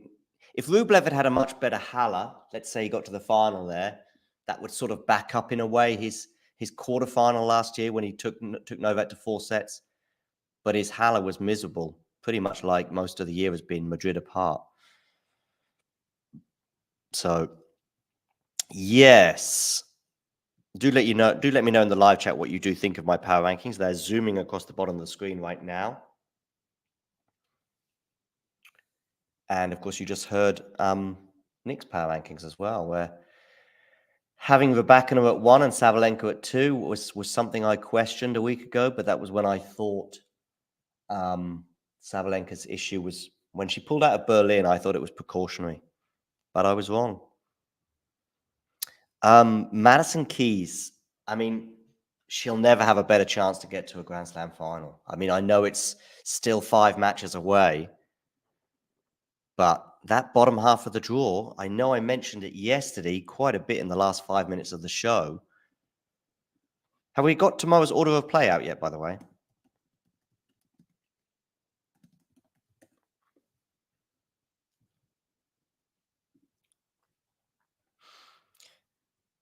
So all of these players playing on the women's side tomorrow, one of these is going to be in the Wimbledon final. Andreescu, Noskova, Zhu, Pavlyuchenkova. These are all second-round matches. Kostyuk, Saville, Vekic, Erika Andreeva. Of course, Mira Andreeva is out. She would have been another potential finalist, perhaps. Rus, Sakari, Badosa, Fruvitova, perhaps I should be saying. Paulini, Minen, Yastremska, Grasheva, Stevens, Schneider, Wong, Keys, Kartal, Burel, Kazakina, Miyazaki, Todoni, Goff, Radovcic, Starodubtseva, hopefully I'm saying that name right, Osaka, Navarro, Raducanu, Mertens. One of those ladies in 10 days from now or so, 11 days from now, will be, in fact, 9 days from now, I think, because it'll be next Thursday, the women's semi-finals. One of those players will be in the Wimbledon final. Excuse me, Mertens, excuse me, Todoni, excuse me, Radovcic and Starodubtseva, Kartal and Burel, Miyazaki,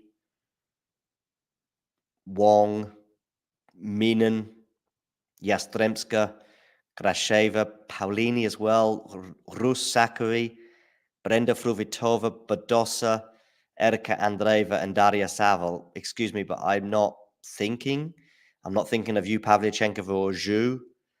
So therefore, let's go with Andreescu, Noskova, Vekic, Stevens, Schneider, Keys, Raducanu, Goff, Osaka. From that realistic bunch, I don't think I'm missing anyone. Djokovic, by the way, is 3-1 up now, and he's love 15. In fact, it's soon to be love 30 on the Kopriva serve.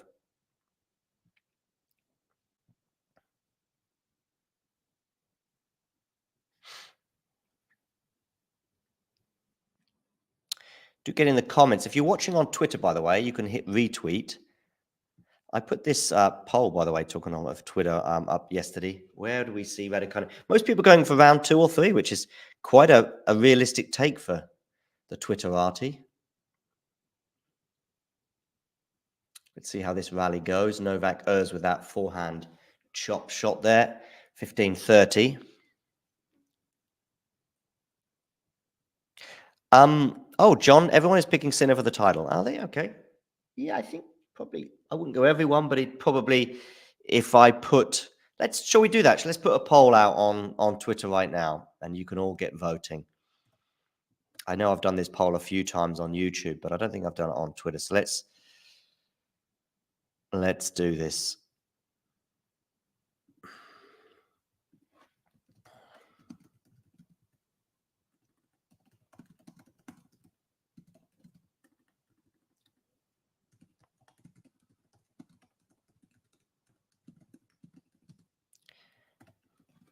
Can share this screen, I guess, right? Let's do this. Having seen most of the men's singles contenders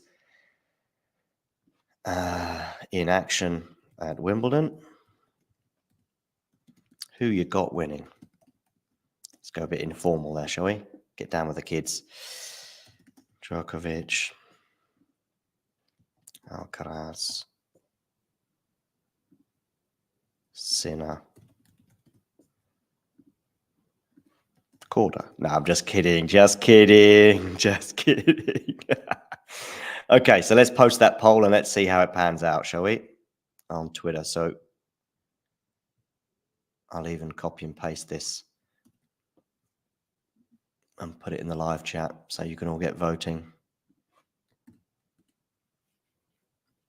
There you go. If you want to vote, if you've got a Twitter account or an X account, I should perhaps say. Kopriva held there, by the way. So Djokovic now with the slender 3-2 lead, although I should probably say a little bit more generously that because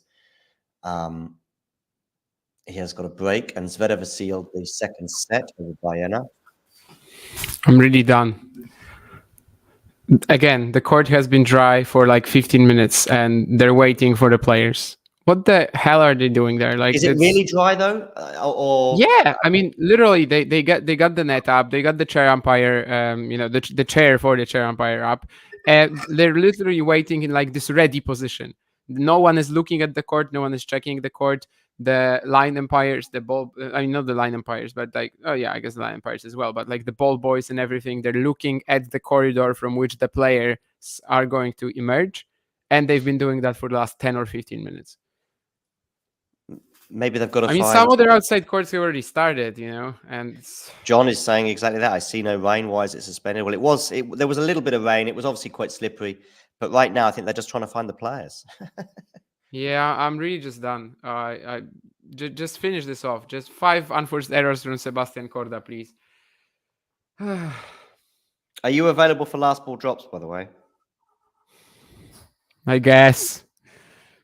It'll probably be the last one for a couple of days. Why? Because I have probably Gil, Gross, and Vanch tomorrow night. So you mean like, okay, in that sense. I see. Yeah, no, we'll still have episodes. You'll have a producer as well if you do it tonight. I guess. I was not expecting to sit here for 6 hours, doing one match. To be sitting here, I guess. I mean, I'd like these 2 matches to get... I mean, Djokovic should be wrapping this up pretty soon. And this other one could get wrapped up very soon. And I would like myself to do a commentary for Iga against Kenin. But I haven't Djokovic is going to be an hour. I mean, that's a ridiculous match.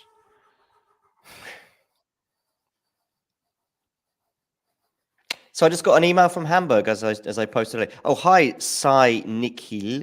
Any news about the quarter match resuming? Should be resuming very, very soon. That's what Damien was lamenting just now. But please, Sai, if you haven't already subscribed, click subscribe below somewhere, and then you'll see this figure up above me go from 8920 to 8921. What was I saying? Oh yeah, I really Hamburg. don't understand. Yeah. We're wasting so much time today, and like so many matches will not be finished because of that. I mean, we have like 4 hours of play after this, maybe even less today as it's not sunny and it's gonna be dark earlier. And yet we are very comfortable wasting time. Literally 15 minutes now that the umpires are standing on the court and just waiting in the ready position for the players to arrive, and they are not arriving. Who's 4th favorite? Because I'm looking at this poll. Look, as it moves in real time. Who is 4th favorite on the men's side? Huh? I mean, gotta go Hurkacz. Yeah, I guess. If anyone is beating Alcaraz or Sinner in the final, it might be someone like that, like someone who will make this random. So if he can keep his nerve, yeah. He's probably not, but like, I mean, he has a better shot than Zverev on grass, and they are finally entering the court. Didn't you have Zverev as the fifth favorite? Yeah, I had 5th. Well, 5th in power ranking, 6th Medvedev, 7th de Minaur. Yeah, so that's what I'm trying to say. Like, if Zverev is the alternative, then we gotta put Hurkacz 4th, but it's a very distant 4th. Some of Nick's power rankings, I mean, obviously Sabalenka, we're not gonna blame him for, but like Azarenka over Keys, what? Oh yeah, where is that coming from? I mean, I can understand Azarenka being like a bit of a dark horse sometimes, but like, where is that coming from, really? Okay, in Berlin. Okay, but like, yeah, okay, literally. Madison Keys has been like close to the form of her life the last 2 months. Maybe, but I don't know. Madison Keys is Madison Keys. And Victoria Azarenka has done nothing at a slam since last year's Australian Open. Australian Open last year, yeah. Yeah. I mean, well, she got the 4th round. She was very close to the quarterfinal last year. There's no way she should be higher, is what I'm trying to say. Like, there's no way she should be higher. No, if she's at the bottom of the top 10, okay. I think the last few spots are very open. But yeah. I think Mira Andreeva being in the top 10, though, is reasonable. I can see Snehill saying that. For me, her being at, I don't know what number she was, but I would have had her at 9 or 10. I think that's fine. Of if course, you have Erika Andreeva, now that would be nuts. Inside, she lost in the first round, but like, yeah, I think that's fine putting her in the top 10. It's interesting seeing this moving in real time. Maybe because Djokovic is playing right now and looking very comfortable as well. Maybe that's having an effect. Vondroushova very high as well in these power rankings, which, I guess defending champion, but Yeah, you got to have her in there somewhere. I mean, a draw wasn't maybe that at bad. 10, kind of like a honorary mention, even not honorable, like honorary even. Let me see where I had her in my draw. I bet I had in the third or fourth round. With Kudermetova in the quarters, so you picked Kudermetova to beat Vondroushova in the third round. I can bet my house on it. Yeah. I haven't seen it, but I can bet my house on it. I mean, there was no one for Vondroushova to lose to. There was no one for Vondroushova to lose to in the first 2 rounds, kind of in like a bracket way. In the round of 62, I have 64. Sorry, that would be round of 62. Anyway, in the round of 64, so in other terms, the second round, I have Iga playing Petra Martic. Now, why is that standing out to me? Because last year they played each other, I think, in the third round or maybe the second round, and I had Martic beating her in my bracket last year. I've not gone for Martic this year. I think that's fair. I mean, she is definitely a very skilled grass courter as well. I saw her beat Lots of Pegula variety, big in serve. 2022 in the flesh, and that influenced me. I mean, she's great on grass, Yeah. Big serve, lots of slices, lots of all court options. If it was like a slightly better season for her, maybe. By the way, this is almost like my round of 32. Now, of course, 1 or 2 of these have already gone out and may still go out, but this is almost like a who's who of maybe Wimbledon title contenders. I've got round of 32. I've got Iga against Putintseva, Potapova against Ostapenko, Towson against Haddad Maia. I guess Towson being in a Wimbledon final will be a bit of a stretch. Kudermetova, Vondrousova. And so, yeah, I did have Kudermetova beating Vondrousova in the third round. Rybakina, Parks. Yeah, probably Parks in a Wimbledon final is a bit of a stretch. Kalinskaya, Samsonova, Jabeur, Svitolina, Bolter, Pegula, Zheng, who's out, of course, Begu, Raducanu, Kessler, because I had Kessler to beat Sakkari. I mean, this top half now, given what's happened to the bottom half, is Raducanu Kessler isn't already top half, right? It's bottom half. Oh, is it already Kessler second? Of course it is. Yeah, you're right. Yeah. It's the top. Oh, yeah, no, that's Raducanu as well.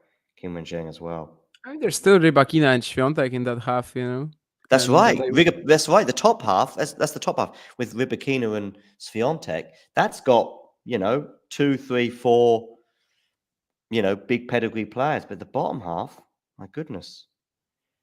Coco, Naomi. It's got Keys. It's got Goff. It's got.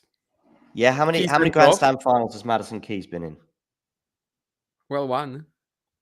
Right. How many? Coco Gauff has been in 2. So wait, but what is Coco Gauff's deepest run at Wimbledon? Third round. Fourth probably. round. Fourth round. Naomi Osaka. What's her deepest run at Wimbledon? No clue. Don't even know she's made a third round. I think she lost to Swiss. Yeah. What's Madison Keys' deepest run at Wimbledon? Quarterfinal. Quarters twice. Bianca Andreescu. I don't know. Nothing. She hasn't really played Wimbledon the last few years, did she? Raducanu, fourth round. Djokovic leads 5-2, by the way. Have they started playing yet, or are they on court? Yes, it was just the first point. Sebastian Korda plays the second serve into the box, and Giovanni Peti Picard misses a return. So we are still without mini breaks, 2 points all in the first set tiebreak. Could be over in 5 minutes, and it could be over in about 50 minutes in another tiebreak. Although that would, of course, be a 10-pointer at that stage. So at least something would be different.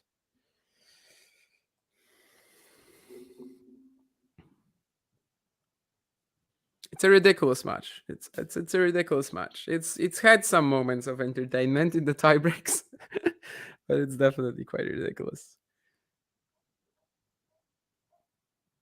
And now we're gonna have Peti Picard serving 2-3 down. And of course, Corda can't make the return because it was directly on the line. So 3 points all.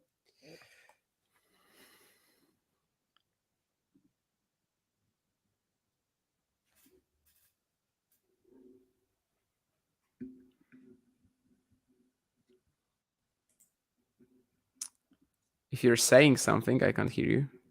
No, I'm not. I'm not I'm sure. just looking at. Ah, okay. I actually kept clicking on a button which says follow live, but then nothing happens on the Wimbledon website when you click on it. Anyway, there's the score. 3-3. Change of ends. It's just starting now, Ude. Can you hit the like button, please? I guess there are chords that are worse. They still haven't started on a couple. But yeah. Komesanya is 5-2 in the third? Jesus, I have to watch that after I... Yeah, he was 4-1, and Rublev had, even by his standards, a pretty massive meltdown, whacking his racket on his knee. All right, that's good. I mean, that's, well, something. That's a story. And 4-3 Peti Picard now, so a lot of pressure on Mr. Korda. Yeah, still a couple of courses that haven't even restarted. But Musetti won in the meantime. The Minor won as well. The Minor, I think, was down in every set, and he still won. Djokovic with a smash there, looking very smug. I think I prefer angry Djokovic to smug Djokovic. How about Andrei Rublev?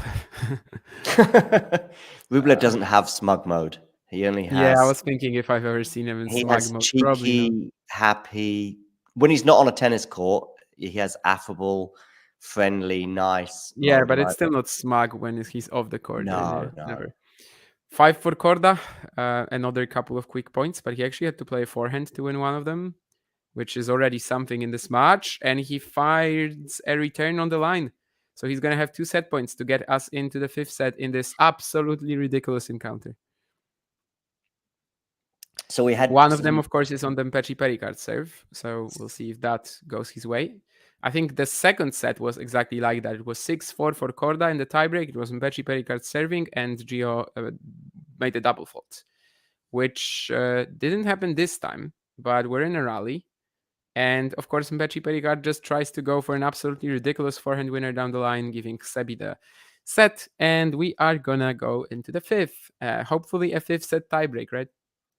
So we've had a bit of sort of history in a way, with Vondrousova being a reigning champion going out in round 1, the first woman to do so since 1994, the first of either sex to do so since 2003. And I mentioned that one because I was there for the Karlovic Leighton Hewitt 2003 match. Talking of 2000, or that period anyway, I tweeted the word prodigy yesterday because I watched a 1-minute highlights package, so you can imagine how brief it was, of Sampras. It just came up on Twitter, like I don't know. Yeah, you tweeted that. I watched that package too. Yeah.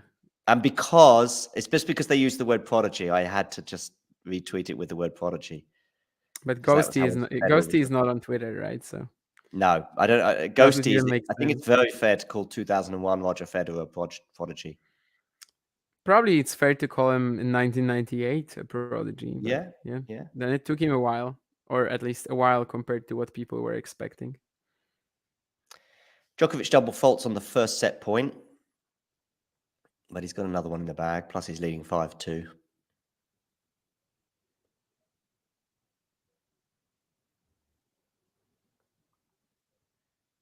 But he wins on the second one with a big serve, and Djokovic leads 2-0. So he is potentially 1 set away from the second round. And no doubt that one of Korda or Mpetshi Perricard is 1 set away. By the way, the reason I mentioned history is because the last time we had 5 sets, all 7-6. I don't know.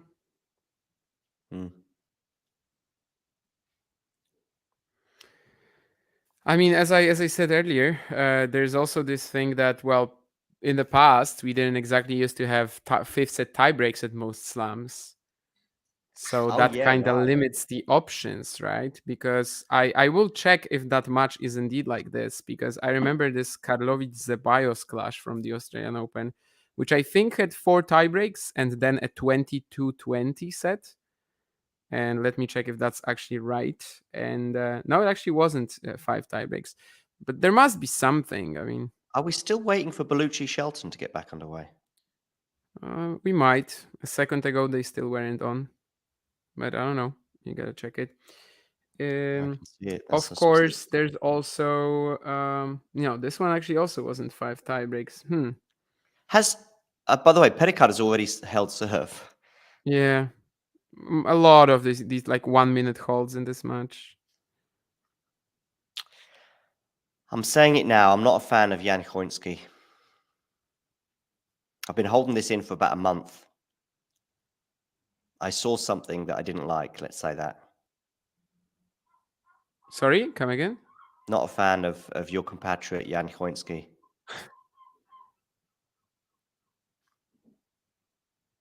Not a fan. Players arriving on court, Bellucci, Shelton. 5 sets. That, yeah. Do I have Bellucci, Shelton as an option? Because I don't have all the courts. I have a few. So I can watch Rublev, Komisanya. I can watch Fernley against Moro. Well, I can tell you now I'm not going to be watching that. I've got Zverev as an option. I've got Kopriva, Djokovic as an option. I've got Katie Bolter against Tatiana Maria, actually. Oh, I've got Ostapenko, Tomjanovic. I do want to quickly see something because I just saw something. I think it was a horrible smash from Bolter. But was that for a set? No, but it was a break of serve for Tatiana Maria. 3-love up on Katie Bolter. So, yeah, that's why they showed this horrible smash from Katie Bolter. De Minaur must be, if not through, very close to being through right now. Tomjanovic, Ostapenko about to get underway. Okay, but not underway yet. So I'm going to go back to, what shall I go to? I'll go back to Djokovic, really, as it's in the... Although Rublev... If nothing else, Rublev's matches in early rounds are entertaining. I mean, it's not like Novak or Yannick, although I know Yannick dropped a set yesterday. But, you know, whatever happens. I mean, I remember Rublev... I think he lost his first set in Roland Garros in his first round, or maybe it was the second. And it was I think it was the second, yeah. But I still didn't find it entertaining, to be honest. It was against and it's going to be a breakpoint for Mpetshi Perricard. He actually plays a drop shot, probably his first of the entire match, I would say. But yeah, there was a couple of like pickups of the backhand that Korda had to make him play. But he actually played one of them super deep. Like, you know, there's nothing on that ball, but it landed deep, and then he drop shotted Korda. So it's a 4th break point of the entire match, I think, for Mpetshi Perricard. And Corda just missed the +1 forehand. First break of serve in the whole match, right? Yeah, we're not good. Well, we might still get 5 tie breaks, but we likely won't at this stage. Right, I'm just looking at some comments. So I've been pretty busy with other stuff, such as tennis, but looking at some comments here. Somebody's very surprised that I picked Sakkari to lose. I don't know why they're surprised, because I think I often pick her to lose, particularly on grass and particularly in early rounds at Grand Slams. Ghosty saying he's a big fan of GMP with the risks. Like Sean cheekily perhaps suggesting that Corda is a prodigy, I think is what he wanted to write. Might have been regarded as one at one stage. Ashley suggesting Corda's an underachiever compared to the rest of his family. I know you were talking about the family earlier.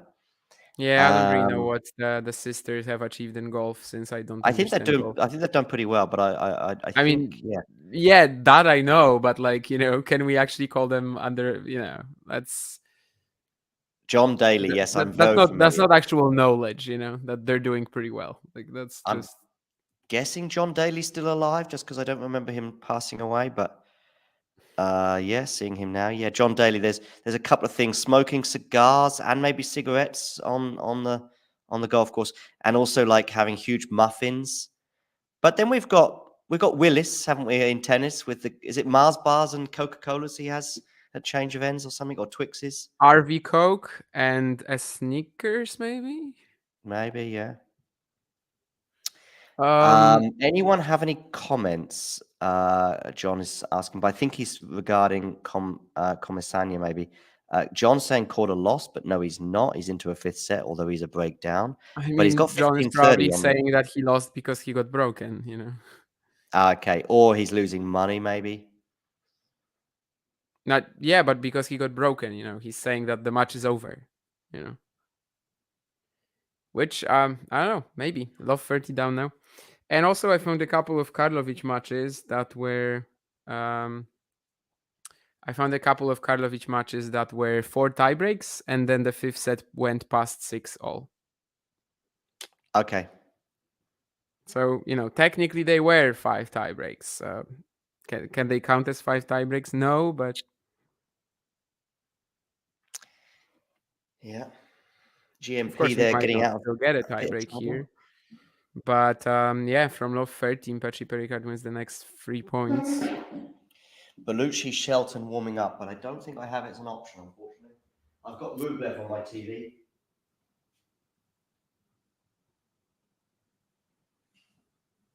That's some horrible package you have there then. Yeah. I mean, Court 18 is not even one of the I have one about of the 5 smallest matches ones. to choose from, which of course by the end of the first week won't be an issue anymore. But yeah, Well, Amazon if you wanted Prime to follow the juniors or wheelchair tennis, as you claim, we will be doing a wheelchair show at the end of the tournament. If you want to watch it, you might have to buy something. Oh, but probably by the time of the final, it'll be okay. Rublev 2-1 up on serve in the 4th set.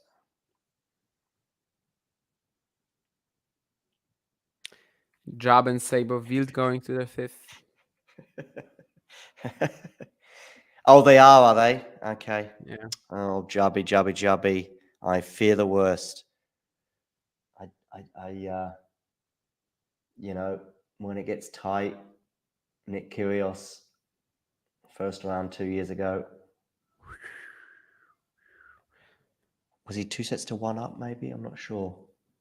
No, but he didn't. It's not a painful memory. I mean, no, it's more sort of somebody was asking me. Oh, the on-court interviewer in Mallorca was asking me questions about him, and I said, well, this is the landmark match for him so far in his career. Of course, if he'd have won Mallorca, that could well have changed. But and she kept calling him Jubby. She called him Jubby, which was rather cute. I don't think Paul minded.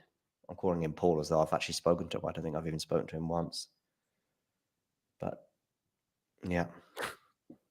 Corda, there was a deuce point here, and Mpetshi Perricard missed the first serve. He even took a challenge and kind of ruined his rhythm, right? So obviously he just hits a 180 or even more second serve ace, and he's 3-love up.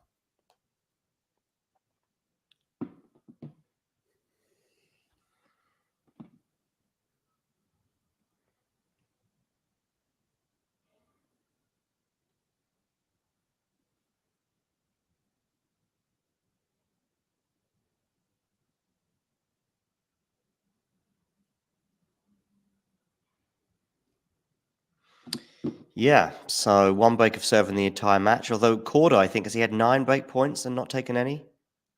11. There was nothing he could have done on either, though. Literally nothing. There was no rally longer than 3 shots.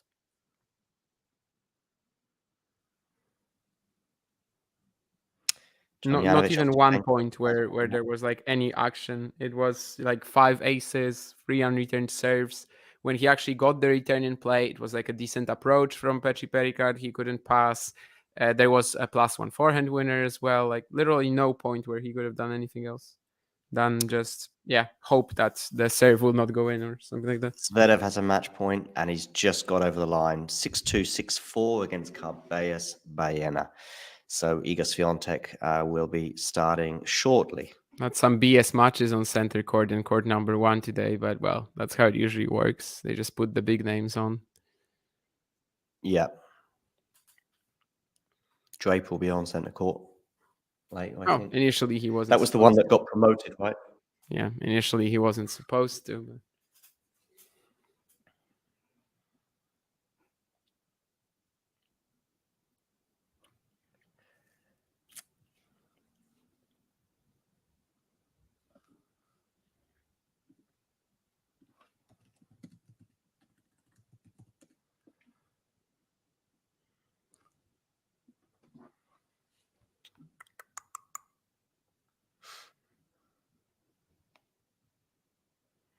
And now it's another type of a dead match in Korda Peti Picard, right? Because the entire first 4 sets, we were kind of just watching it and thinking, all right, so it's going to be another tiebreak.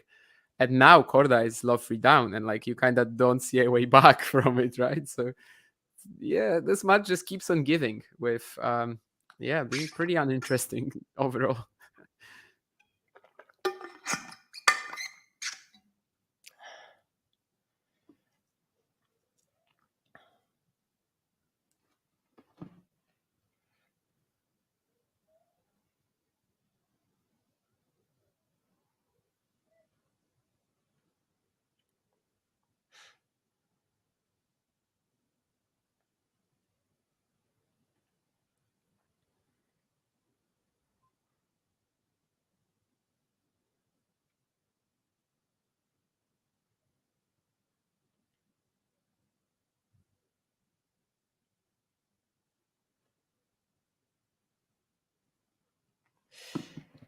Rublev 2-all on serve.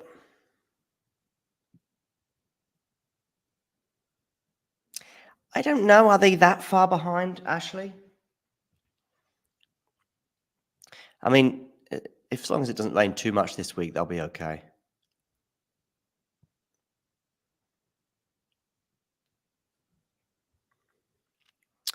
For those of you just tuning in, do hit the like button. And if you are new to the channel, click subscribe. And if you are watching right now and you're not a subscriber, please do so. And you'll see this figure above me go up.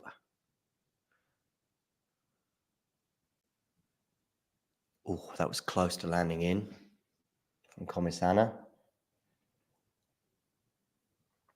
Yeah, I've been watching that a bit as well.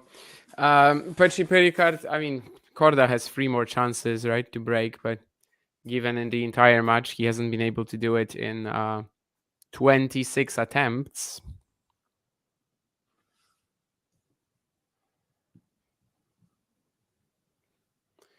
And definitely not with aces like that.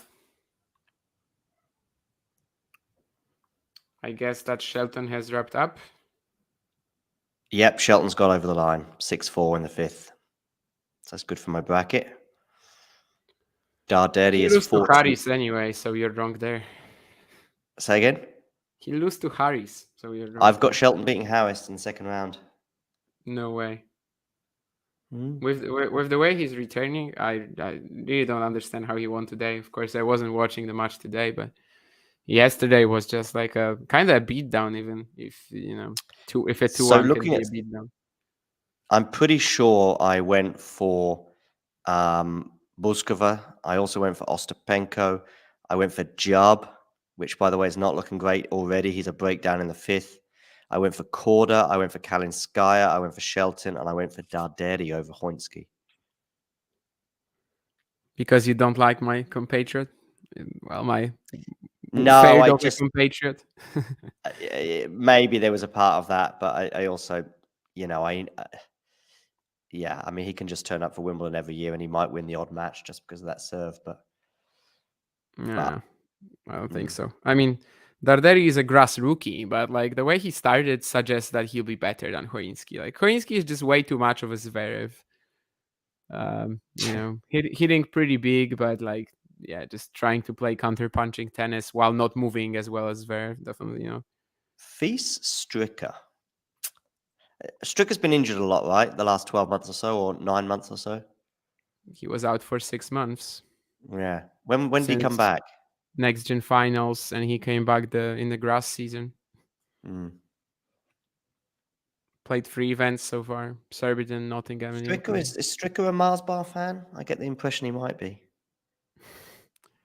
You're basically saying he's fat, right? Okay. No, you say whatever you want. I just said that I've got maybe he's definitely a bit bulky. Yeah. I can't say. Listen, I haven't seen any of the Corda match because it's not one of the options for me. But I didn't. The way that the points have been going, I don't see him getting back into it now. Well, there was a love 30 right after he got broken, and it didn't amount to much. But I don't know. Peti Perricard making a couple of double faults It happens. I mean, he's going after his second serves, but yeah, I mean, it's just 2 chances, and so far he's had 27 and hasn't taken any. So Djokovic yet to get a break in this set. seems like a nice non-match. Djokovic Kopriva. Yeah, is what we expected for him, and it's what's good for Novak as well. Yeah. Second round should be a little more entertaining. Who is it potentially in the second round? Morocanias or Fernley. Third round is... Who was the third round that someone said was going to be interesting? Popyrin. Oh, yeah. Yeah. I think it would be better if Popyrin was the second round. Just the earlier, the better, really, for Popyrin in that exchange. I think it would be better for Popyrin if he never faced Novak. Well, there's that option too, yeah. So we've got a deciding set tiebreak between Buxo and Bogdan, 8-4 at the moment to the Spaniard. Sebi Korda wishes he was in a deciding set tiebreak with Giovanni Mpetshi Perricard right now.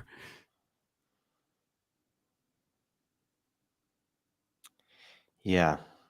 That option might be taken away from him relatively soon, though. Darderi is 2 points away from victory.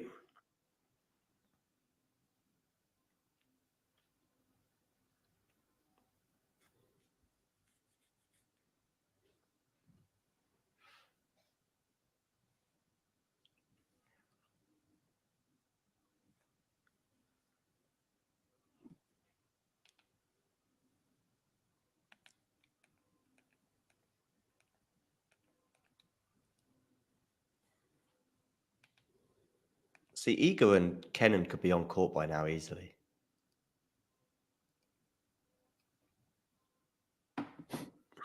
It's a bit of a crazy rally here. Korda slamming the ball a couple of times at Mpetshi Perricard at the net.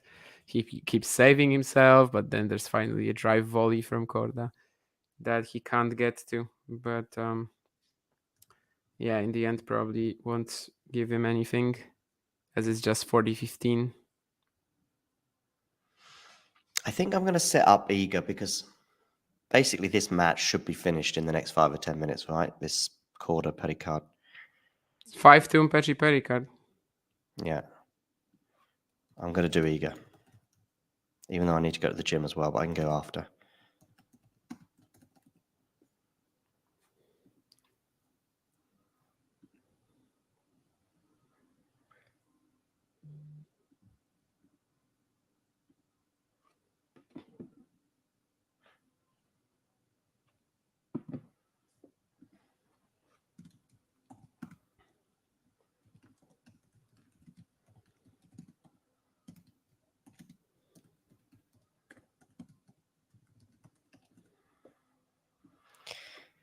Okay.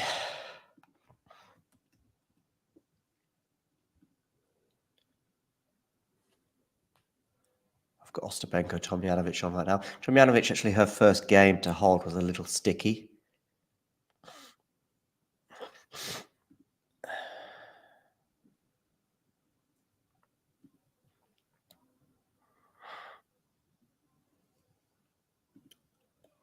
So yeah, I better book my trip to Hamburg.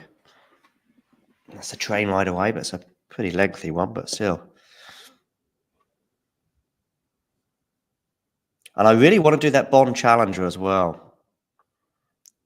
Didn't realise that was back on the agenda. Life of Gremlins. Why is it still suspended Corda Perricard? It's not. I don't know if it's back, you know. We still don't know if it's the same event or not, really. I can't imagine it being. It certainly won't be at my club, that's for sure. It used to be but called, I'm pretty sure. But everywhere it was called it used to Bond be before, wasn't Rosdorf. it?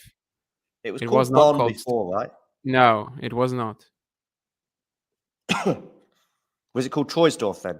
Yeah. Maybe it's because also the train station is called Bonn Troisdorf. I mean, yeah, maybe. I mean, we just have to see where, you know, if it's the same club even. We don't know that at this stage. They could reveal. I'm sure they know. They must know. Who? The ATP? all- I mean, of course they know. Yeah. Yeah. So why don't they just tell us? Well, they haven't prepared the details sheet yet. I guess, there's no website or anything of the tournament. There's no social media of the tournament. But yeah, we've got Sebastian Korda now. Has to break to stay in the match, and he still hasn't done that. So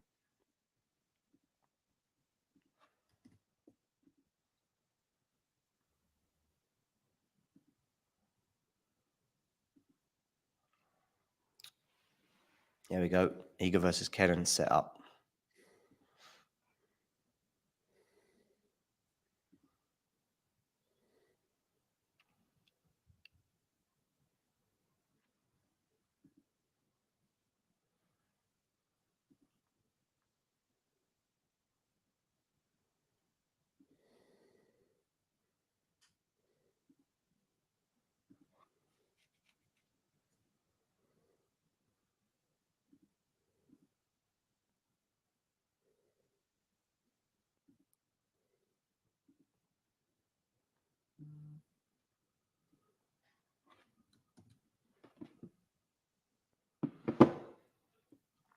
Tomljanovic 1-2 on serve.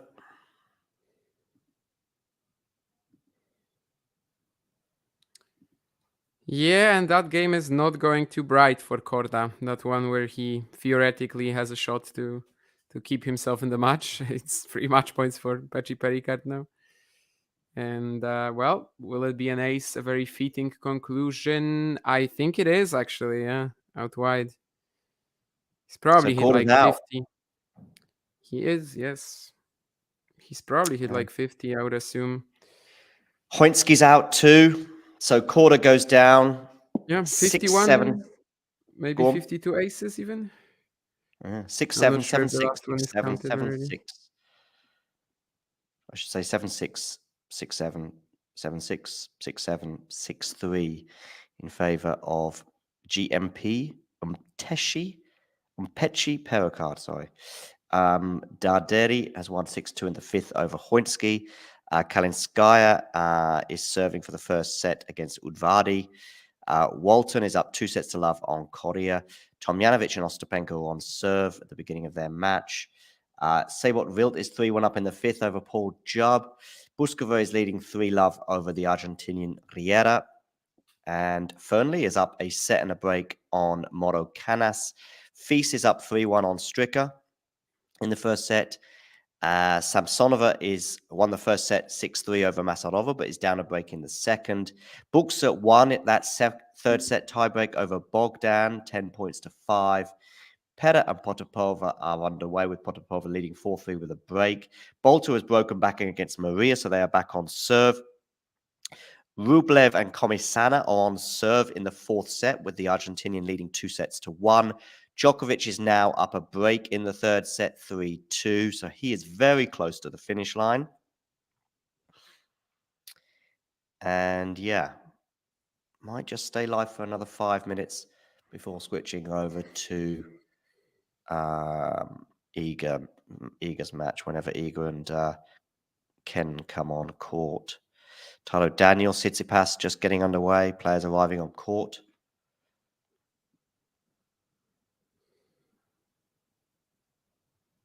Can you stay live for 2 more minutes, Damien?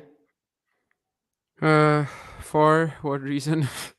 Just because I need to go off stream for 2 minutes and then come back. Okay. I'm not sure what I'm supposed to talk about, but okay. Talk about anything. Talk about answer some of Nerland's weird questions. I'll be back in 2 minutes. Yeah, I'm trying to write up a tweet, but it's fucking sorry. It's well, I'm just done basically. And when you're done, when you're feeling out of energy completely, then obviously everything is just falling at you at the same moment, and someone is asking me to do something like 10 minutes, and I just, for whatever reason, I just deleted my draft.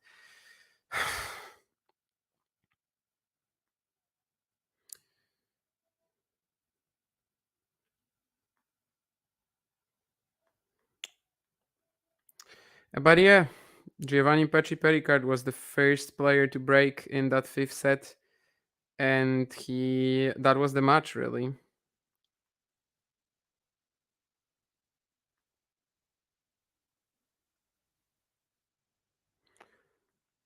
It's disappointing for Korda. Pretty tough opponent, but I mean, going out 2 years in a row in Wimbledon round 1.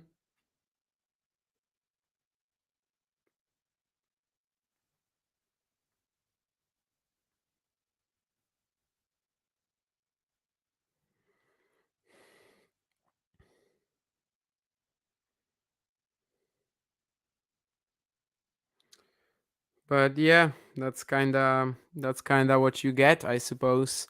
Peti Picard, deadly lucky loser. If it wasn't the 2nd year in a row when Corda exited in round 1, it would probably be a bit more manageable and less frustrating for him. But yeah, it does kind of paint you, an interesting story.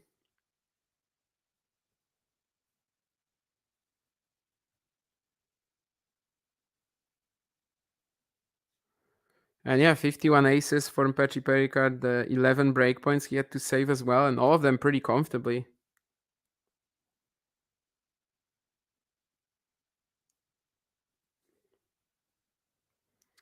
So yeah, that was pretty crazy.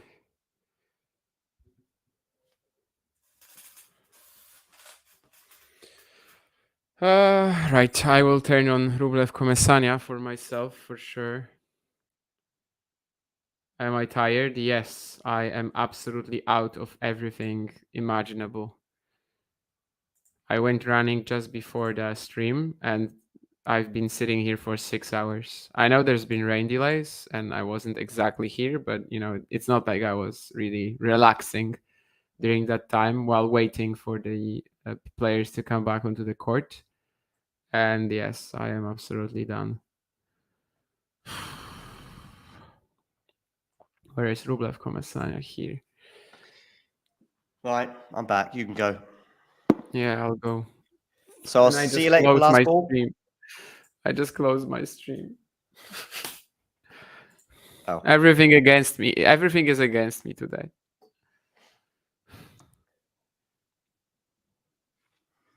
Just gonna get my phone.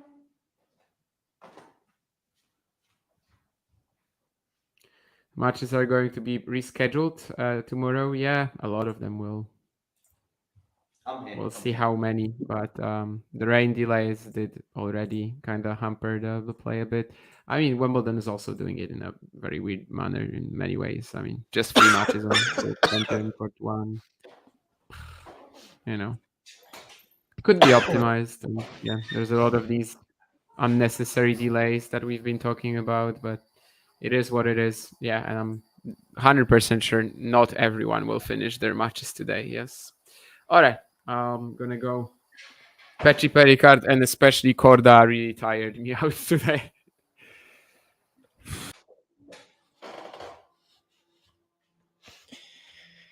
Okay, I'm here. Right. Let's have a quick look to see if Iga and Sofia are on court. They should be very, very shortly. Let's have a look. If so, I'm going to switch streams. They're just coming onto court right now. Let's have a quick look to see where Novak is at in his particular encounter. If he's finished already. No, he's not quite finished yet.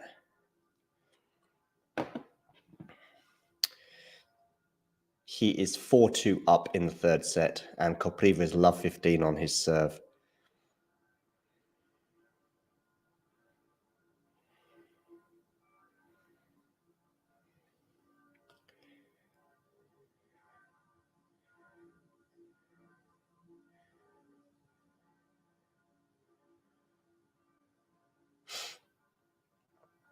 How are we all feeling today about the tennis today? Are we down because of Andy Murray? Are we up because we're Novak fans? Are we down because we're Sebi Korda fans? Are we down because we're Paul Jubb fans? Or are we up because we're Ostapenko fans, who's up 3-1 in the 1st set over Tomljanovic?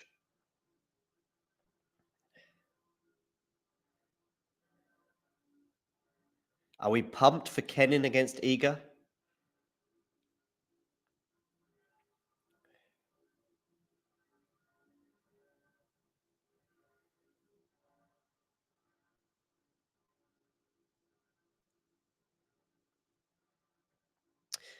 Are we pleased that Stricker is back on court? Fighting fit? Business as usual, as Ashley says for Novak. 30-15 here on the Kopriva serve, mind you.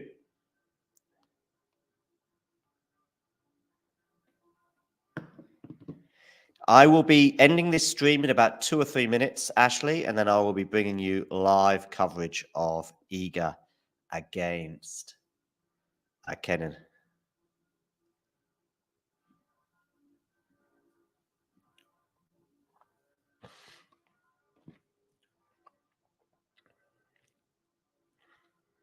$30 all now on the Kopriva serve.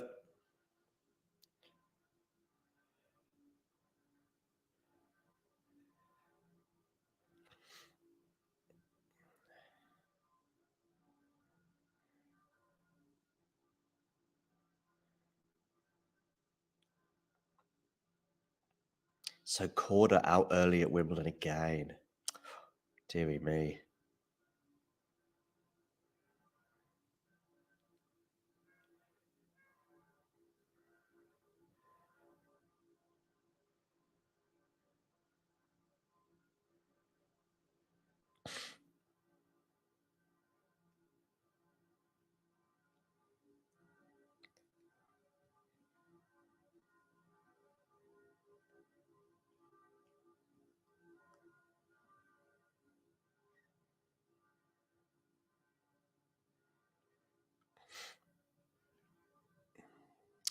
Djokovic here, 40-30 to Kopriva.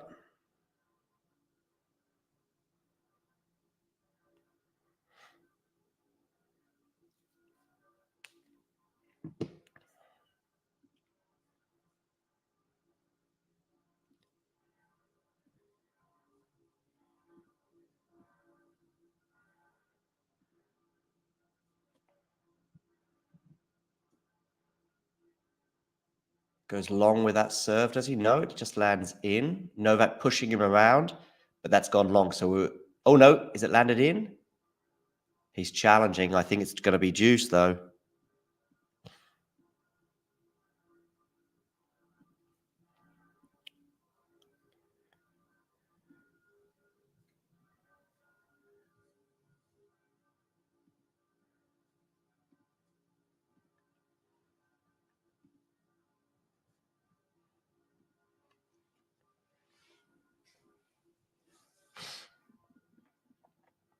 So Kopriva here, 2-4 deuce.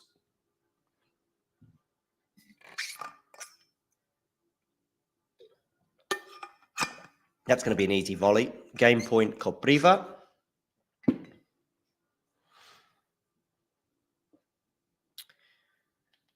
Okay, let's switch to Kenin against Swiatek. Come and join me over on the other stream. In fact, when this stream ends, you will be redirected to Sofia Kenin against Iga Swiatek. We will keep one eye on the Novak Djokovic match, so we won't be ignoring that. They are practicing serves over on centre court with the roof closed. So, yeah, come and join us there as I see Iga Swiatek's coach having a mint, looking very comfortable, let's say. And yeah, come and join us over there on the other channel. Kenin's going to win, you think, Ashley? Well, come and join us, and we'll see you very soon. Thanks, everybody.